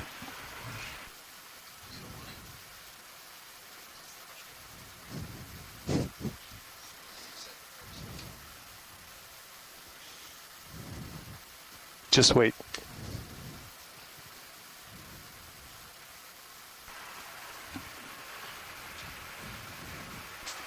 All right. Yep, lifting off. It's a nice rock.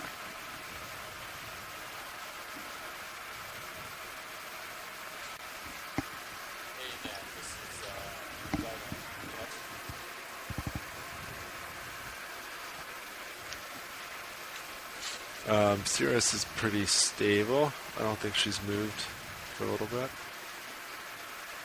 Do you want to keep going? Yeah, I'd say let's keep moving. At 285. I don't see anything too exciting. And I don't want me to turn headings. I can hear you, Dry Lab. I just can't respond to you. yeah, is there anything more exciting you see out there? me come up a little bit.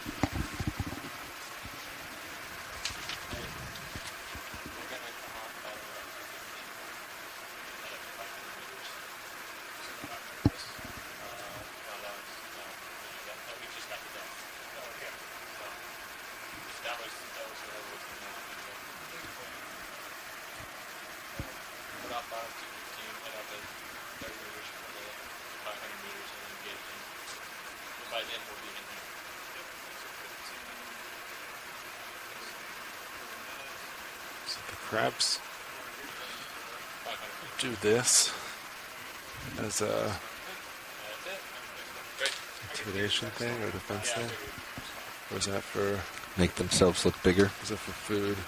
Oh, it might be for that. Try to grab something. Swims by. Hunting.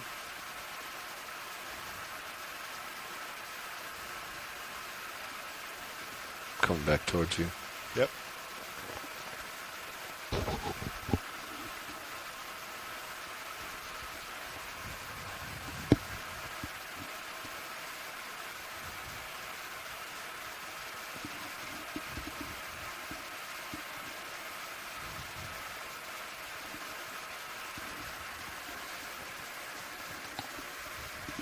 We have them moving? We do not. We are all stopped for the last... Let's get moving. That sounds great. Copy.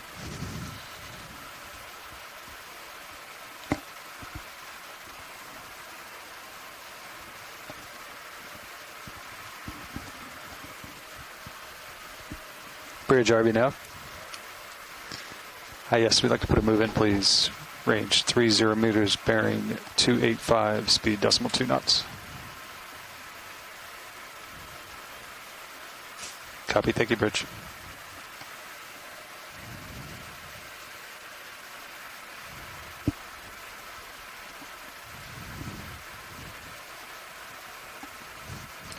Apparently I was still carrying some sediment with my vehicle.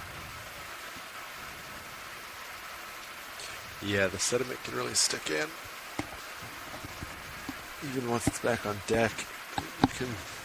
Yeah, those skids. Yeah, they just kind of adhere really well to them.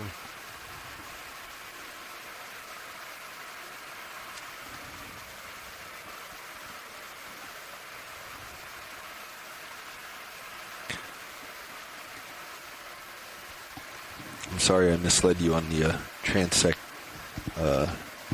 sheet there. No worries. It did not look like that when I set it up at the start of the cruise. Now we just got info on we're actually going to be shooting for 500 meters straight. I saw that it was different, and so I just assumed that was Lister last night, but it may have been Lars or John just practicing. Yep. So we got about 45 minutes before we'll set up for our first move. Sounds good. To 500 meters. 500 meters. Now the top, is that for auto heading? Let's see right here. Is this for heading change? Yep. 5 degrees, 1 degree a second. Do I have control? Yours too? I guess I would, right? Try it.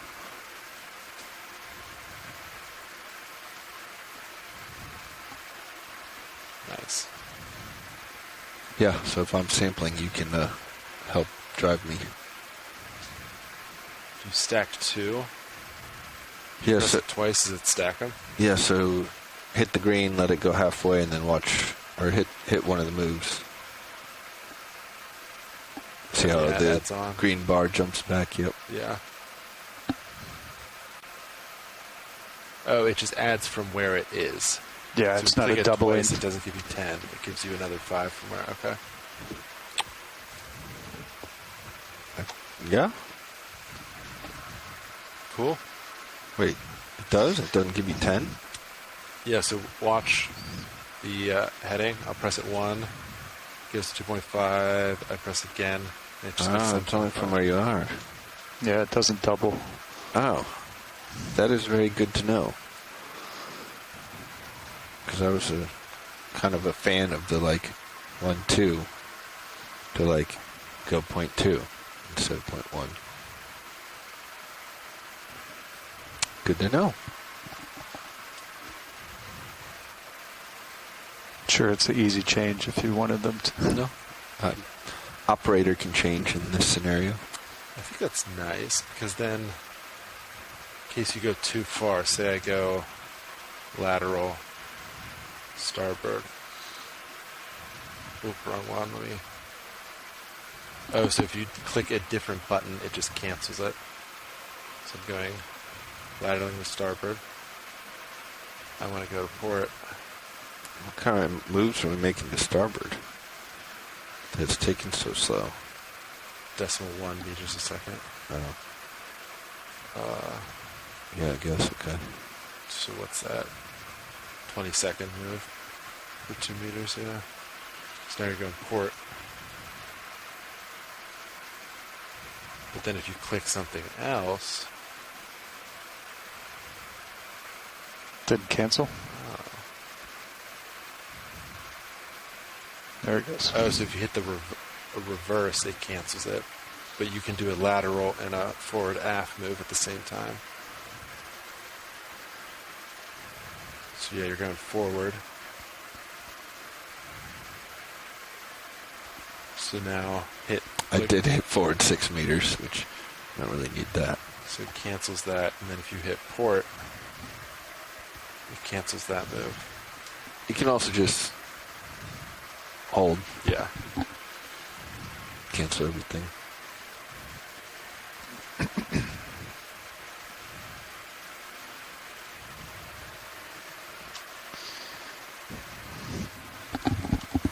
Very nice.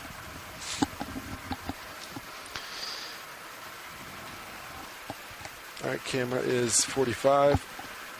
Large divot on sonar. Yeah? Ooh, yeah, look at that. Maybe there's a rock in it.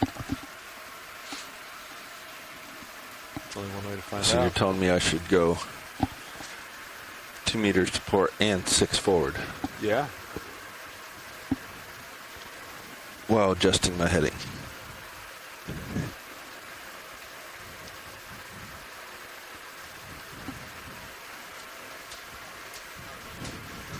Okay, bridge. Copy, bridge. It's actually a great little test. Use the blue view on a target.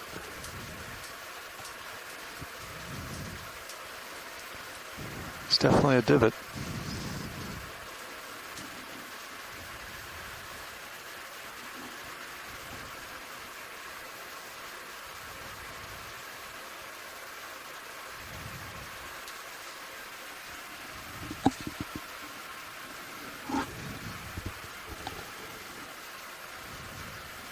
Is this it? This little mound in front?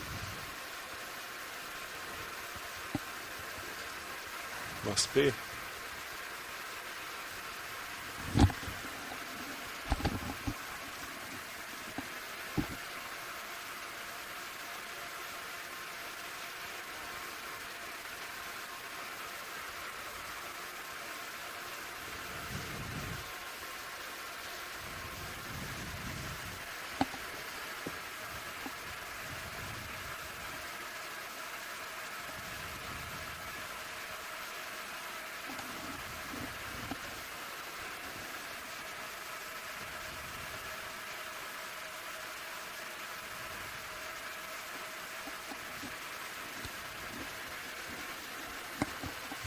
So heading does not cancel. Heading just adds and subtracts.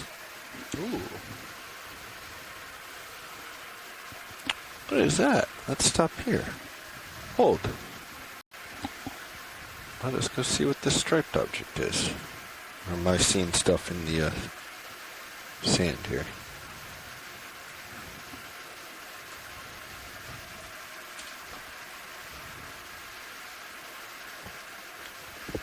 Flounder?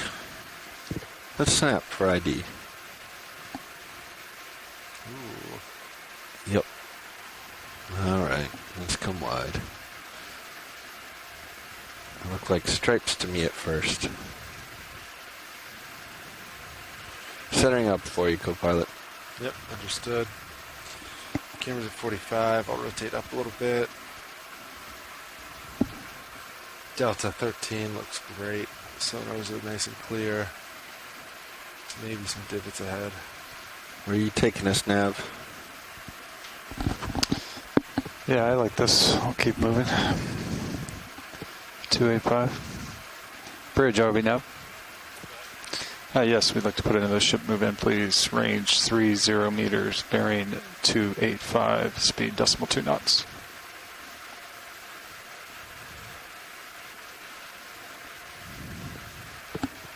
Good copy. Thank you, Bridge.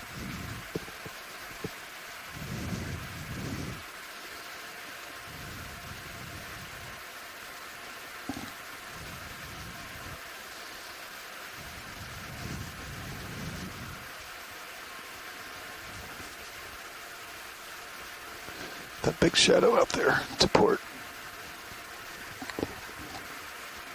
Big shadow eye. Yeah. How far is that? XY engaged. 25. Probably don't have enough to see that. But Copy. Go for it. Just kidding. All right. So adjusting my heading.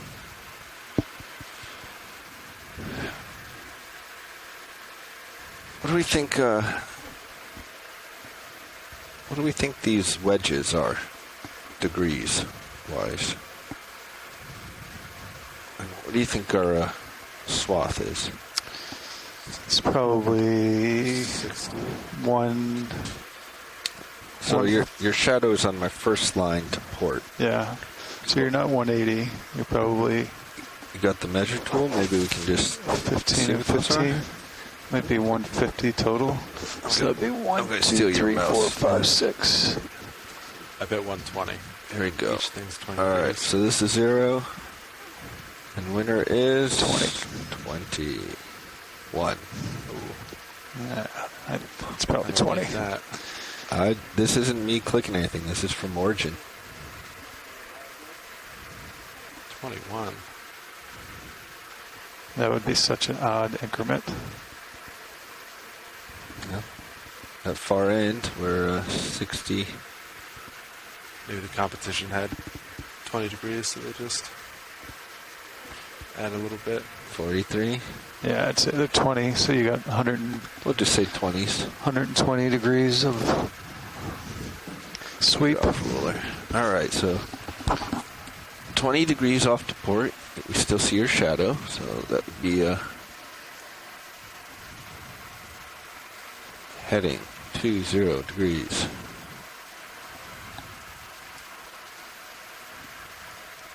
Engage. Oh yeah, we're making moves.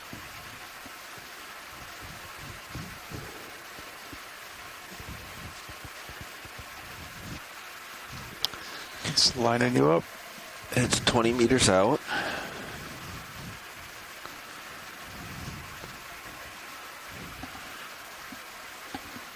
I don't have 20 meters at the moment, but I have 10. Yeah. So we should get halfway there. 10 meters forward. Yeah, it should be at least enough to I'll try to paint. see if it's worth continuing over.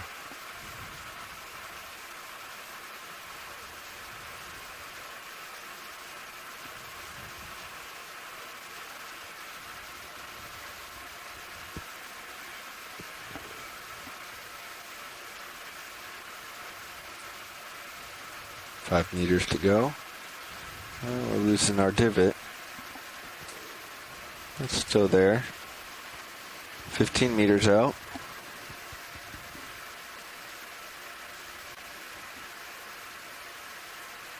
Looks like some sort of a hard return there at the back end of it. Divot in sight on camera. Losing any sort of a defined circle. Yeah, I mean you could go another 5. But we got a high 5. At least another 5. I'm moving. 10 it is. Cancel it.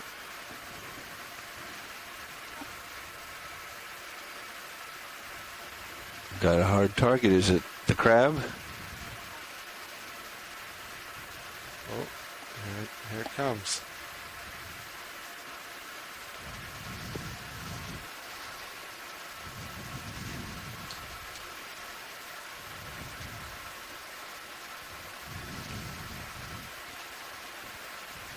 Fly trapping enemy in a rock? Wow. Look at that. Nice job, Nav. And XY took us right into it. Look at that. Yeah, that was nice. And you have just enough tether. And we're stopping with 1 meter. See where it holds.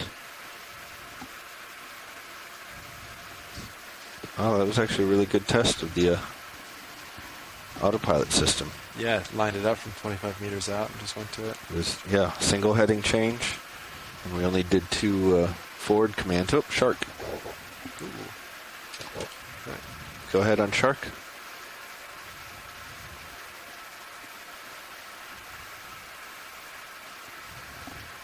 Said shark, dogfish. Interchangeable to me, the novice, the amateur. Let him go back out into the blue.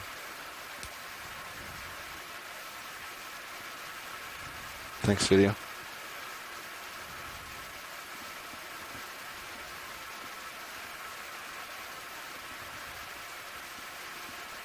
I think I drifted forward some.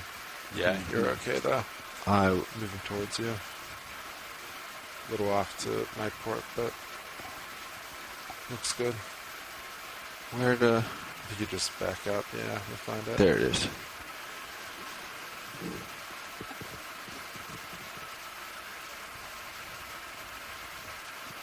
Coming down a little bit, video, but let's just do a snap on the rock. We've seen the anemones before, but they might be interested in these rocks that are out in the middle of nowhere. Go ahead, Bridge. Copy. Thank you, Bridge. And that's a little... I think that's a fish we haven't really seen yet. Oh, sorry about that video. Tilting up.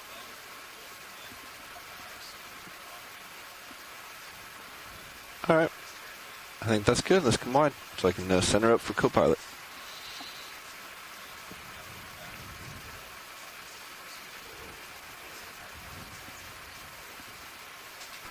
Alright, Nav, find me another. Gentlemen, in about 30 minutes, there's going to be a live event. We're expected to wave. Roger that. Be advised. That's we're just off to my port. Yep, I'm coming back to your center. All right, ship's all stopped.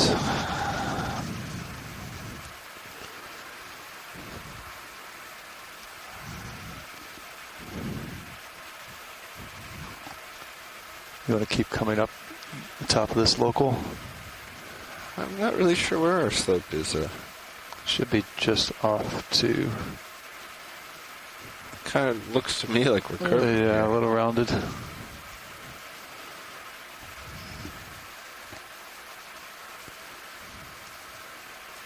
Nothing obvious really on sonar as to a slope indication. Yeah.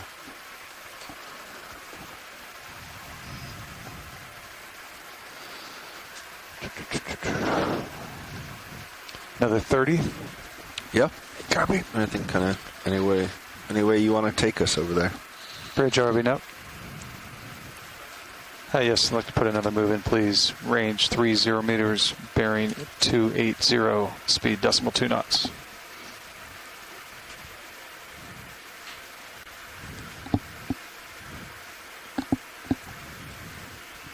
Good copy. Thank you, Bridge.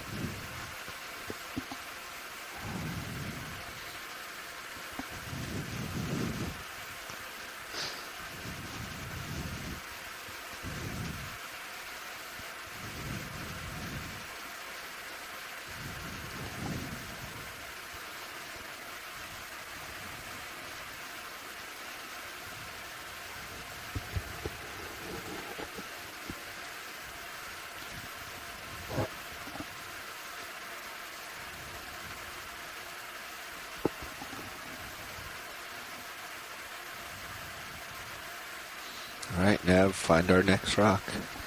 We're looking. Not a whole lot out here. So we do have about 30 minutes where we're going to have to set up for our transect. 30 minutes, copy that.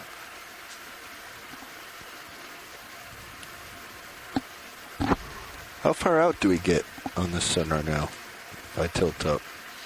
Blue view? Yeah. That's a good question. I don't know. On this type of surface, I'm not really sure. We've seen like hard returns pretty far, like 60 meters, no problem. So it's pretty high, looking at Titan here. Yeah, let me zoom out. Tilting down. Hope that is zoomed out. Oh. That's at 50. Tilting down, starting to see some. So yeah.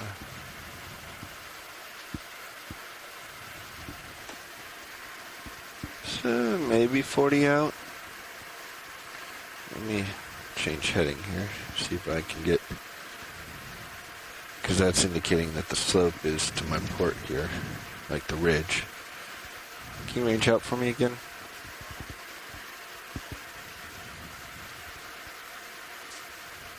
Tilting up. Yeah, kind of losing it. Yeah, it's looking like really 40 max is the most we can see out in this particular scenario. Yeah. Keep it there? Yeah, wherever you'd like. Keep it. Let's see.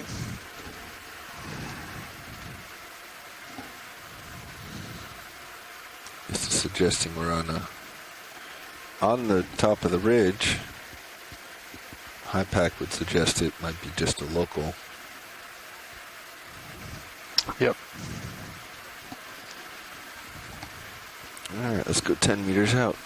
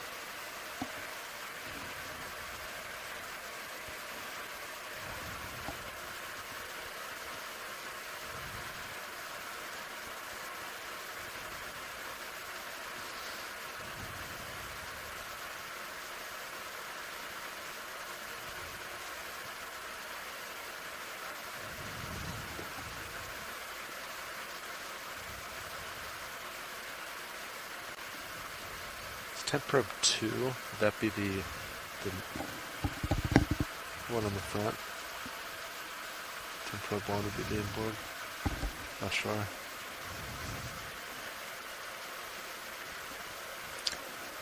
It's nice flare out from Sirius on the rail cam. Yeah. Brightest star in the sky.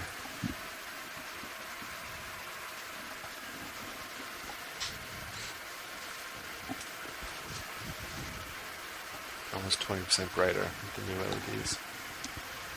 Then what? Almost 20% brighter with the new LEDs. course, those are not the same ones that are on D2, so. Go ahead, Bridge. Copy. Thank you, Bridge. We're all stop pilots. Survey 2, go.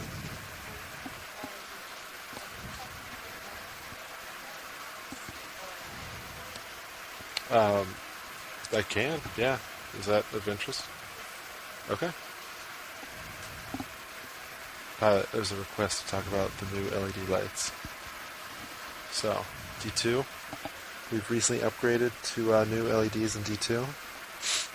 There's about 30, give or take, depending on how we're diving per day, but we have about 30 lights on D2, individual LEDs. So the biggest upgrade with these new LEDs from the previous ones, well, there's a couple, but when you're talking about brightness and lumens, these are roughly 20%.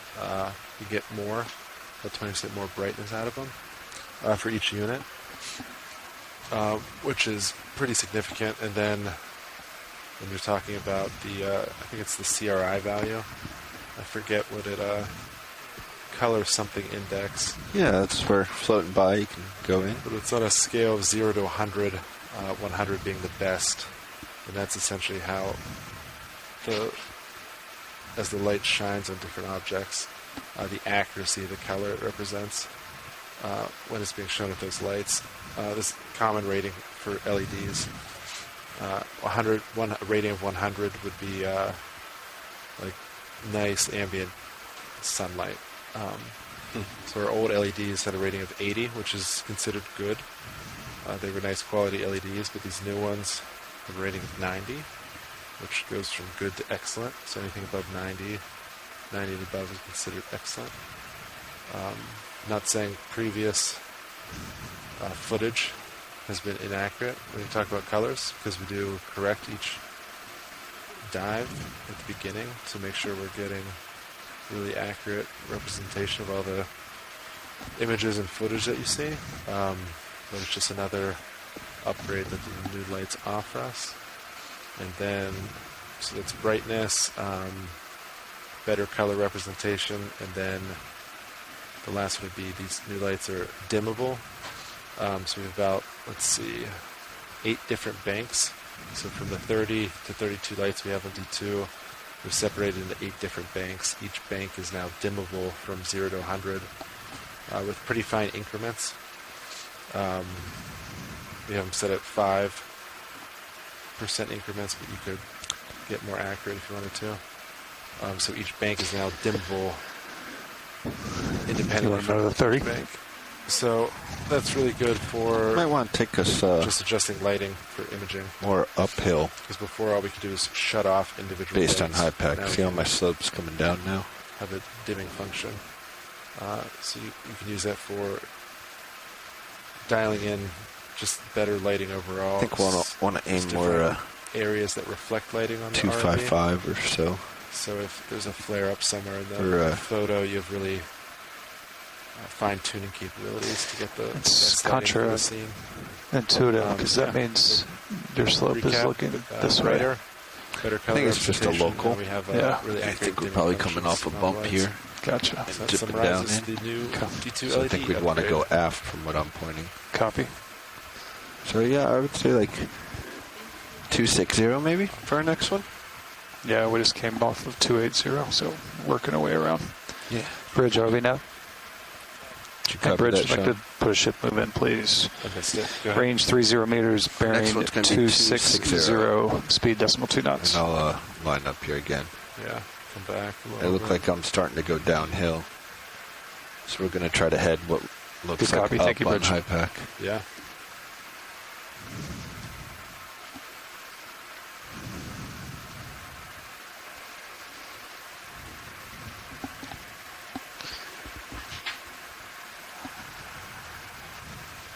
It's 280 up a little more.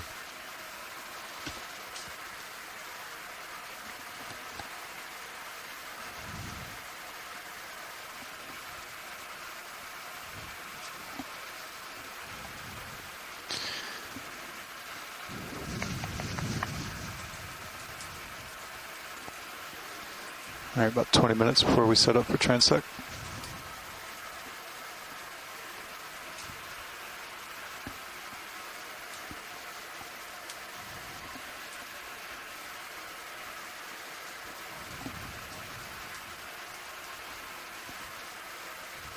All right, it's about 260 there.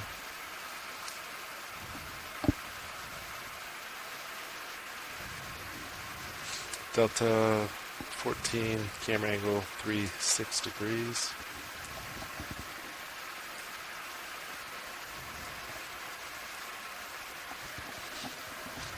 Anything on blue view? 25 meters out. No targets yet. Let me paint again.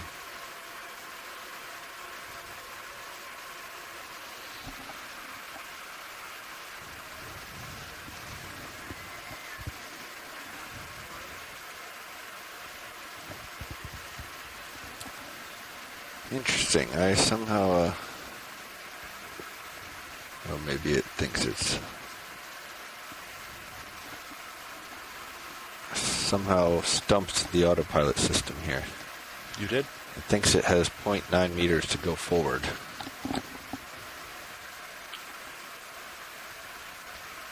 Ooh, interesting. 1757. I'll mark that. So Fernando could read the code Let later. me cancel my lateral and see if it's just because of that. Oh, so it does that in all directions. It adds and subtracts. It doesn't just cancel out. In our earlier test, our number was just such that it would take it to 0. There we go. All thrust 0. Alright, I'm making waves. I'll put camera to 4-5 degrees. That's that right there. Can you actually range out? I want to Copy. do a... Yeah, that looks good. I want to do a slope scan. So we're seeing it there at 50. Let's come over to 260.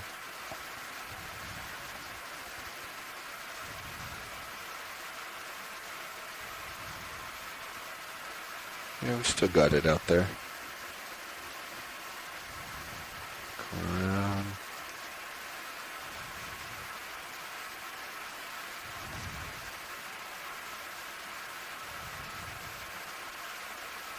And no clear indication of where slope goes. Pushing up.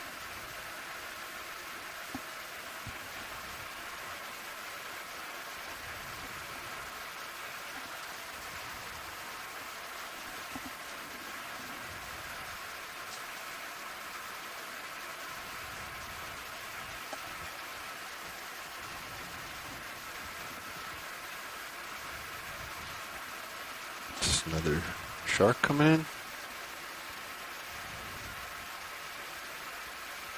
Dogfish.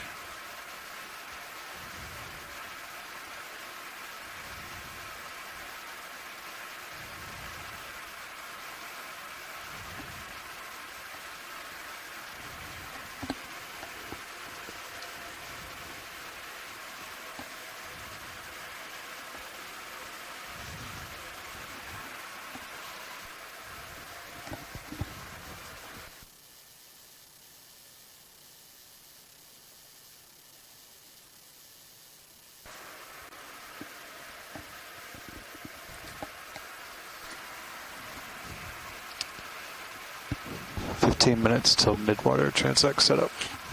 1-5 meters, copy that. Minutes. 15 minutes. Copy, 15 degrees. Alright, let's see. Anything 900 seconds. I think midwater's going to be pretty good if it matches the bottom here. There's tons of stuff in the water column here. Yeah. Looks like it's picked up a little bit too. The current. I don't know, gentlemen. What do we think? We're just about there on this move. Should we start? Should we start mid-water early? Are we allowed to do that? Just keep moving. Yeah. If we start early now, they'd always want us to start early. I think just pick a direction, Nev, and take us there. Yeah, we'll keep the 260. Bridge, are we now? Hey, Bridge, I'd like to put in another move, please. Range 30 meters, bearing 260, speed decimal 2 knots. That's assuming you guys are stopped. My apologies.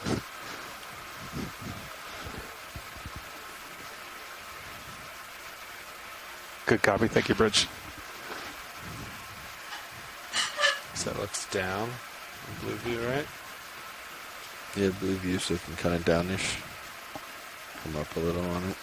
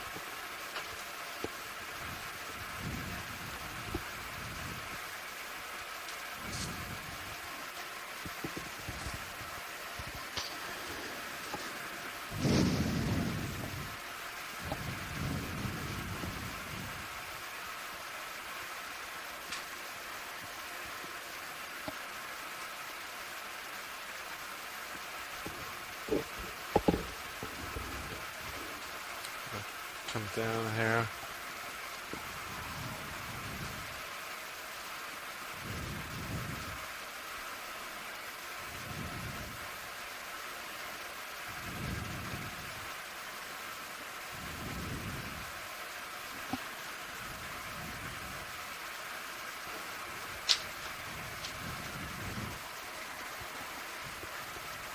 The tape edition in the winch looks good.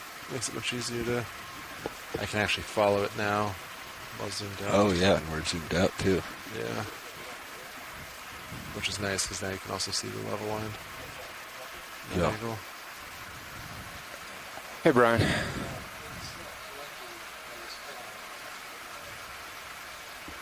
It took me a couple of tries. Would you mind trying one more time?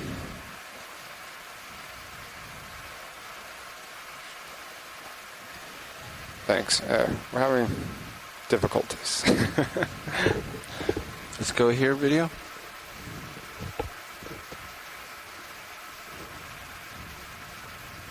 Oh, can we crush the blacks? It's my favorite.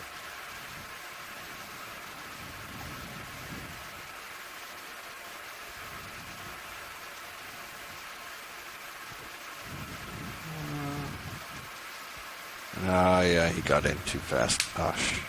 Gosh, we'll get it next time. Coming up.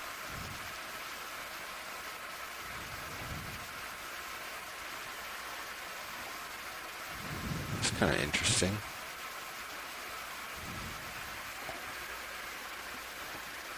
Snap here, video. This orange object.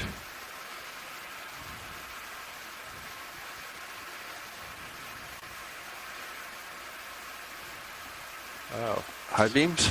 Yeah. High beams. 3, 2, 1.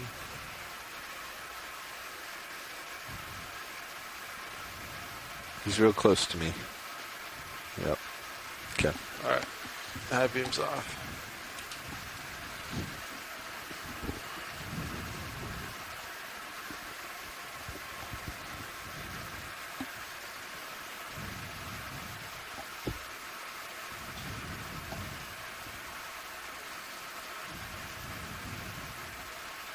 So clearly it seems the ridge line is over here where you had us. Looks like a nice little drop off there. You can see on sonar and So either it drops down and comes back up, or our Yep. pack map is a little off. Yeah, it looks like it's a little off.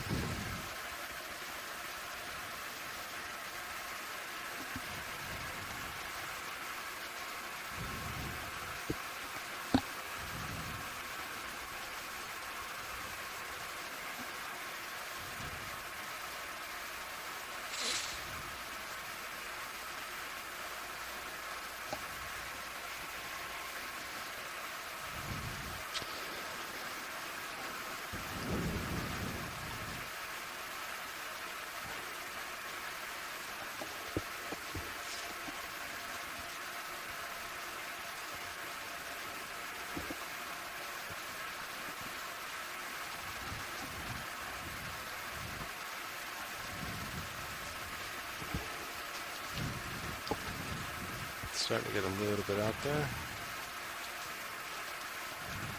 Come down though, Delta 15 on a nice flat surface. Come down a couple meters. Go ahead, Bridge. Copy, thank you, Bridge. There. Took camera up a little bit. It's 35 degrees.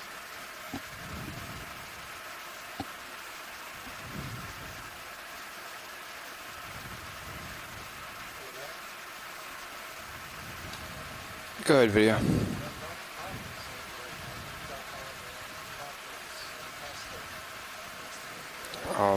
Hang on. One sec. Video? It should be 337001 pound. Can you give it one more try, please?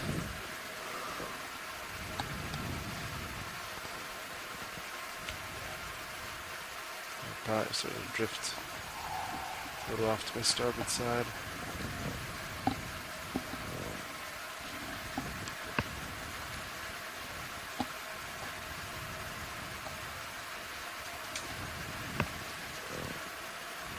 Look up a little more, we can just tell people we're doing midwater.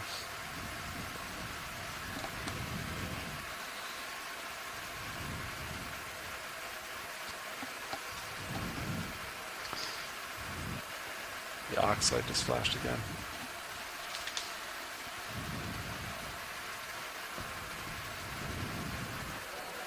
This is Roland on deck A. Let me know if you guys need me to help with the cold call.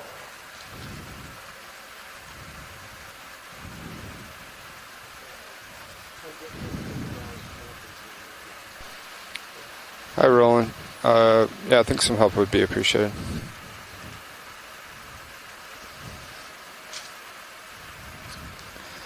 All right, gentlemen, we've got about 5 minutes left before we need to start setting up. Would you like one more ship move in? No, thank you. Copy. Thanks, Sam.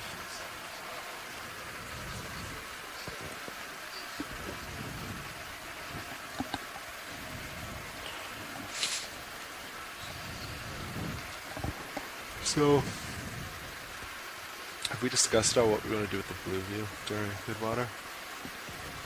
Does it have any effect on cause any avoidance? No, I think part of this is avoidance, playing with the ME20, so I think we'll probably want to point kind of straight down or horizontal. I don't know, because now we have more of an active frequency presence in the water. If it could cause critters to... But that's all based off a mermaid special I watched years ago.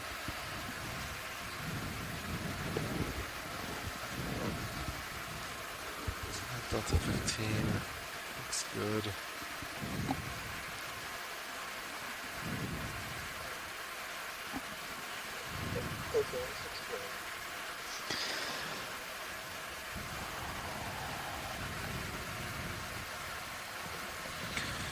So you need to come to port. Yeah, it looks like it's a little off. And I need to go to starboard. I would agree with that. Hello, this is Okeanos Explorer, Matt Dornbach. Can anyone hear me?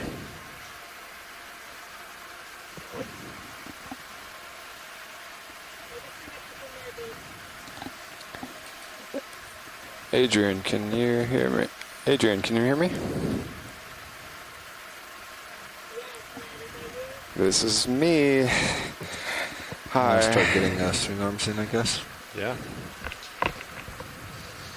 Yeah, we can read you loud and clear. Hydraulics on. I'll start What? with uppers. Do what now? Your swing arms. Valve packs are on. I want this one up. This next support up. Help me out here. Stow. Starboard. That's right. I think the speed looks really good there. Stow this one. Port. Hey, Matt, can you hear us okay on the line? Hey, yeah, we're messing with some things here. How do I sound? Okay. You sound loud and clear. Awesome. Your lowers. Wow, that was an adventure. So, outboard. who do we have on the line? Away. Starboard. Hey, Matt, it's Adrian Copeland, and then I got our hauling student, Quinn, is on the line. Alan Collins is the Smithsonian, his postdoc, Nick, and then we also have Renee on the line as well. Did I miss anyone? Who is the other person at the Smithsonian?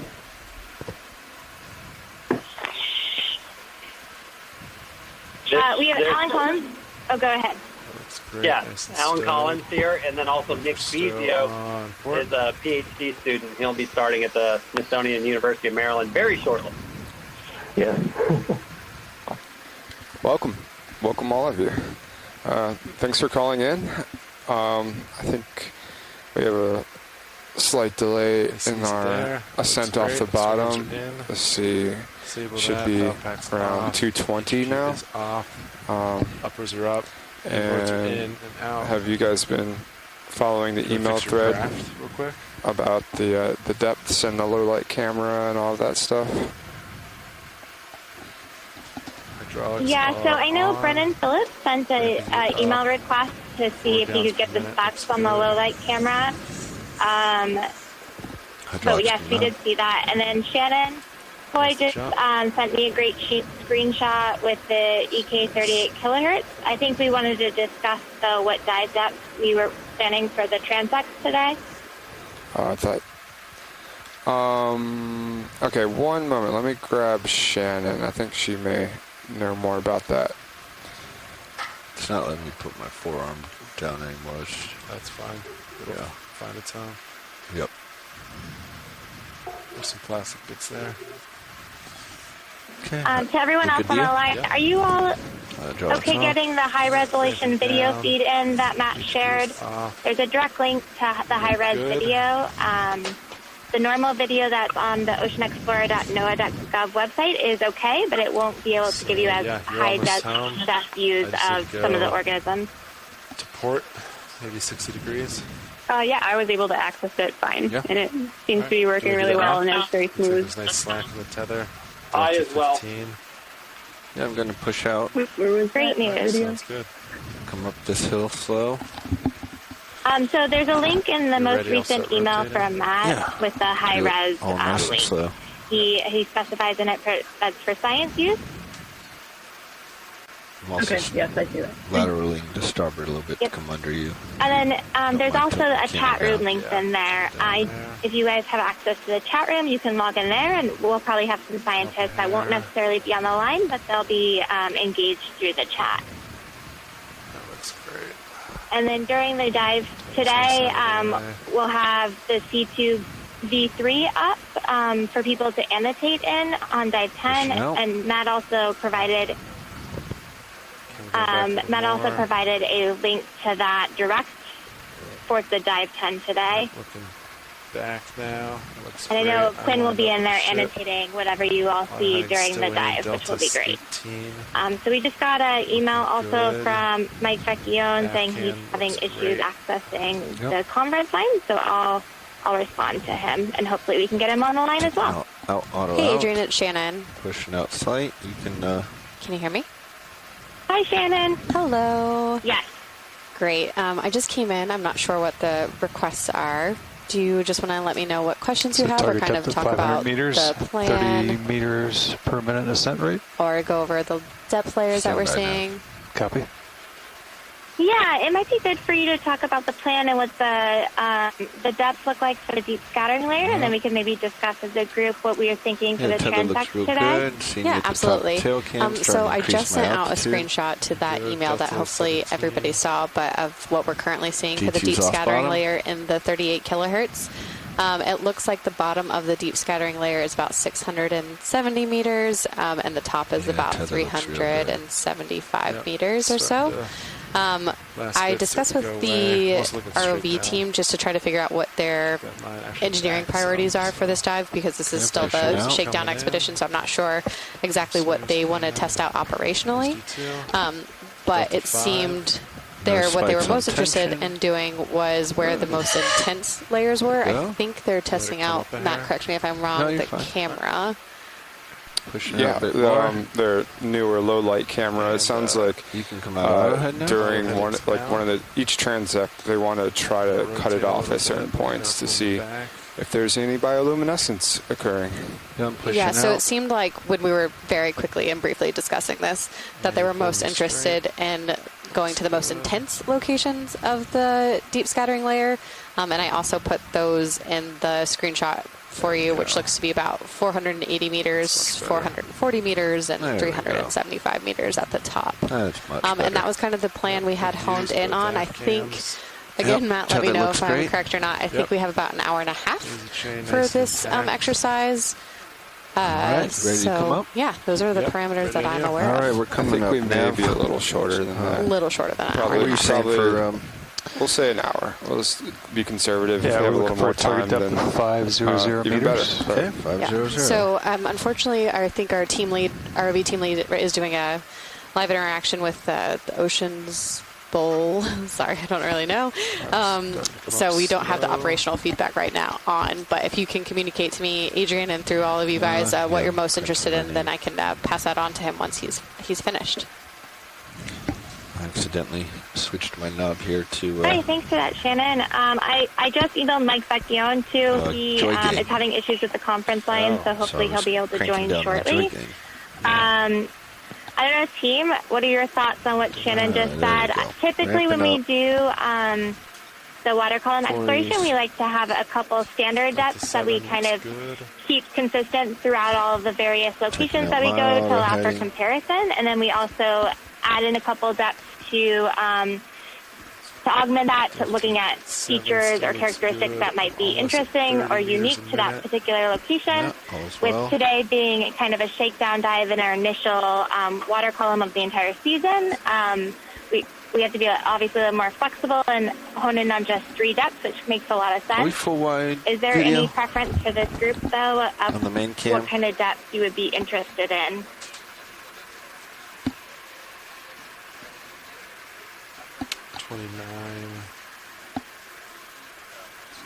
I mean, based on what they've said and their chosen depths, I think it's great for both testing out the camera and for seeing what's out there, especially in kind of a shorter mid-water drive.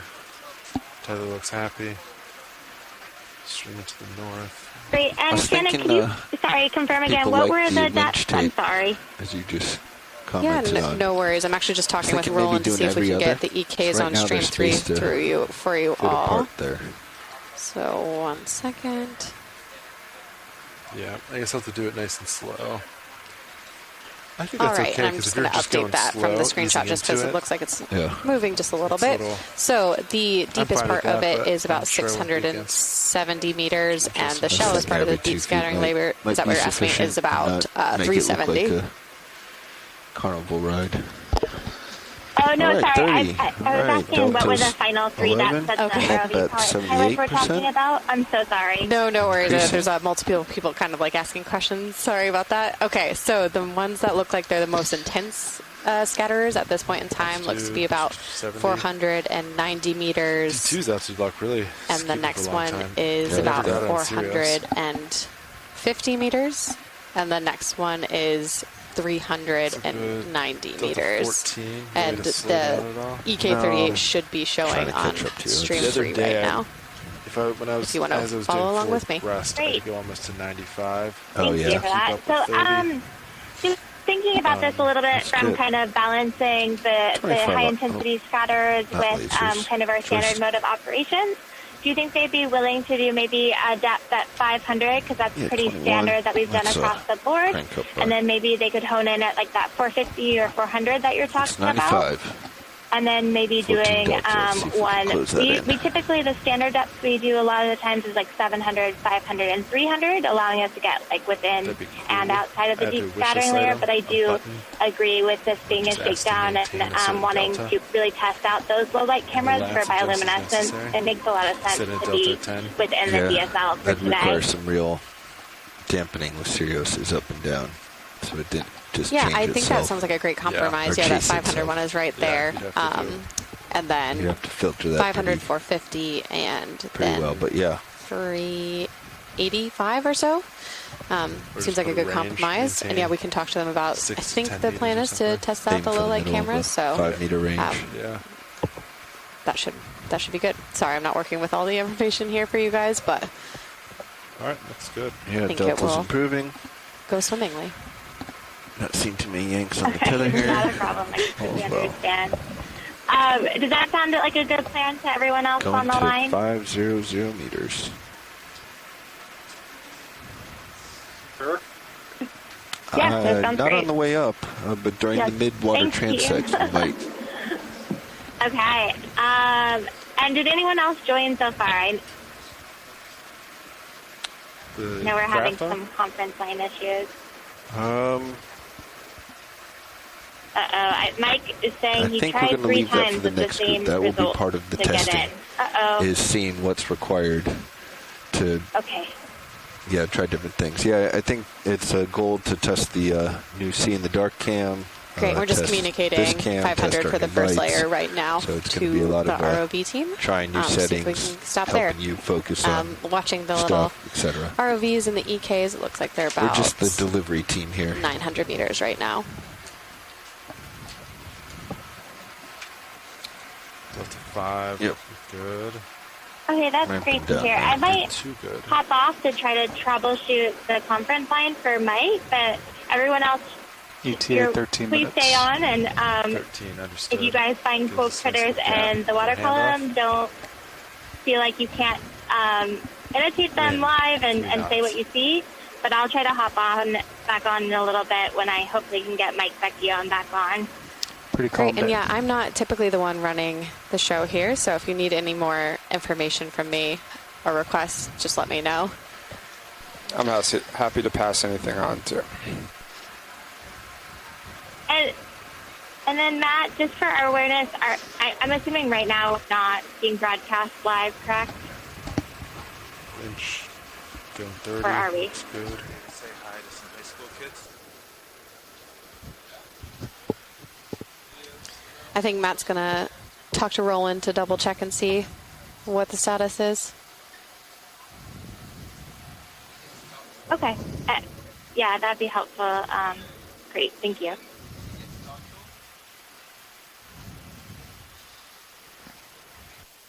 Oh, never mind. Krista just let me know that we are live.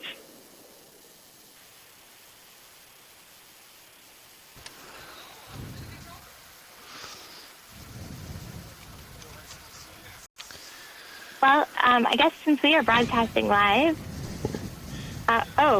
did Tracy join? Tracy, are you on the conference line?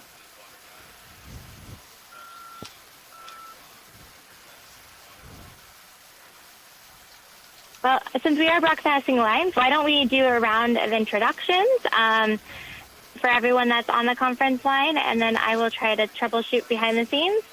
But I can kick us off. Hi, everyone. My name is Adrienne Copeland, and I'm with the NOAA Office of Ocean Exploration and Research, and I'm a physical scientist with the office, and I lead a lot of our water column exploration with the team, but my focus actually is on using acoustics to explore the water column, and specifically interested in looking at the predator-prey relationship You're gonna have in your the deep ME scattering pointed. layer. And then Straight out. anyone else is welcome to I'm introduce going to let themselves. the next round that's coming in shortly and video kind of work that out. But I imagine they'll start with it straight out. Yeah. I'll jump in here. This is Matt Dornbeck. I am on board the Okeanos Explorer right now, keep it straight and out. I'm an expedition coordinator Pull with up.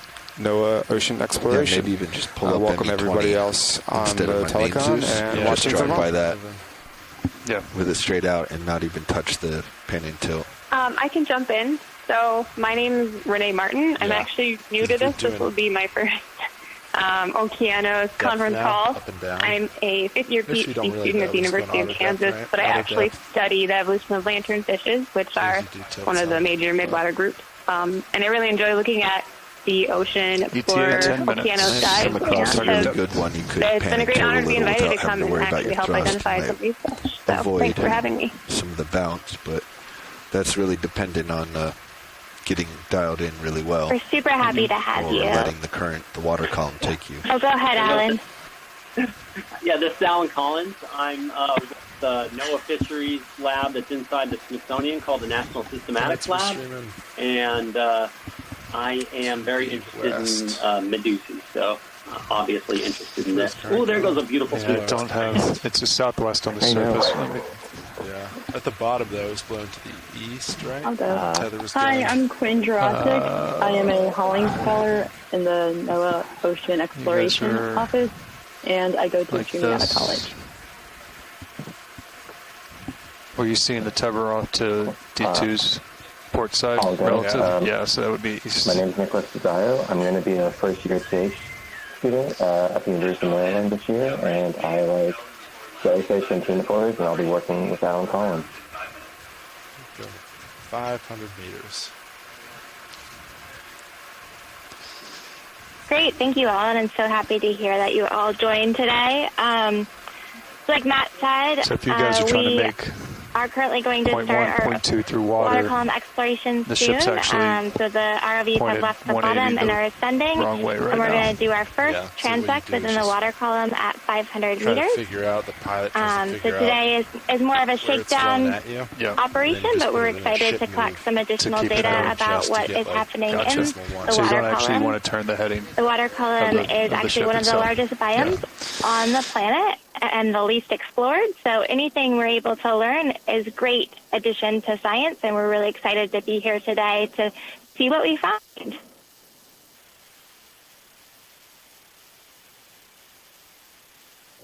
So Matt, what time do you think we'll be able to start our first water column transect today?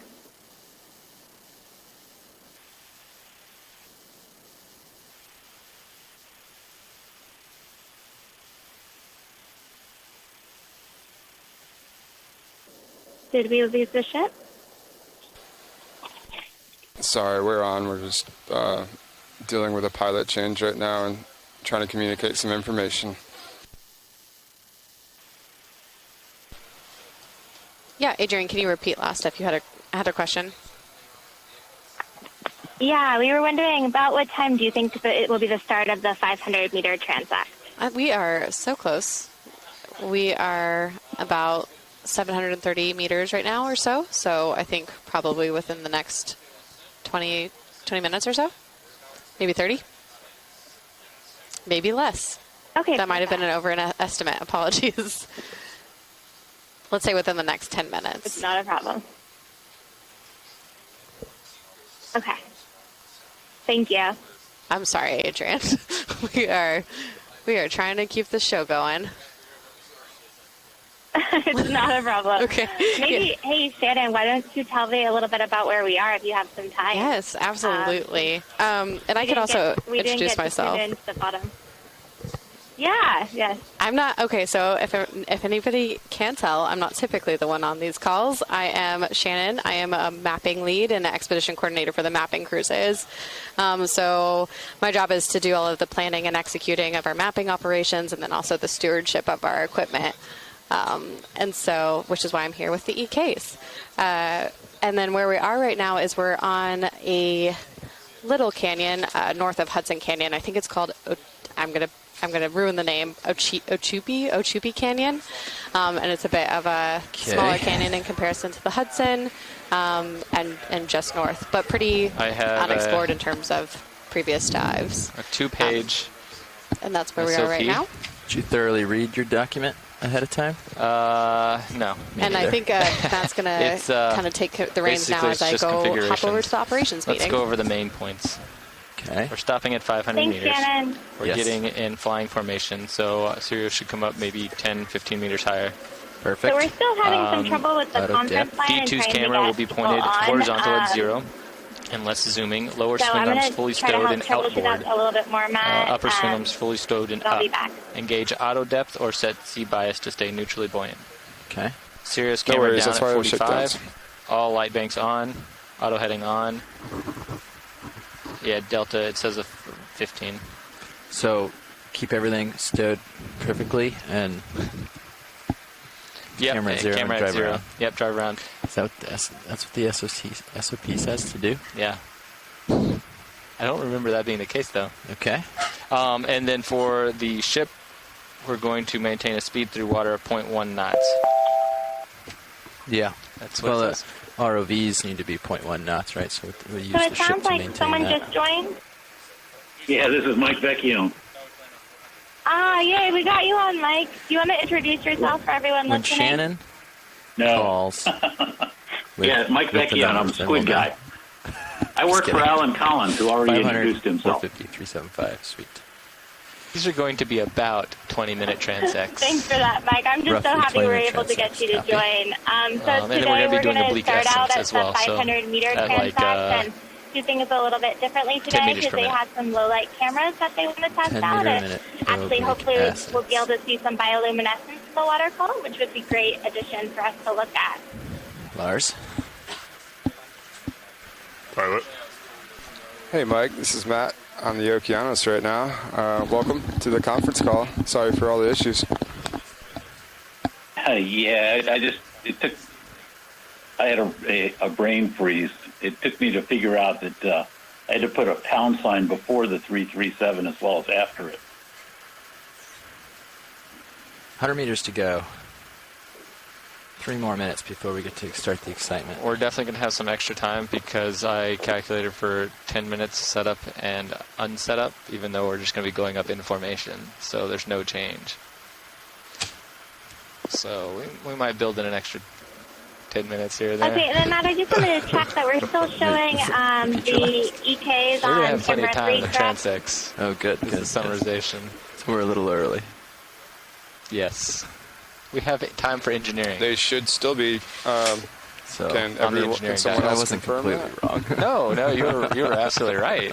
But just relaying information.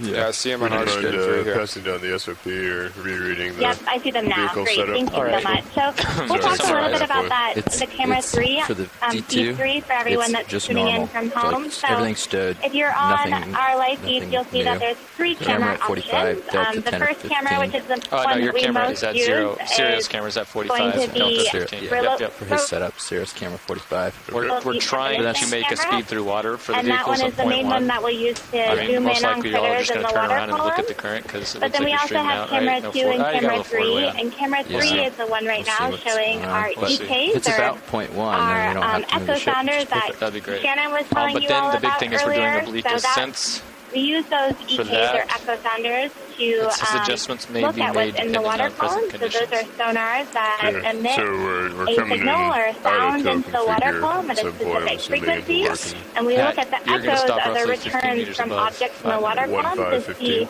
1.5. the distribution or behavior And then I'm of going to objects or swing animals around, in the or water. are you going to come under me as And we can use we're the different above? frequencies assuming the current's to learn blowing some me off information that way. about what's Yeah. down there. So I would want to come And and so face today into the we are current. using So the you'll just 38 lock in, I'll head in, kilohertz, I'll which come was around that main face in. frequency that We'll hang out Shannon for a second, had make sure pulled we up believe for that's us, really where the current to is. actually see where the If it deep is, scattering then layer is, we or the shall DSL.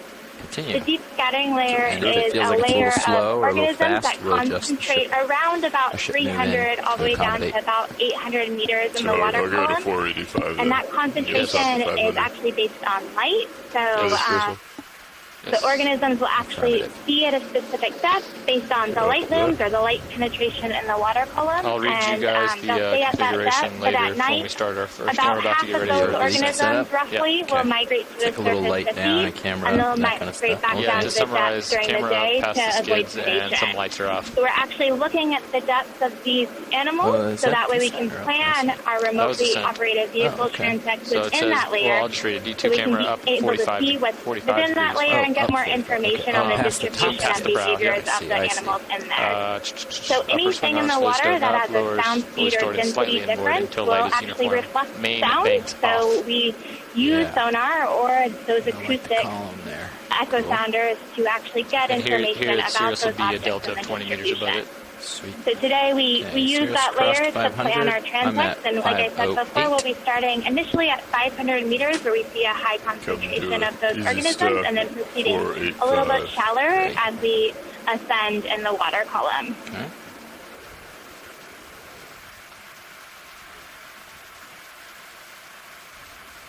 And it looks like we're getting close to 500 meters right now. Starting to slow down. 499. The RVs are slowing down. 46. Trying to rock off.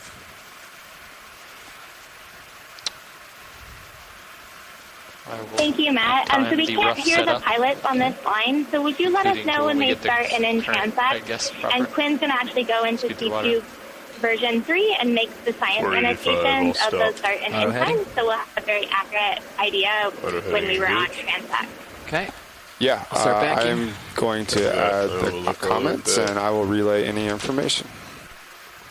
We'll also ask the navigator to make an announcement on OKEX whenever they start the transect. Out, maybe? It is different. Hey, video. If you Thank get you, an opportunity, Roland. could you zoom in on the drum for the winch? Just a little bit. Just so that we can get a good view of it. Go ahead.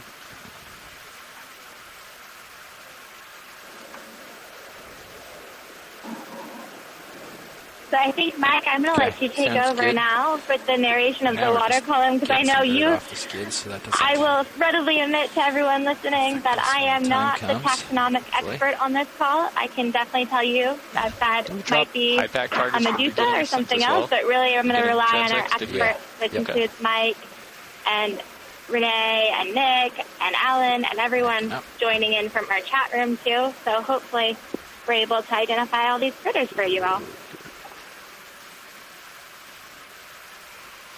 Video, I think you're open on your mic there. You can hear you thinking. Poking through. I'm going to follow you up until you get to 90. Sounds good. Or down, I suppose. Yeah, I'll get just under you. Hey, Brian, I think you're tagged open. Yeah, I think your mic's just open. Yeah. Where'd I go? There I am. I moved my... Leave it at 90. Camera. Or leave it down so I can just spin out before you go ahead. I don't want to go all the way stretched out backwards. Yep. Thanks. I had gone to 90 and then came back to catch you. I see. Right. I can see the... Tether. Yeah. That's alright. Just a little loose. Okay.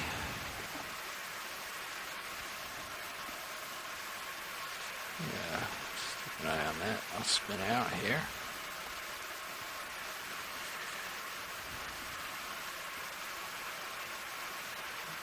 Yeah, that went okay. Looks good.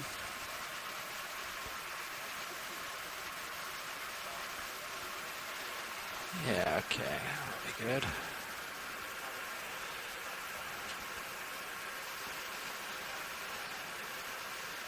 Just watching the stuff go by, and I can't quite tell. Looks like it might be here. Might adjust our heading now before I push out, so I'll push out in the wrong direction.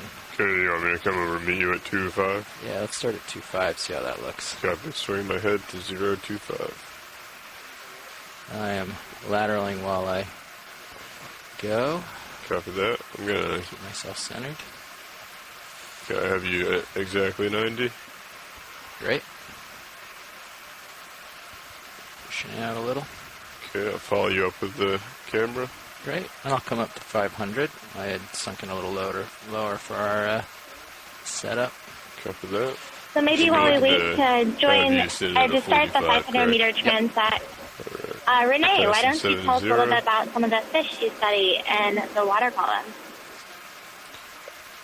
So my research actually focuses on, I guess, the systematics of lanternfishes. How fast do you think that water's going past? I am located in Kansas, in the middle of the country, and I have had the opportunity to go on a deep sea crawl before, but a lot of my work is just based on museum specimens.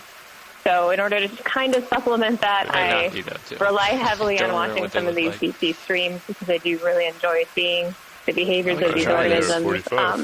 And so, yeah, one of the main groups I study are lanternfishes, but I also really enjoy and have been around a lot of research regarding dragonfishes and anglerfishes as well. So hopefully I'll be able to at least help get some at least generic level identifications. And then I also do some research on macurids, although these deep sea rat tails are generally on the bottom. We do have some that are somewhat and it's I guess not exactly mesopelagic or pelagic, but semi-pelagic. But I have a feeling we won't be seeing any of those today. It would be great at some point to zoom in on some tiny little silverfish because I really appreciate it when our ROV pilots are able to do that. They do swim away very fast, and a lot of the previous dives, we have a tendency to see lanternfishes get eaten by a lot of other predators, especially our squids, which I'm sure squid experts enjoy. But again, just very happy to participate, and this again my first time. So I hope that the more of these that I do, the better I get at identification. That's pretty reasonable. Okay, I'll give a little push down. And you're just a month. We actually have a full day watercolor 5 coming up, hopefully in July. So we're hoping you're able to tune in for that as well. And today, the fun thing about us focusing in kind of in those high areas where we see these high backscatter returns is we're hoping it's going to be very fishy. Big offset or big fish, change in a lot of them have some bladders which reflect the sound back pretty strongly. So hopefully that strong return we see is indicative of fish, and that would be very exciting. I know for you, Renee, as well as myself, I do appreciate the fish, but I'm not going to take anything away from our cephalopod and gelatinous folks that are on the call, I promise. Of course, I love seeing the jellyfish and the siphonophores. There's just some amazing things that do have a tendency to swim by, and the water column and all of the organisms in the water column are really great to watch and to see.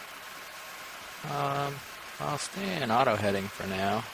It's weird, our headings don't look aligned. Like that looks like lined They up. certainly with you. do not. They look like they're 10 Might degrees mention off for the each other. public that these little animals that we're seeing that look like they're doing a frog kick are ctenophores, which it's a little strange because ctenophores are supposed to swim with tiny cilia on their body, but these are low-bait ctenophores that basically I think visually this looks like we're straight. The way a frog does when it's swimming.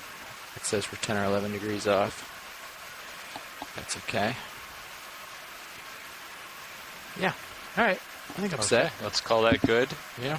Setup is complete. 45 setup complete. Are you guys ready to begin a 20-minute transect? We are. Okay, starting now.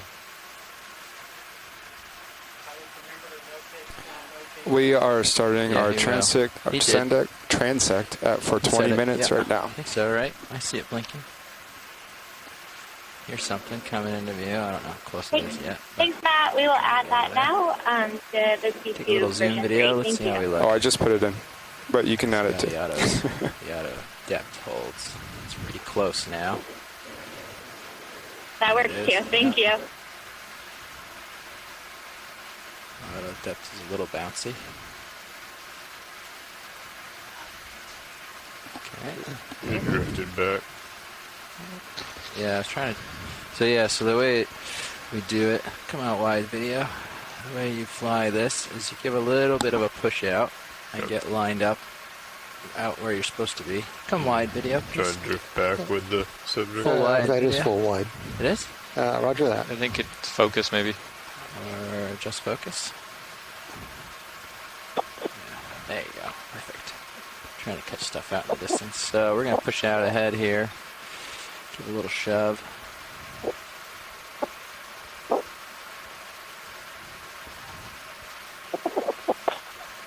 Okay. And then just kind of mosey. And when you start to see something interesting, kind of let off the stick and let yourself drift back. And then so you can follow me. For anyone, any scientists watching, and then there's our C-tube to annotate the dive as we see it. During a live dive, we have a low latency feed that is much better to watch and if it's really interesting, we can dive on versus having it stream in C-tube. So we encourage you to have the low latency feed up and then have the annotation interface on another screen. And that seems to sync up the definitely want times to keep me in pretty view, well. but just keep me informed as well. A lot of whatever this is. Yeah, you can start to bring that into view. Here, I'm going to tilt up a smidge. Come on in on this guy. Got a big floating in the middle. Swimming.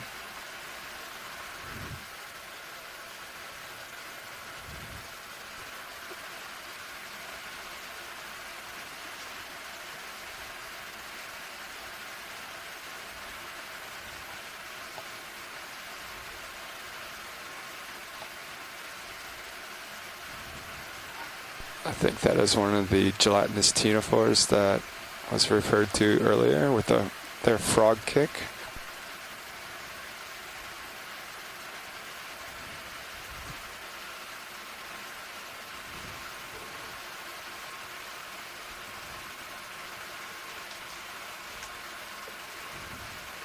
Camera's at 7-0. Thank you. Thanks, video. Yeah, slightly off the port. We could Nice do a close-up of the Bethy Siroi. ship move opposite of Very 4-0. Maybe decimal 1 to start. Give us a second longer with these guys. Mike, do you want to tell us a little bit about that Bethy Siroi? Okay, so you want I'd rather somebody decimal, knows about it. decimal 1 at 220? Yeah. Copy. We put normally like 500 meter moves in or something, don't we? That makes sense. Yeah, okay. Bridge, RV nav. Hey, we'd like to put in a ship move. We're looking at 500 meters at 220 degrees, 0.1 knot.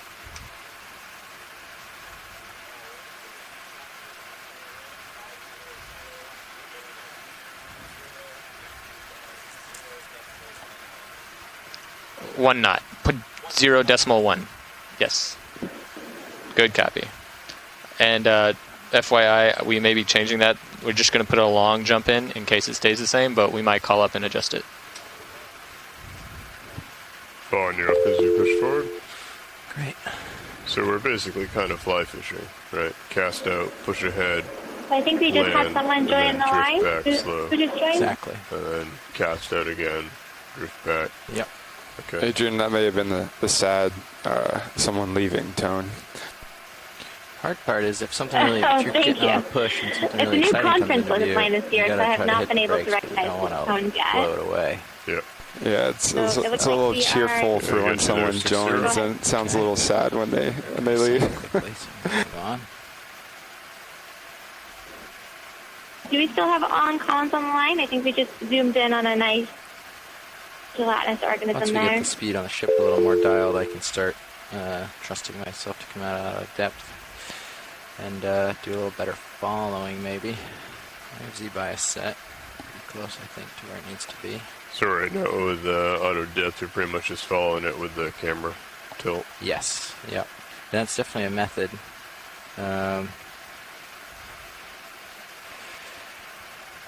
But passing 5-0. Okay.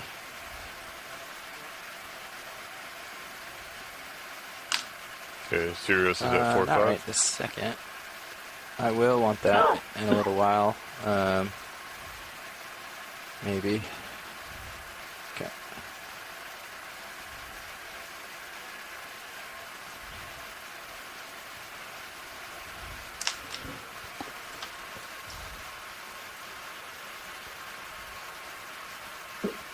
How long has it been since we started? We started at 18:45. It's been about 6 minutes. Okay. 14 minutes to go. Well, at 55, I'll let us know for the low light portion of this. Oh, I did not realize. Okay. Yes, I will. So 10 minutes of normal and 10 minutes of low light? Of no light? We don't have to do exactly, but at least contribute sometime. Renee, did you see that fish that went directly through the frame there? Yeah, the long silvery one. You can. Yes. Use so it I'm now. assuming or guessing it's going to either be some sort of mimixiid eel. So they're these long snipe eels that have really unique jaws that kind of actually bend away from each other, but without a clear picture. I can only take a guess at that. But it's one of the deep sea eel species that tend to live in these areas.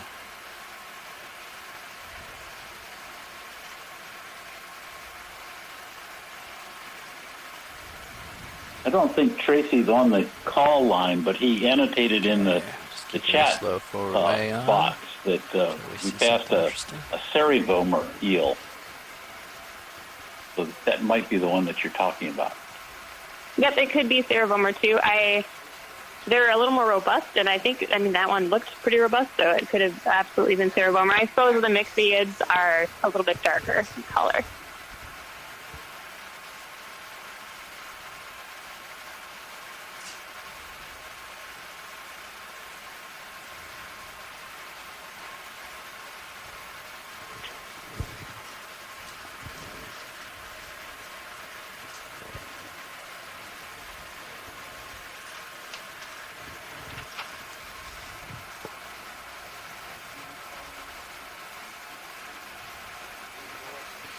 It's also worth mentioning these little tiny fishes that we keep seeing for the public. These are a genus called Cyclothone, and they're the most abundant vertebrates on the planet. It's a genus of bristlemouth fishes. Yep. And so they're related to the dragonfishes. They're kind of in that giant group. And although extremely abundant, a lot of the species in that group have they're either very gelatinous, they have very low ossification in their structures, so that's why you can kind of see through them. They're quite transparent in some of the species.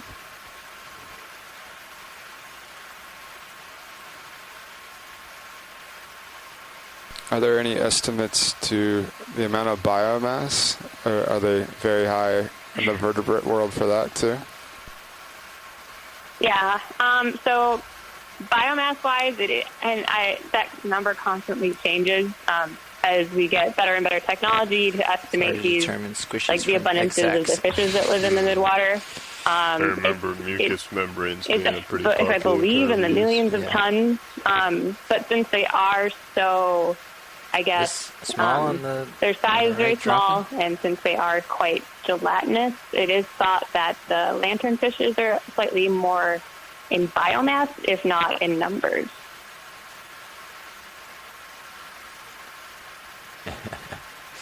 On a mission.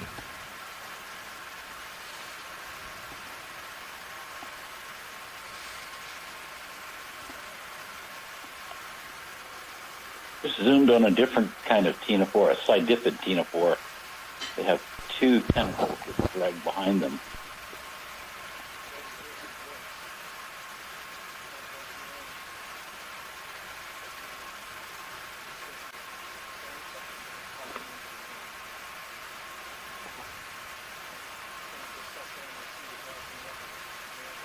Okay, pilots, that's 10 minutes if we want to try the 10-minute low light. Okay.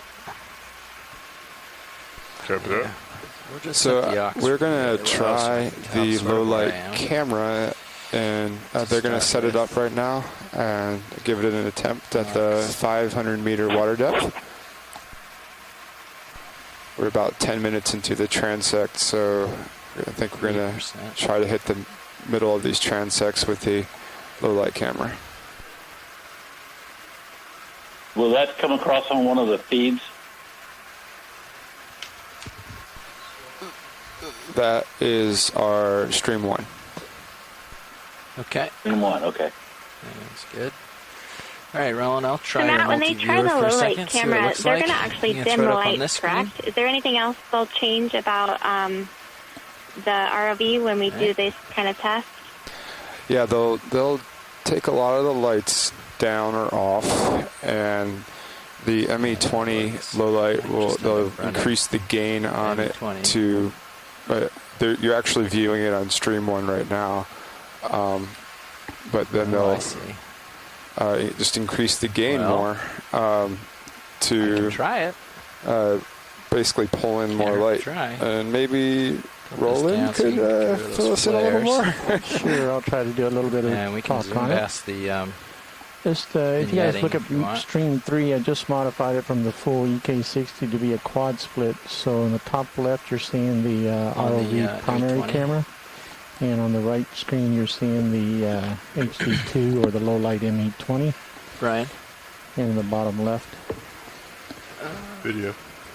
There, can you hear me now? You're seeing Is that better? the Sirius camera looking at the ROV. You can take and it then past you're the seeing vignetting on the ME20 if you want for a better view. on the lower right.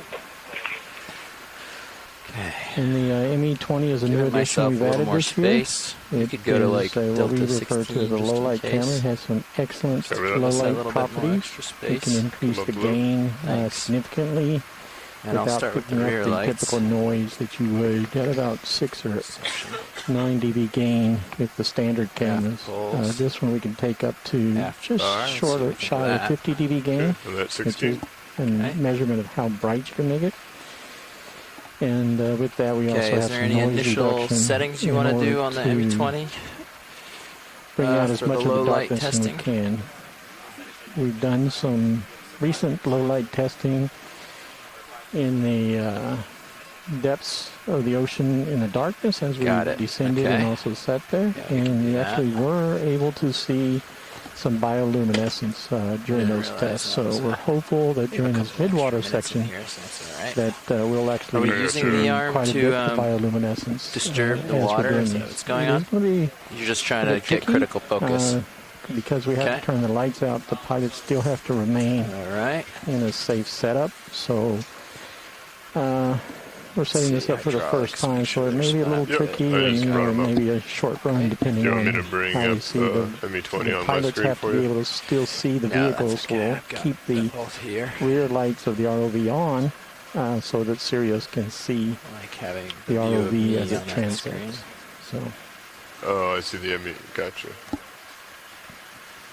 And this new camera is Canon ME20. How far out do you want to be deploying focused the here?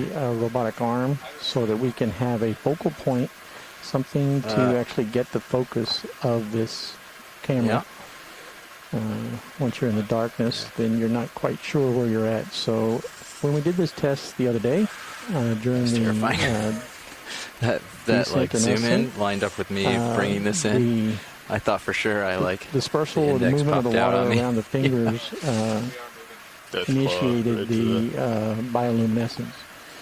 And we were able to see there. Okay. So when you see this, we're sort of anticipating sort of like a Firefly of the Deeps show. All right. Starlights in the I'm mist. hearing. We'll see what we see. And hopefully our scientists can give us a description, more detail of what we're seeing with those bioluminescence. And we shall stow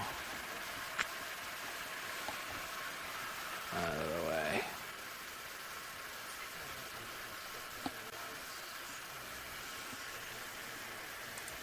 Okay, arm is off. This is the 5-minute warning.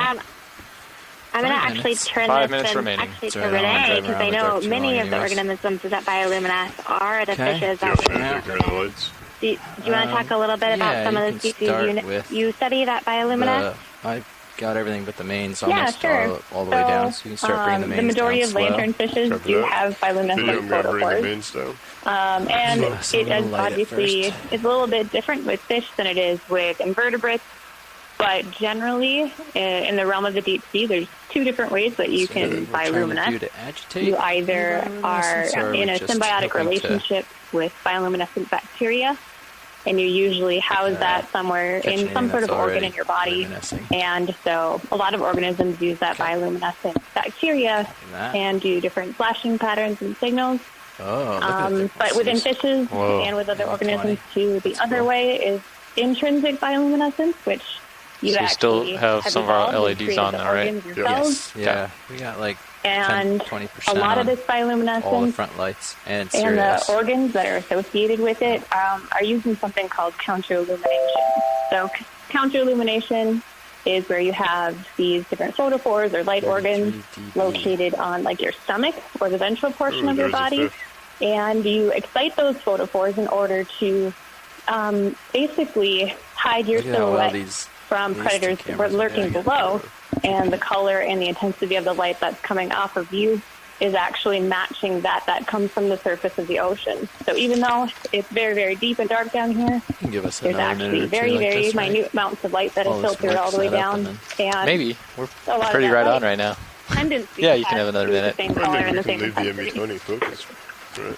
There are other types of bioluminescence and bioluminescent we can do it again on the other. So different fish and different organisms in the deep sea will use it as ways to capture prey, so they'll use them as lures. Noise reduction. Other types of ways include flashing patterns used in communication. So lanternfishes, especially the group that I study, will have additional light organs associated on their tails and their heads that are sometimes sexually dimorphic. Okay. So sexual dimorphism is when males and females of a particular species might have differences in their morphology. So in lanternfishes, maybe the male will have a tail light organ on the top and a female will have a tail light organ on the bottom. And so we think that maybe the flashing patterns or the shape of these light organs, they may be able to find each other in the deep sea, or they may be too congregate and organized in some way, shape, or form. And so the bioluminescence that we see in the water column is associated with all of these different things. So it initially might be hard to determine what some of the flashing patterns we see, especially this deep. I do know that close to the surface of the ocean, you have a lot of zooplankton that bioluminesce, like ostracods. And those bioluminescence displays are actually used in mating and reproduction. So if you really see if we see any bioluminescence, but it'll kind of be fun to determine what we think that we're seeing. Wow, thanks for that, Renee. I did not know there were so many varieties of bioluminescence. I just describe it as biological light creation and leave it at that. That was amazing. It's very complicated. Yeah. And so if you look at the upper right, that is our low light camera right now. The upper left is our main camera, which has been dark for a while. Yeah, I think that's the gains on Sirius. And then the lower left is our camera from our camera platform above our VD2, and you can see the tail light of D2 in the distance. So hopefully the upper right screen will start seeing the bioluminescence. What do you see out there? ME20.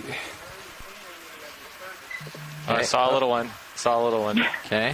I can tilt down towards the skids. I was just going to add that over 90% of the animals in the midwater are capable of producing light. Yeah, it's an extremely important biological evolution of a lot of different organisms in the deep sea. And the fact that it's evolved in fish and in all sorts of invertebrates means like it's clearly important to the organisms that live here. Yeah, as Edie one more minute. It may be the most important form of communications on the planet. We'll do this again at another depth.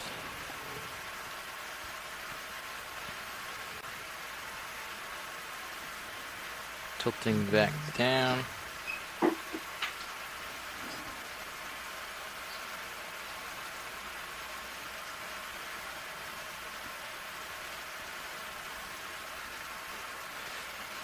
Trying to get all the way down, so I'm looking closer to the skids. 45, 50, 60. They focused pretty far out, so.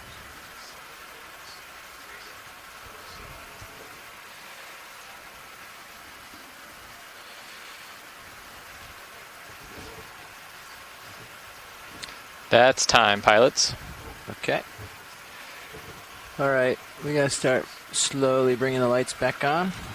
Start our oblique ascent. Video lights are coming back on, starting with the mains. For your oblique pilot, camera will be up at 45 degrees, zoomed in past the brow, with a wide focus, and not touched. Up.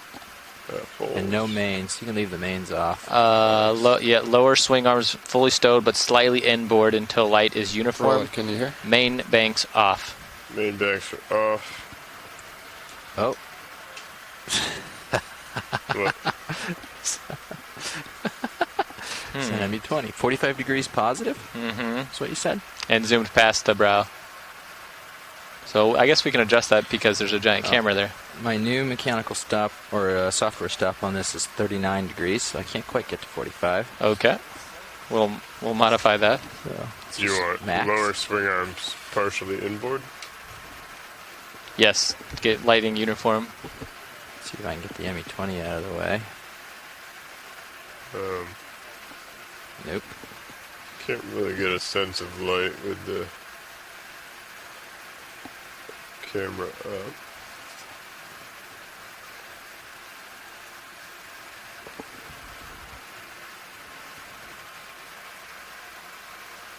I don't know if that's better or worse. I think it's better, right?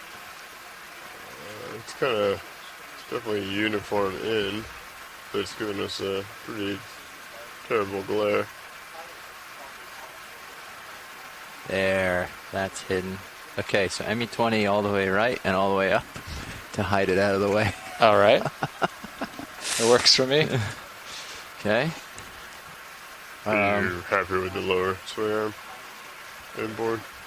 I think so. Copy. We're going to zoom in past the so our skids our and then stream 3 is the skids, the quad eyebrows. split. So that goes. Split. Yeah, you can take with it in. our main camera on the upper So left. video? You're going to zoom in past the brow here? Right camera on the right. And we're not going to touch it should be a wide focus and not adjusted. On the bottom left, and our EK60 water column sonar on the Zeus Plus on bottom D2. right. I can't hear you, video, if you're talking. I'll help you. The pilots did say they saw a couple of small flashes on that last test. For the next time, we may try putting the arm out in front and wide focus. Agitate the organisms as we pass through them to maybe produce a little more of an effect. Co-pilot, you're going to be at a delta of 20 meters. Copy. At 45-degree camera angle. Copy. And you're going to ascend at 10 meters per minute up to 450 meters. I'm sorry, up to 400 and... I'm finding that out. For D2. I'm going to go a little bit further. Oh, so go 435. Yeah. Go ahead. Go to 435. Yes. I thought... Yeah, he's talking on OKEX. Can you guys not hear me on OKEX survey? Are you survey 2? Watch lead 1. Yes, that is. I'll talk to you as well. That is it for this particular depth. We're going up 50 meters from here and trying again. I'm able to hear the pilots on the conference line. And low light as well there. Okay, thanks. Not sure. So we are ascending to our next transect depth right now. Okay. I'm going to put a note in the survey. We will be doing an oblique ascent here, and then setting up at 450 meters for a second 20-meter transect.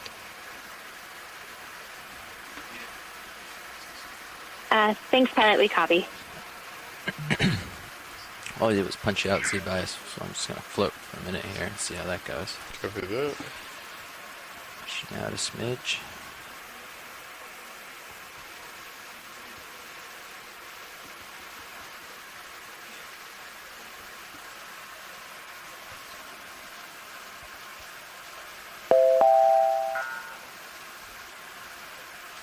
Now we'll be coming to a stop at 435.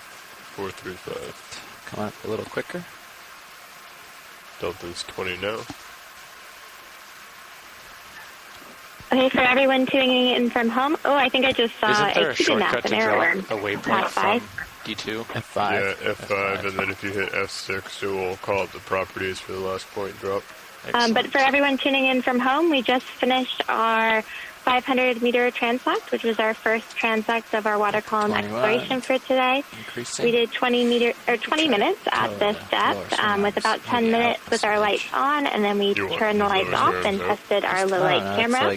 Since that's one of our main shakedown objectives for this cruise. Wait, no, So next we will be moving up shallower in the water column to 450 meters, and we'll do another set of until 20 the light meter is uniform is our guiding transects, 20-minute transects at this depth. Yeah, I'll take them fully If everyone's tuning into camera 3, you'll actually see okay, it's fully out. Okay. And then, the EK60 on that camera, and you can actually watch the ROV, or the remotely operated vehicle, as we may need adjustment. It ascends in the water column. So we started on the seafloor roughly about 900 meters earlier today, and then we I think it's too much extended now. to 500 meters, which you can see the red line at 500 meters for about 20 minutes, and now we're going to ascend to 450 meters. But I'll let video decide on that. Yeah. That's fully outboard.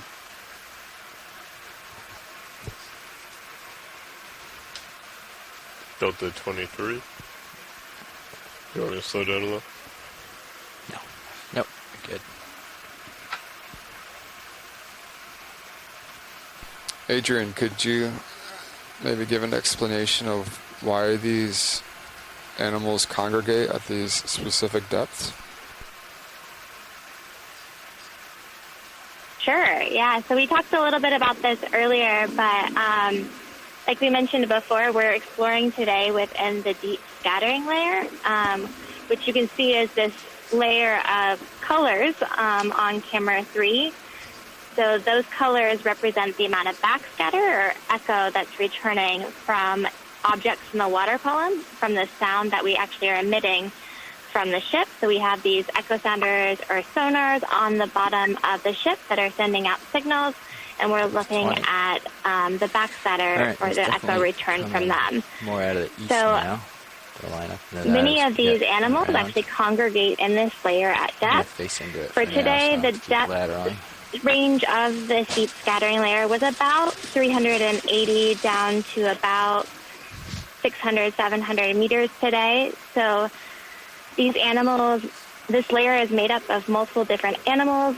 We consider a lot of them what we call micronecton, or animals about 1 to 10 centimeters in length, and they made up of crustaceans, a lot of the fishes that Renee was talking about earlier, gelatinous organisms like some of these ctenophores we've been seeing, and they congregate at this depth due to light. So many of these organisms will actually migrate to the surface at night or when the sun sets to feed at surface waters, but then at dawn when the sun is rising, they actually migrate back down to depth to avoid predation. So they follow different light looms to actually avoid other organisms being able to see them and feed on them. So they'll hide down at depth during the day, and they'll rise back to the surface at night to feed. So we're really interested in looking at the composition of this layer and the distribution, and kind of better understanding what makes up the various organisms that live at these depths.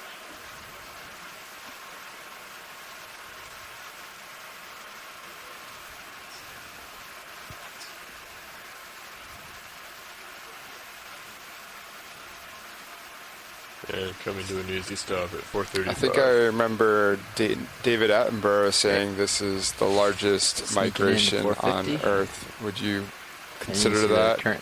Out of the east now, so we're going to have to get set up on that. Yeah, that is. And the interesting thing, though, is we don't know still tons about it, even though it is one of the largest migrations on Earth. We know that about 50% of the biomass in individuals make that migration. But the interesting thing is sometimes individuals of the same species don't always migrate. So you'll have one individual that will migrate, and then another one might not that day. And we're still learning what changes and influences that behavior. I know, Renee, you study a lot of fish that migrate. yeah. Have you looked Coming at around. any of the interesting behaviors? I know the lancet fish and some of those actually do migrate to the At surface. angled, you should move to the Yeah, opposite so of this. the lanternfishes specifically, Keep it at 0.1 for now.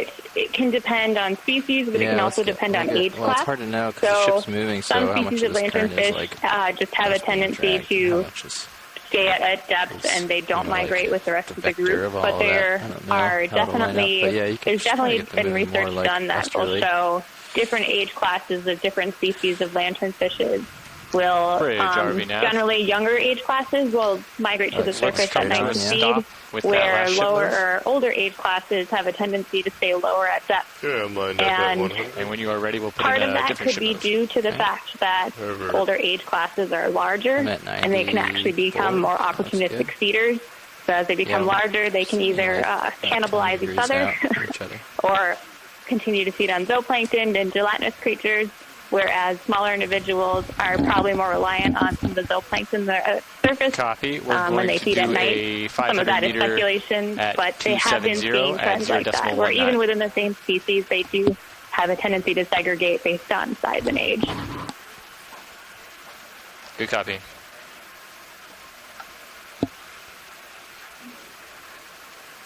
And I know we still have Mike on the phone. Okay, pilots. I know, That Mike, ship you move is in, specialize so- in octopods Adjusting, we and can do squids. swing arms back out, mains But back still, on. some of those individuals also migrate. Do you have coming back anything you want to add to that? Oh. Well, actually, the midwater cephalopods, the squids, and a few octopods behave very much like the fishes do. So they migrate up and down. Copy. I thought you had them towed in. Sorry, my bad. Depends on the species. Some of them there'll be a large proportion of the population that will do the migration every day, and then for other species, Okay, I'm it'll going to announce that just we're be beginning some of them our second one. that migrate, If but everyone's not good to go. they're not as well synchronized as in other species. Yeah. So it's very complex. Okay, we are beginning our second 20-meter transect, and this is at 450-meter depth.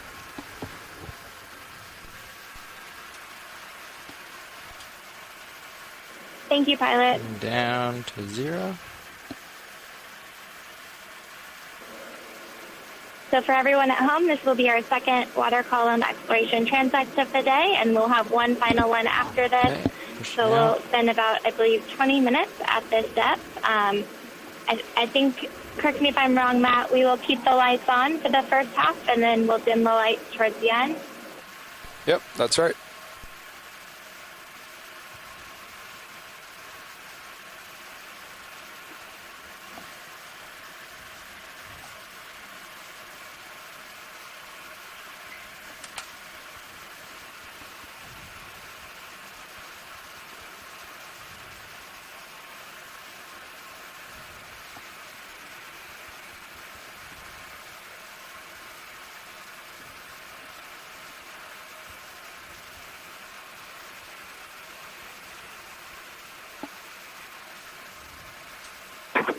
Where do you have the focus set during these transects? Are we full wide on the Zeus on HD1, ROV HD1? Video? It's an interesting, Jillian. Serious? Sorry, did someone say Brian. something?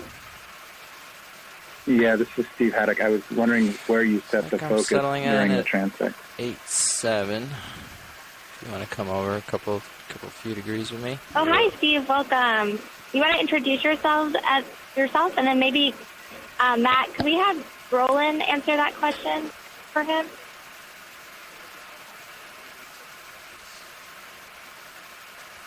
Coming over to 8. Yeah, this is Steve Haddock from Monterey Bay Aquarium Research Institute, and I work on midwater jellies, mainly and bioluminescence. Yeah. Hi, this is Roland from GFOE. In reference to that focus question, normally what we do in this type of transect is to have the focus full wide. That gives us the infinity focus. Nice, thank you. And it gives us the widest field of view for that. When we're doing the transects, we're trying to capture close-ups, then that focus and zoom is adjusted freely to best capture the specimen that we're looking at. Did that answer your question? Breezy out there, huh? Kind of. So you focus on things as they come past. You actively are focusing. Not during this type of a transect. This is one of those where we sort of set everything up and then go hands off with the controls. So there's no changes. So then you get a full representation across that timeline of exactly what's going through. You can do counts and stuff like that. So you're focusing at the furthest focus of the lens. Correct. We call it the infinity focus. So as compared to the near field.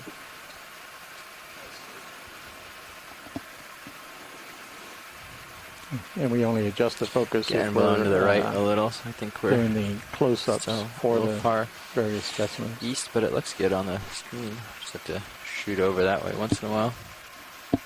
But I kind of like floating across the screen rather than back into CIS. I'm kind of the same judgment here. I mean, so it what you're seeing looks now good. And in stream 1 you just refloat. Is the Zeus, or the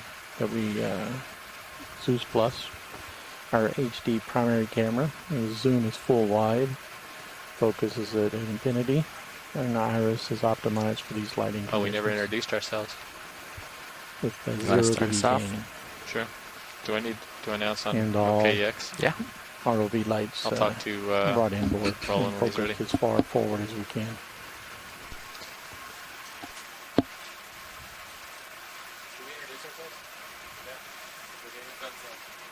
Sweet.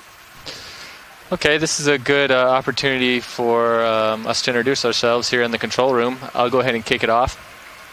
We're with the Global Foundation of Ocean Exploration, and my name is Andy Lister, and I'm sitting in navigation right now, and I'll kick it over to the pilot right now. Sitting pilot right now is Jeffrey Lanning. Co-pilot is Lars Murphy. Hey, video control, it's Brian Doros. And clipping in the back is Caitlin Bailey. Hey, I'm Matt Dornbach, sitting in the back middle for NOAA Ocean Exploration. And this is Roland Bryan, just adding additional support along this. We're, all the technical staff is from the Global Foundation for Ocean Exploration.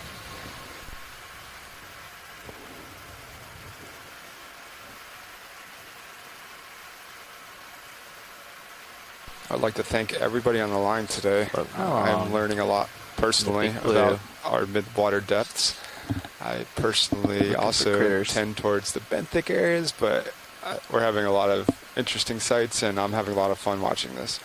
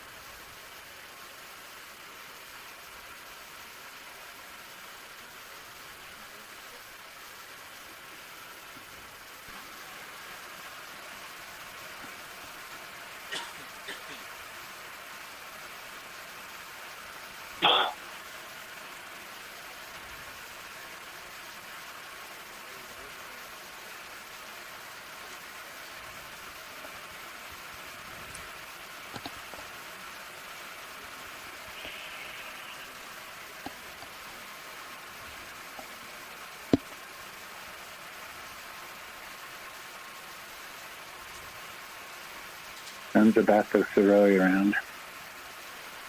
Okay, I'll lag over to my port. See if yeah, but not nearly as many as there were on the deeper transect. Really, I missed that. They were everywhere. It was a soup.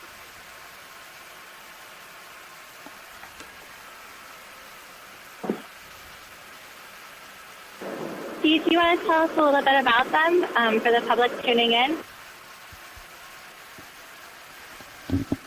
Yeah, so these little things that are flapping across the screen, sort of graceful leaps. That's a low-bay ctenophore, a comb jelly called Baptist thoreaui. It was one of the first that was described based on submersible collections by Larry Maiden and Richard Harbison. And even though they were only recently described, they're one of the more abundant ctenophores in the deep water column. And they're so fragile that you don't even get a shred remaining of them if you do net collections. So I think it's one of the undersampled organisms that can really be best quantified by ROV transects like this.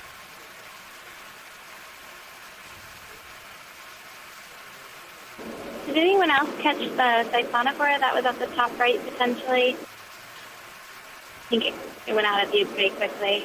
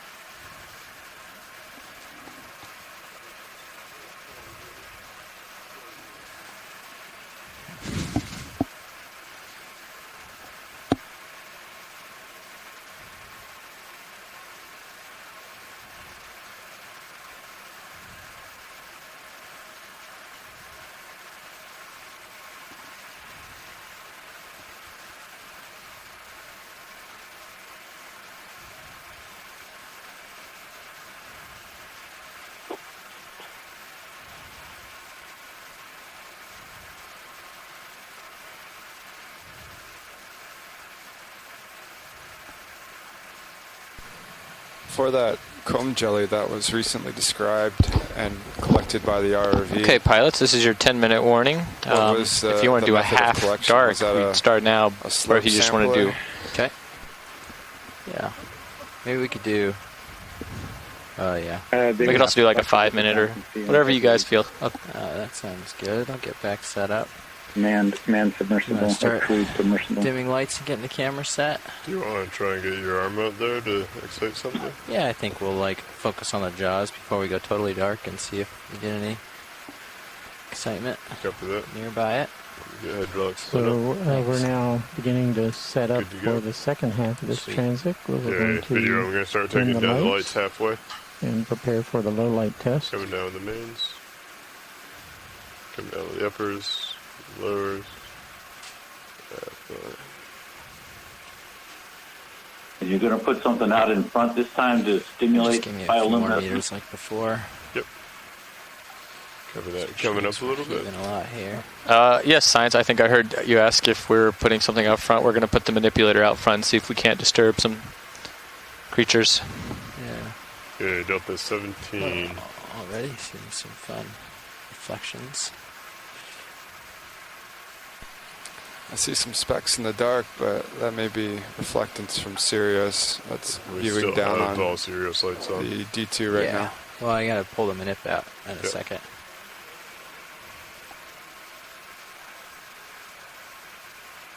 Copy that. And Steve, a lot of these comb jellies that we were seeing, these ctenophores, they usually bioluminesce, correct? Do you want a little more light? Yeah, Baptist thoreaui is nicely bioluminescent. As soon as they say it's good. Pretty much all of the comb jellies that you see at this depth will be bioluminescent. So we're actually having some technical issues with the low light camera as we speak, having a bit of a fiber issue.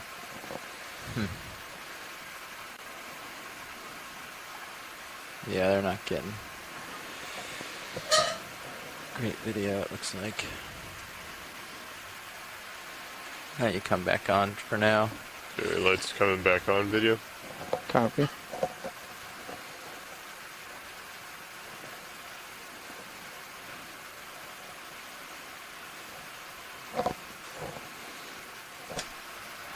We're going to go ahead and continue with our full light transect for right now, and hopefully we'll swap over to low light shortly.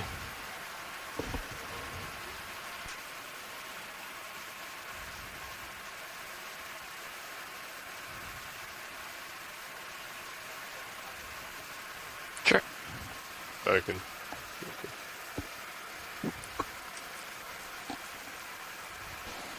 So in an attempt to correct the low fiber power issue, we're just doing a quick power cycle, which is something we can do from up on the ship. Unfortunately, we still have the similar issue, so that's the problem with new technology. As you develop it and you put it into play, you have these unexpected issues that you've got to work through. And I'm positive that we'll get this one addressed. Roland, is a power cycle when you turn it off and turn it back on again? That's correct. We're triggering a relay that turns the power off to the camera, and powering off that camera also powers off the rest of the circuits associated inside of the camera housing. Inside of this titanium housing is the Canon ME20, as well as fiber modules that take the SDI, which is serial digital interface video signal, and puts it across fiber, and then sends that up the I don't think you have any zoomer focus at the 6/8 cable and up to the ship, where we decode or demodulate this out of from the fiber, and then put it back into SDI digital broadcast video. And that's what we share. At the moment, that fiber signal is weak, and there's something causing us the amount of light passing through that fiber optic to be right at the edge of the acceptable limits. And at the moment, it's below the acceptable limits, causing it to freeze up as we go along. You can see that in the quad split on stream 3 on the lower left is that camera. Pilots, this is your 5-minute warning for the end of the transect. Is that issue where the signal's momentarily going away. Copy that.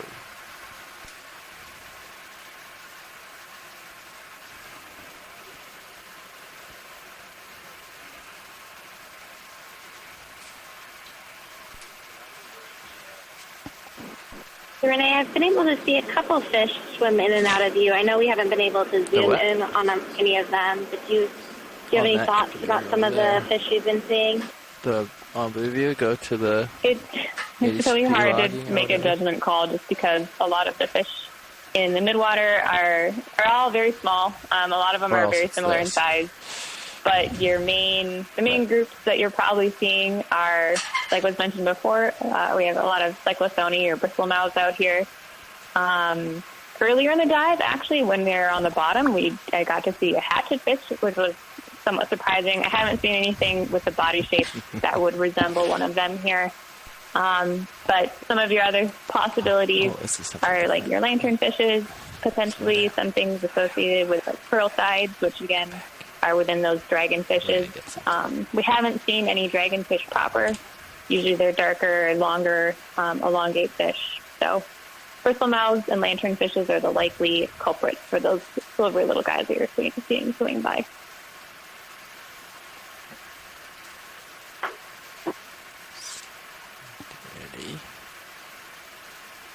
Steady.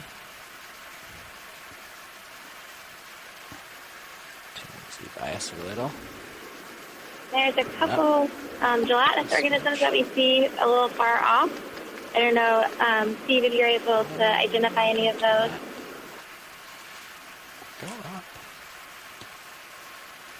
Yeah, that one up by the ocean exploration logo on the left is that's an undescribed species that unfortunately is quite abundant, but still doesn't have a name on it.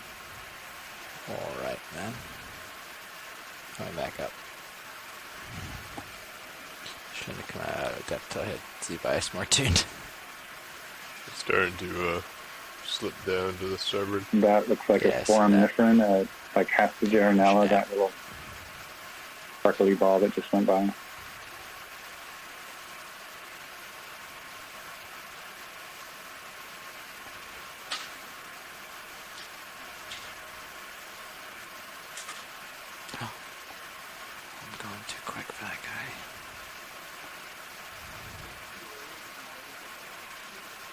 We're going to get something at this depth. I know it. And I think that's one of the exciting things of working in the mesopelagic is there's still quite a bit to be discovered, and it's interesting to hear how an organism that's quite common actually is still yet to be described.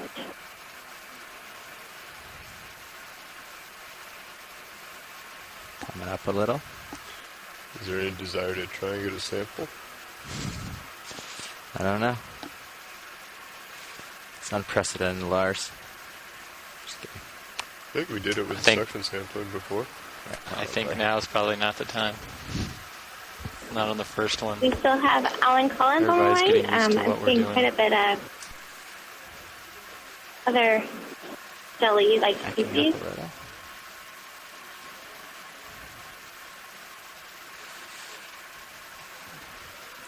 You want to get this guy? He's right here. He's trying.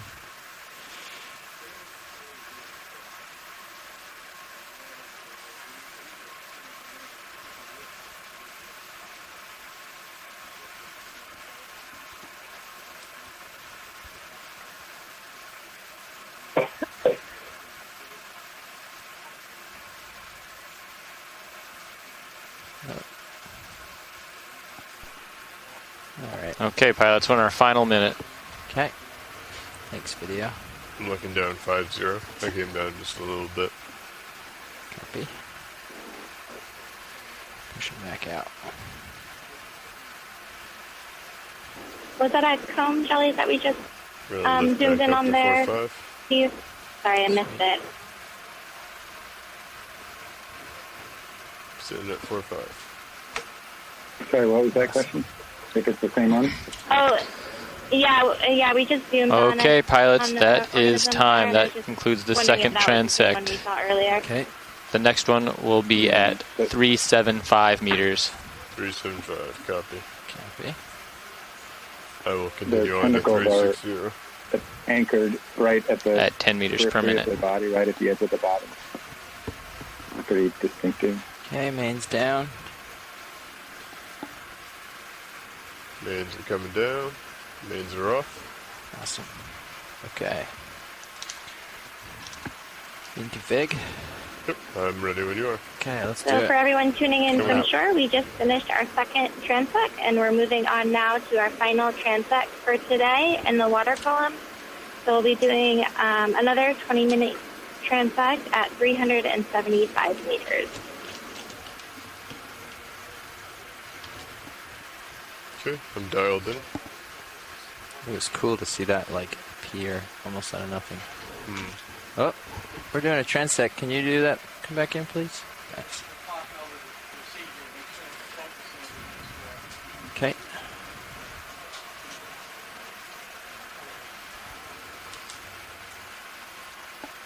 Yeah, so these dark sections, is that what we're supposed to fill in with the lowers? Is that what they're talking about? Not quite sure. I can go ahead and try and adjust if we'd like. Pushing out a little.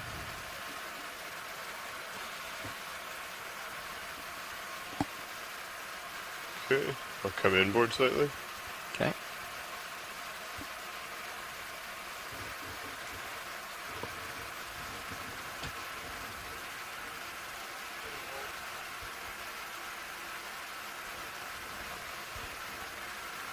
Is that helping at all? Getting worse, he said. You can go back out. Copy, you're coming out. Yeah. Alright. It's fully outboard.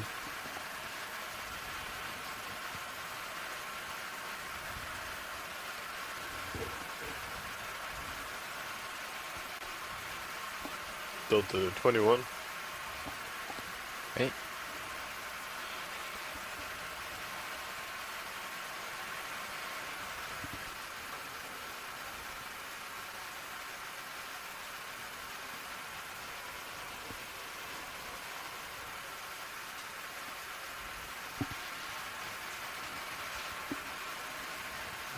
Is current picking up maybe a little? It might be shifting. Slowly dipping off. Do you want me to look down? Yes, please. At the surface, it's roughly 0.5 knots. Alright, I'm pushing ahead a little harder. Get that. I'm looking down 5-0. I can stop us from moving right now. follow you up to 4.5? No, that's helping us. Okay. Yeah. I'm having trouble keeping up. Oh, yeah, you're right. I can move us. I can double our speed, actually. I have you there at 4.5.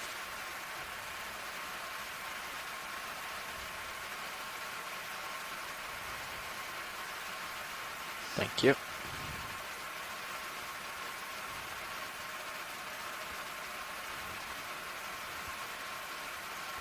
How's the tether looking? Looks alright from my view. Do you want me to scan down real quick?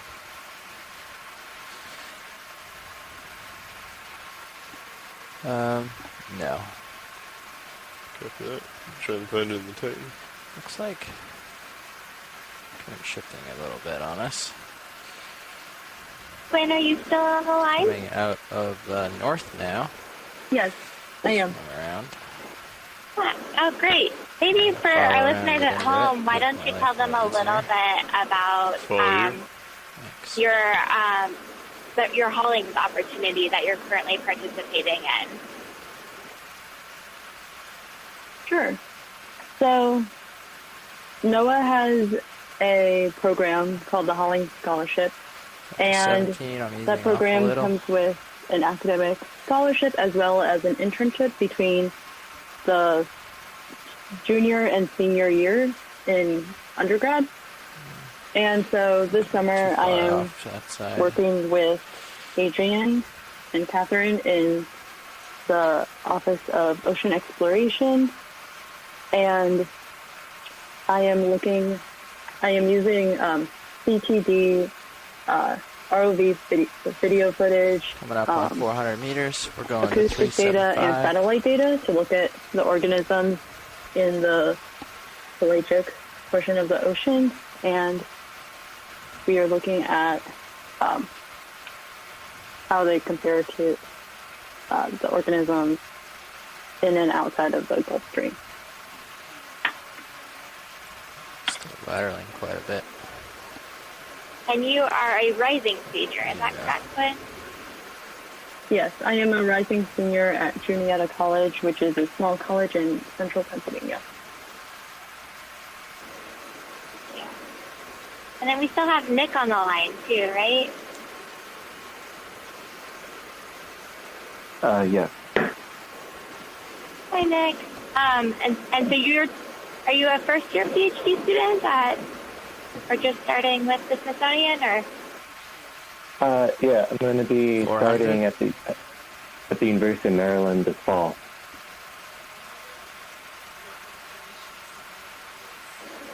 And you're focusing on the gelatinous organisms, some of these ctenophores we've been seeing in the water column, or is there another focus? See how it settles. We just had a flash on the light. My project's going to be focusing on the systematic ctenophores, so like kind of redescribing a lot of Bridge, RV Nav. morphology. Hey, let's go ahead and come to a stop here. So for our listeners at home, Yeah, I'm thinking it's going to be more towards 180 or 2. So as we look at these different organisms, could you maybe expand on how you're able to study their morphology? But we got time for setup in the next one. I built it in a little bit. But pretty much it's a lot of looking at if they're like lobate or sediped, whether they have tentacles or lobes, looking at the internal canal structure, seeing how they connect to their teen rows, et cetera, et cetera. Yeah.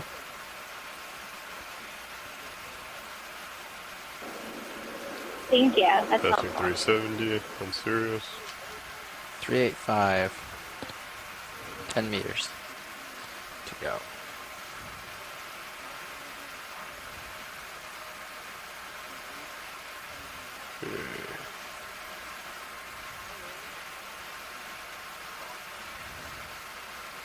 And what depth are we doing this at? 375? Yep. So I'll continue to 360, come to an easy stop. Great. Go ahead, Bridge. Copy that. Thank you. Starting to drift off to my starboard. Eyes on. I was letting myself do a little drift test, see which way it goes. Not sure.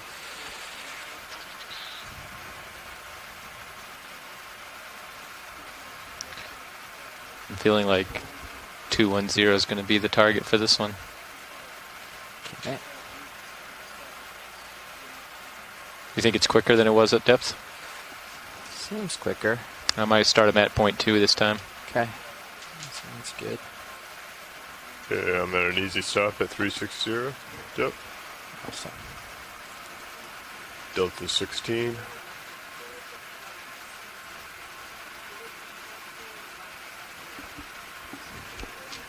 Bridge, RV Nav. Ready for another ship move? Ooh, let's 500 meters at 210, 0.2 knots.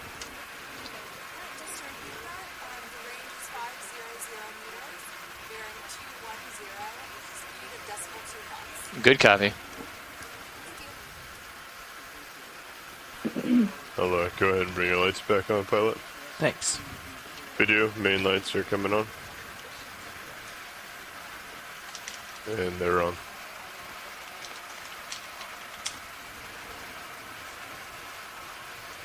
Maybe 20 seems more reasonable this time.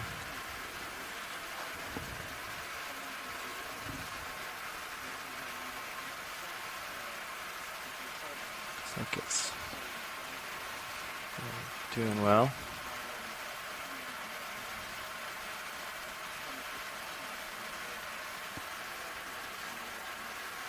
Okay.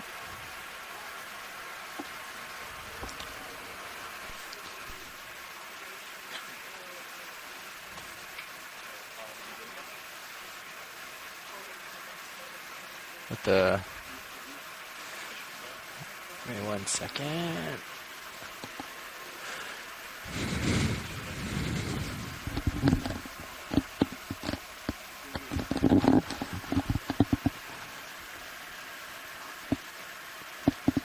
Say again? Oh yeah, we zoomed in on the D2 Zeus, on the HD1 on Zeus, or on D2? Yeah, main HD, can we come full wide? Okay, great, thanks. Sweet. Okay, we are beginning our final transect, and the depth is 375 meters. Thank you, pilot.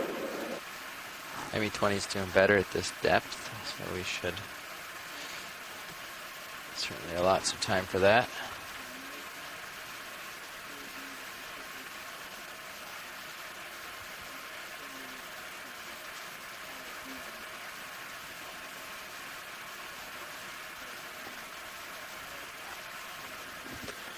Next light flashed again. Okay.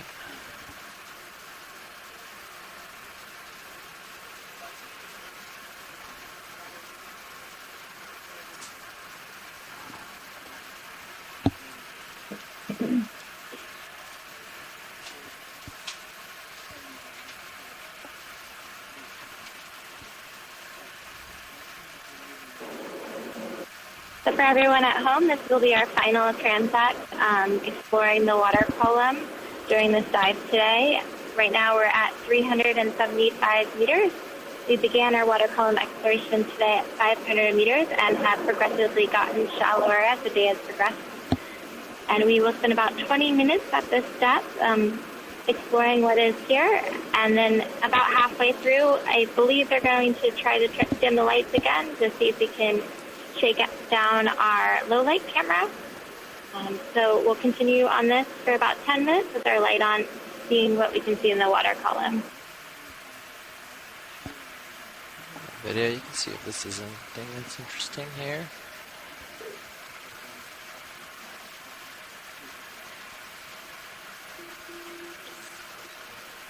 Yeah.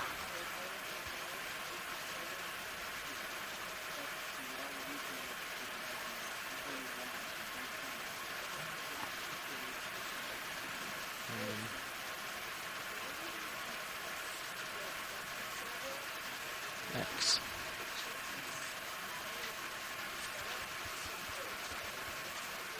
Yeah, working on it.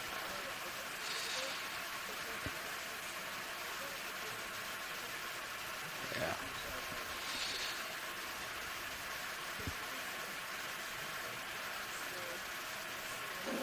So as we zoom in here, I believe, is that a larvation house? Yes, that's what it is. All right. Thanks. Thank you, Steve. You want to tell the public a little bit about the larvation house? I would if I was Steve, but I'm Mike. Oh, sorry, Mike. I'm so sorry. Why don't you tell us? Sorry about that, Mike. Larvaceans make a mucus-based feeding structure. It's got an inner part that's more complex and then an outer part that's sort of more mucusy. And they set up a current by waving their tail inside there that moves water through the filters. And as small particles come through it, they get caught on those filters, and the animals eat those small particles. And they'll keep doing that with one structure until it gets pretty clogged up or until they get disturbed, and then they'll abandon that structure and swim off and then make another one. Turns out they're very important in transporting carbon into the deep sea, and that's important for taking food down to the animals that live on the bottom of the deep sea, but it's also important in moving carbon out of the surface waters and down into the deep waters.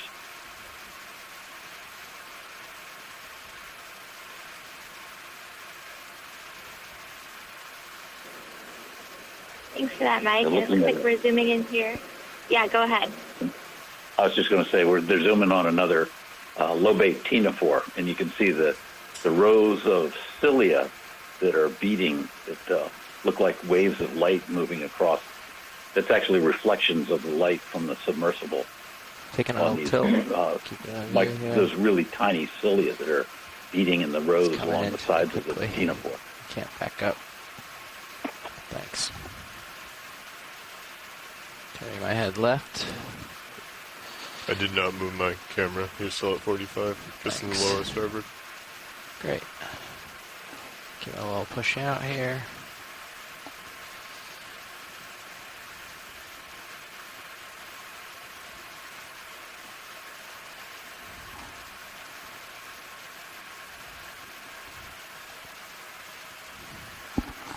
I'm going to do a little push out so we have some time. The next guy.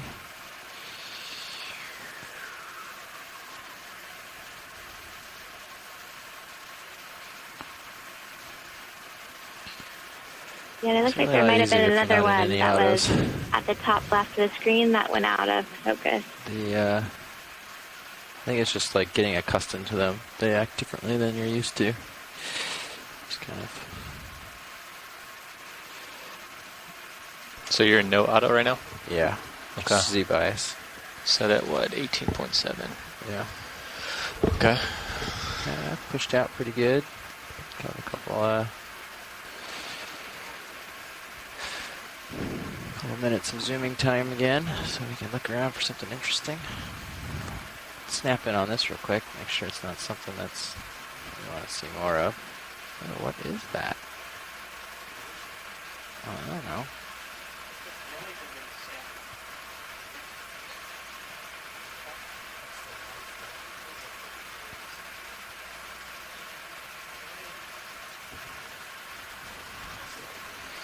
It's slowly drifting down. I'll try to track it with the rotator. What is that? Till I run out. That looks a lot like the creature we out. sampled off the sediment in Tom's Canyon. That looks like a translucent version of what Lars collected. Had the same bumps on top and all that. I'm not sure what that is. Does anyone on the line have a guess or in the chat room? It looks like a shallow species of Cratozoan, like a semestome that's we got a second or two. Not in great shape, maybe, and drifting down. So that's good. Get an idea of what it is. Continuing on.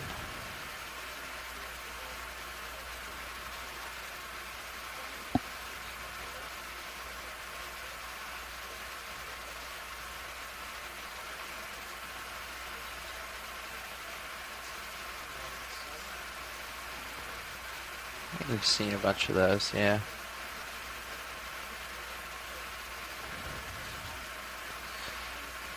Coming back down a little to 375. I've been rising slightly.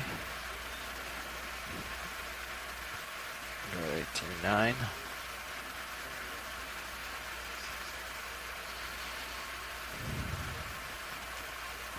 Okay.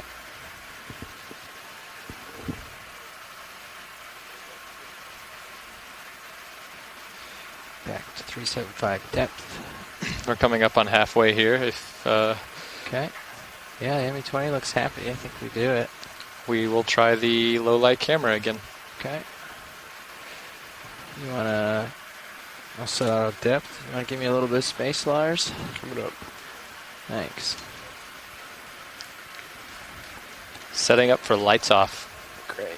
I'm gonna do a little. Put the arm out there to give us something to agitate critters. This jelly wants to be seen. Hydraulics. Get them up. Arm is live. Delta 17. I'm going to go ahead and start securing some of your lights. Thank you. Then just bring them down to half. Great. Ooh, leave it a little bit up from there just so I can see. Thanks. Yeah, that's good.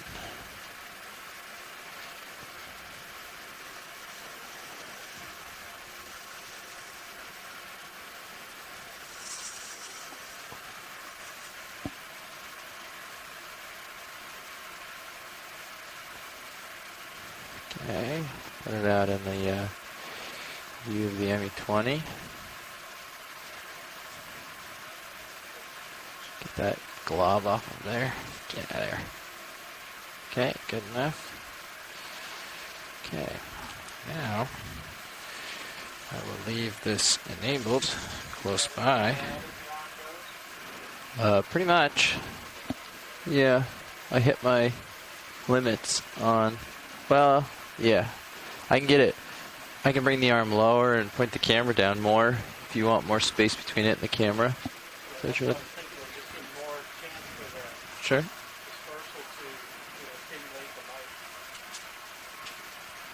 Oh, well, this is like nicely right. You know, the light's going to be coming into your view. Yeah, well, that sounds good. I'll point down. So Matt, it looks like we have a slightly different setup with the quad view on camera 3. Could you guys just describe what we're seeing in the different camera views? That's pretty much as far from the ME20, I think, as I can get. Our expert videographer, Roland, will be answering that question. question. Do you make it like the whole arm, or you want to zoom in on the jaw tips? Sure, just I'm trying to get the jaw, like just after the jaw tips in the frame, too. They come out a little frame with the jaw tips at the top of the screen, and then have a little room for flares to show up below it. So what we got on stream 3 is what we call a quad split. In the top left quadrant, what you'll see is the ROV primary camera. Okay. And then what you'll see on the lower left is the HD2 or the ME20. Pushing out. On the upper right, you see what we refer to as the EK60, which is our... maybe Matt, can you describe the EK60 a little better? All lights? That is our water column sonar. Adrian is the expert on that device. So that lets us see the various layers of the light density. Okay, we're starting some low light testing again. You're seeing the Sirius camera looking down on the ROV.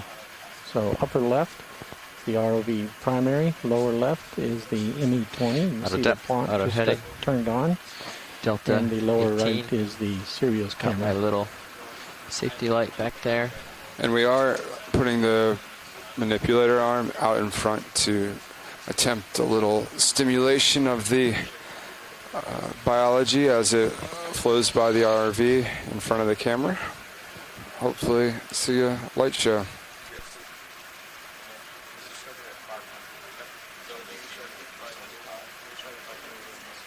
I think this is going to be tough because we're trying to float with it, right? Whereas when we were coming down the water column, we were going past all of it, stirring up a lot of... Now that we're like in line with the current, you're not going to hit as many objects. Right.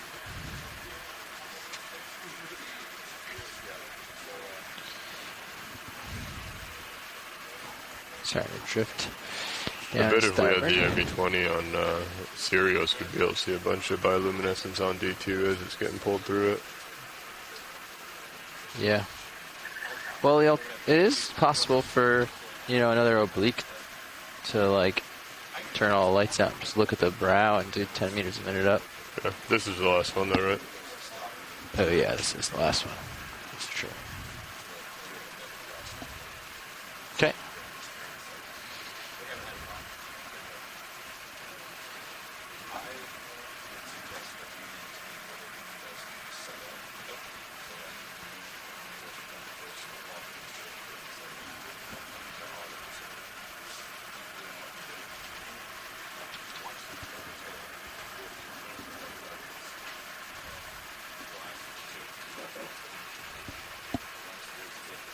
Roland, this is Adrian from Shore. We have a couple people asking about the specs of that low light camera. Could you fill them in? We're going to bring on one Sirius cam just to make sure there's... I actually don't know the full specs sitting here. When I have to take a look. I have to call up the manual when I do that, so just to see what's going on. I can give you a little bit of detail on it. It's a Canon ME20 camera body, and the lens is a cinema lens, zoom lens, made specifically for this camera, and it's housed inside of a titanium housing, the exact same housing as currently houses the ROV primary camera.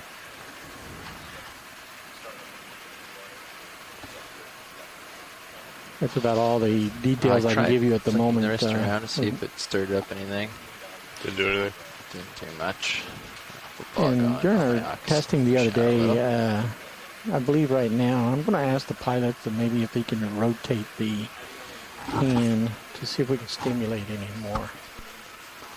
Build to 17. I did do a lot of that. I can do it again. You want to see again? Indexing. Rotating the wrist.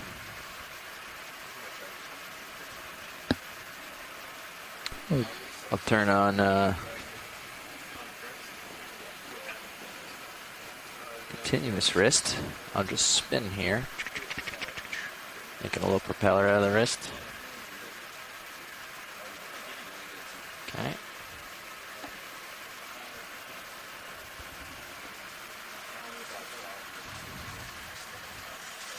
Didn't see much activity from that.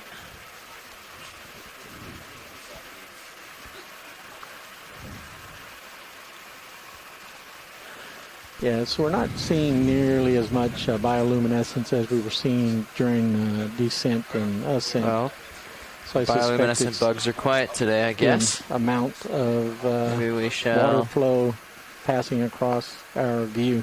Lights back on. I don't know. How do you guys feel? More time, or lights back on? Call it a day. One of the things the pilots did was to get the ship, the Sirius, yeah, I mean, and do we the want to fly around in normal mode or do dark mode longer? As to minimize the water passage across the vehicles to give us more time to see the specimens as we go with, and then we modified that so that we could. I think we're gonna come back up. Get more water flowing, so we actually sped up that transition. But so far during this particular mode, we had the same camera settings as we did during our test the other day. We just saw a few bioluminescence, but nothing like we saw during the ascent to descent.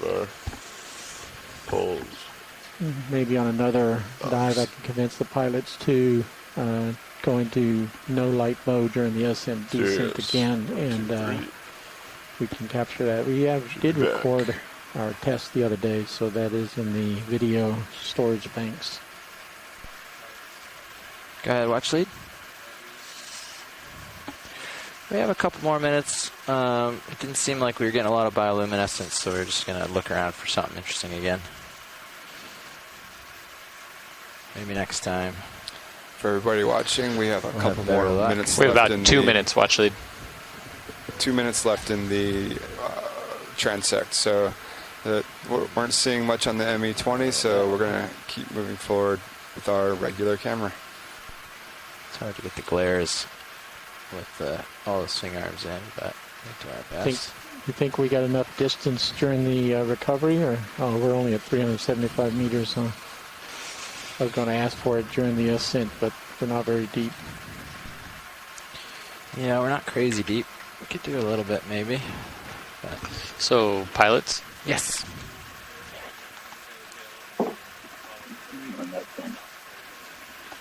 We can come tail to tail like this. It's fine. Yeah. Get the squid. Zoom squid. Yeah.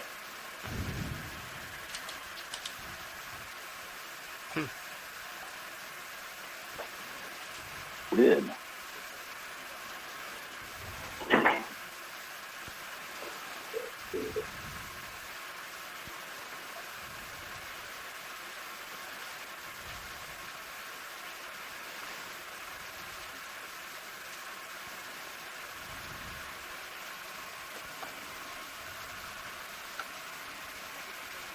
I'm going down, just so you know, Lars. If you need to follow me, feel free. Copy. Delta 19. Yeah, come down a little with me. We're zooming in on the squid there. That go appears ahead. to be a short-fin squid. Alexa grossus. It's probably the most common, most abundant squid in the western North Atlantic. Great. Let's dive in quick. Oh. Not a very large one, though. It's early juvenile, looks like.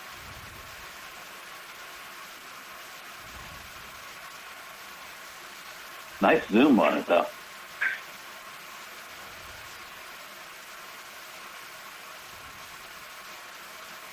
Is it typical for them to swim like that?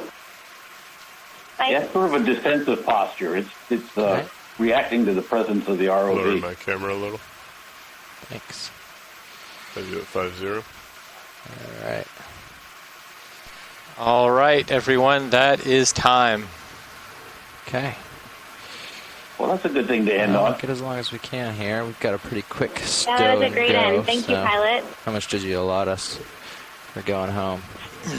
Getting a tow config. Okay, everyone watching at home. So it looks like we have completed our water column exploration for the day, and we did 3 different transects at various depths from 500 meters to up to 375 meters, and we got to end on a great note with this squid here. Thank you, everyone on board the ship, and everyone that tuned in for both the chat room and that called in today. This is a great water column shakedown, and I'm excited for the hopefully upcoming full day water column dive next month. I'm going to push out, and you're going to swing right, yeah? Yep. Sweet. Pushing out. Thank you, Adrian. Thank you for being a great host. It sounds like we're going to try to use the low light as we ascend to get more water flow past the ROV and maybe see some illumination that way. Match up with the ship. Kind of an ad hoc test, but if you want to stay on to watch the ascent, you're more than welcome. Auto heading in as well. Pushing out.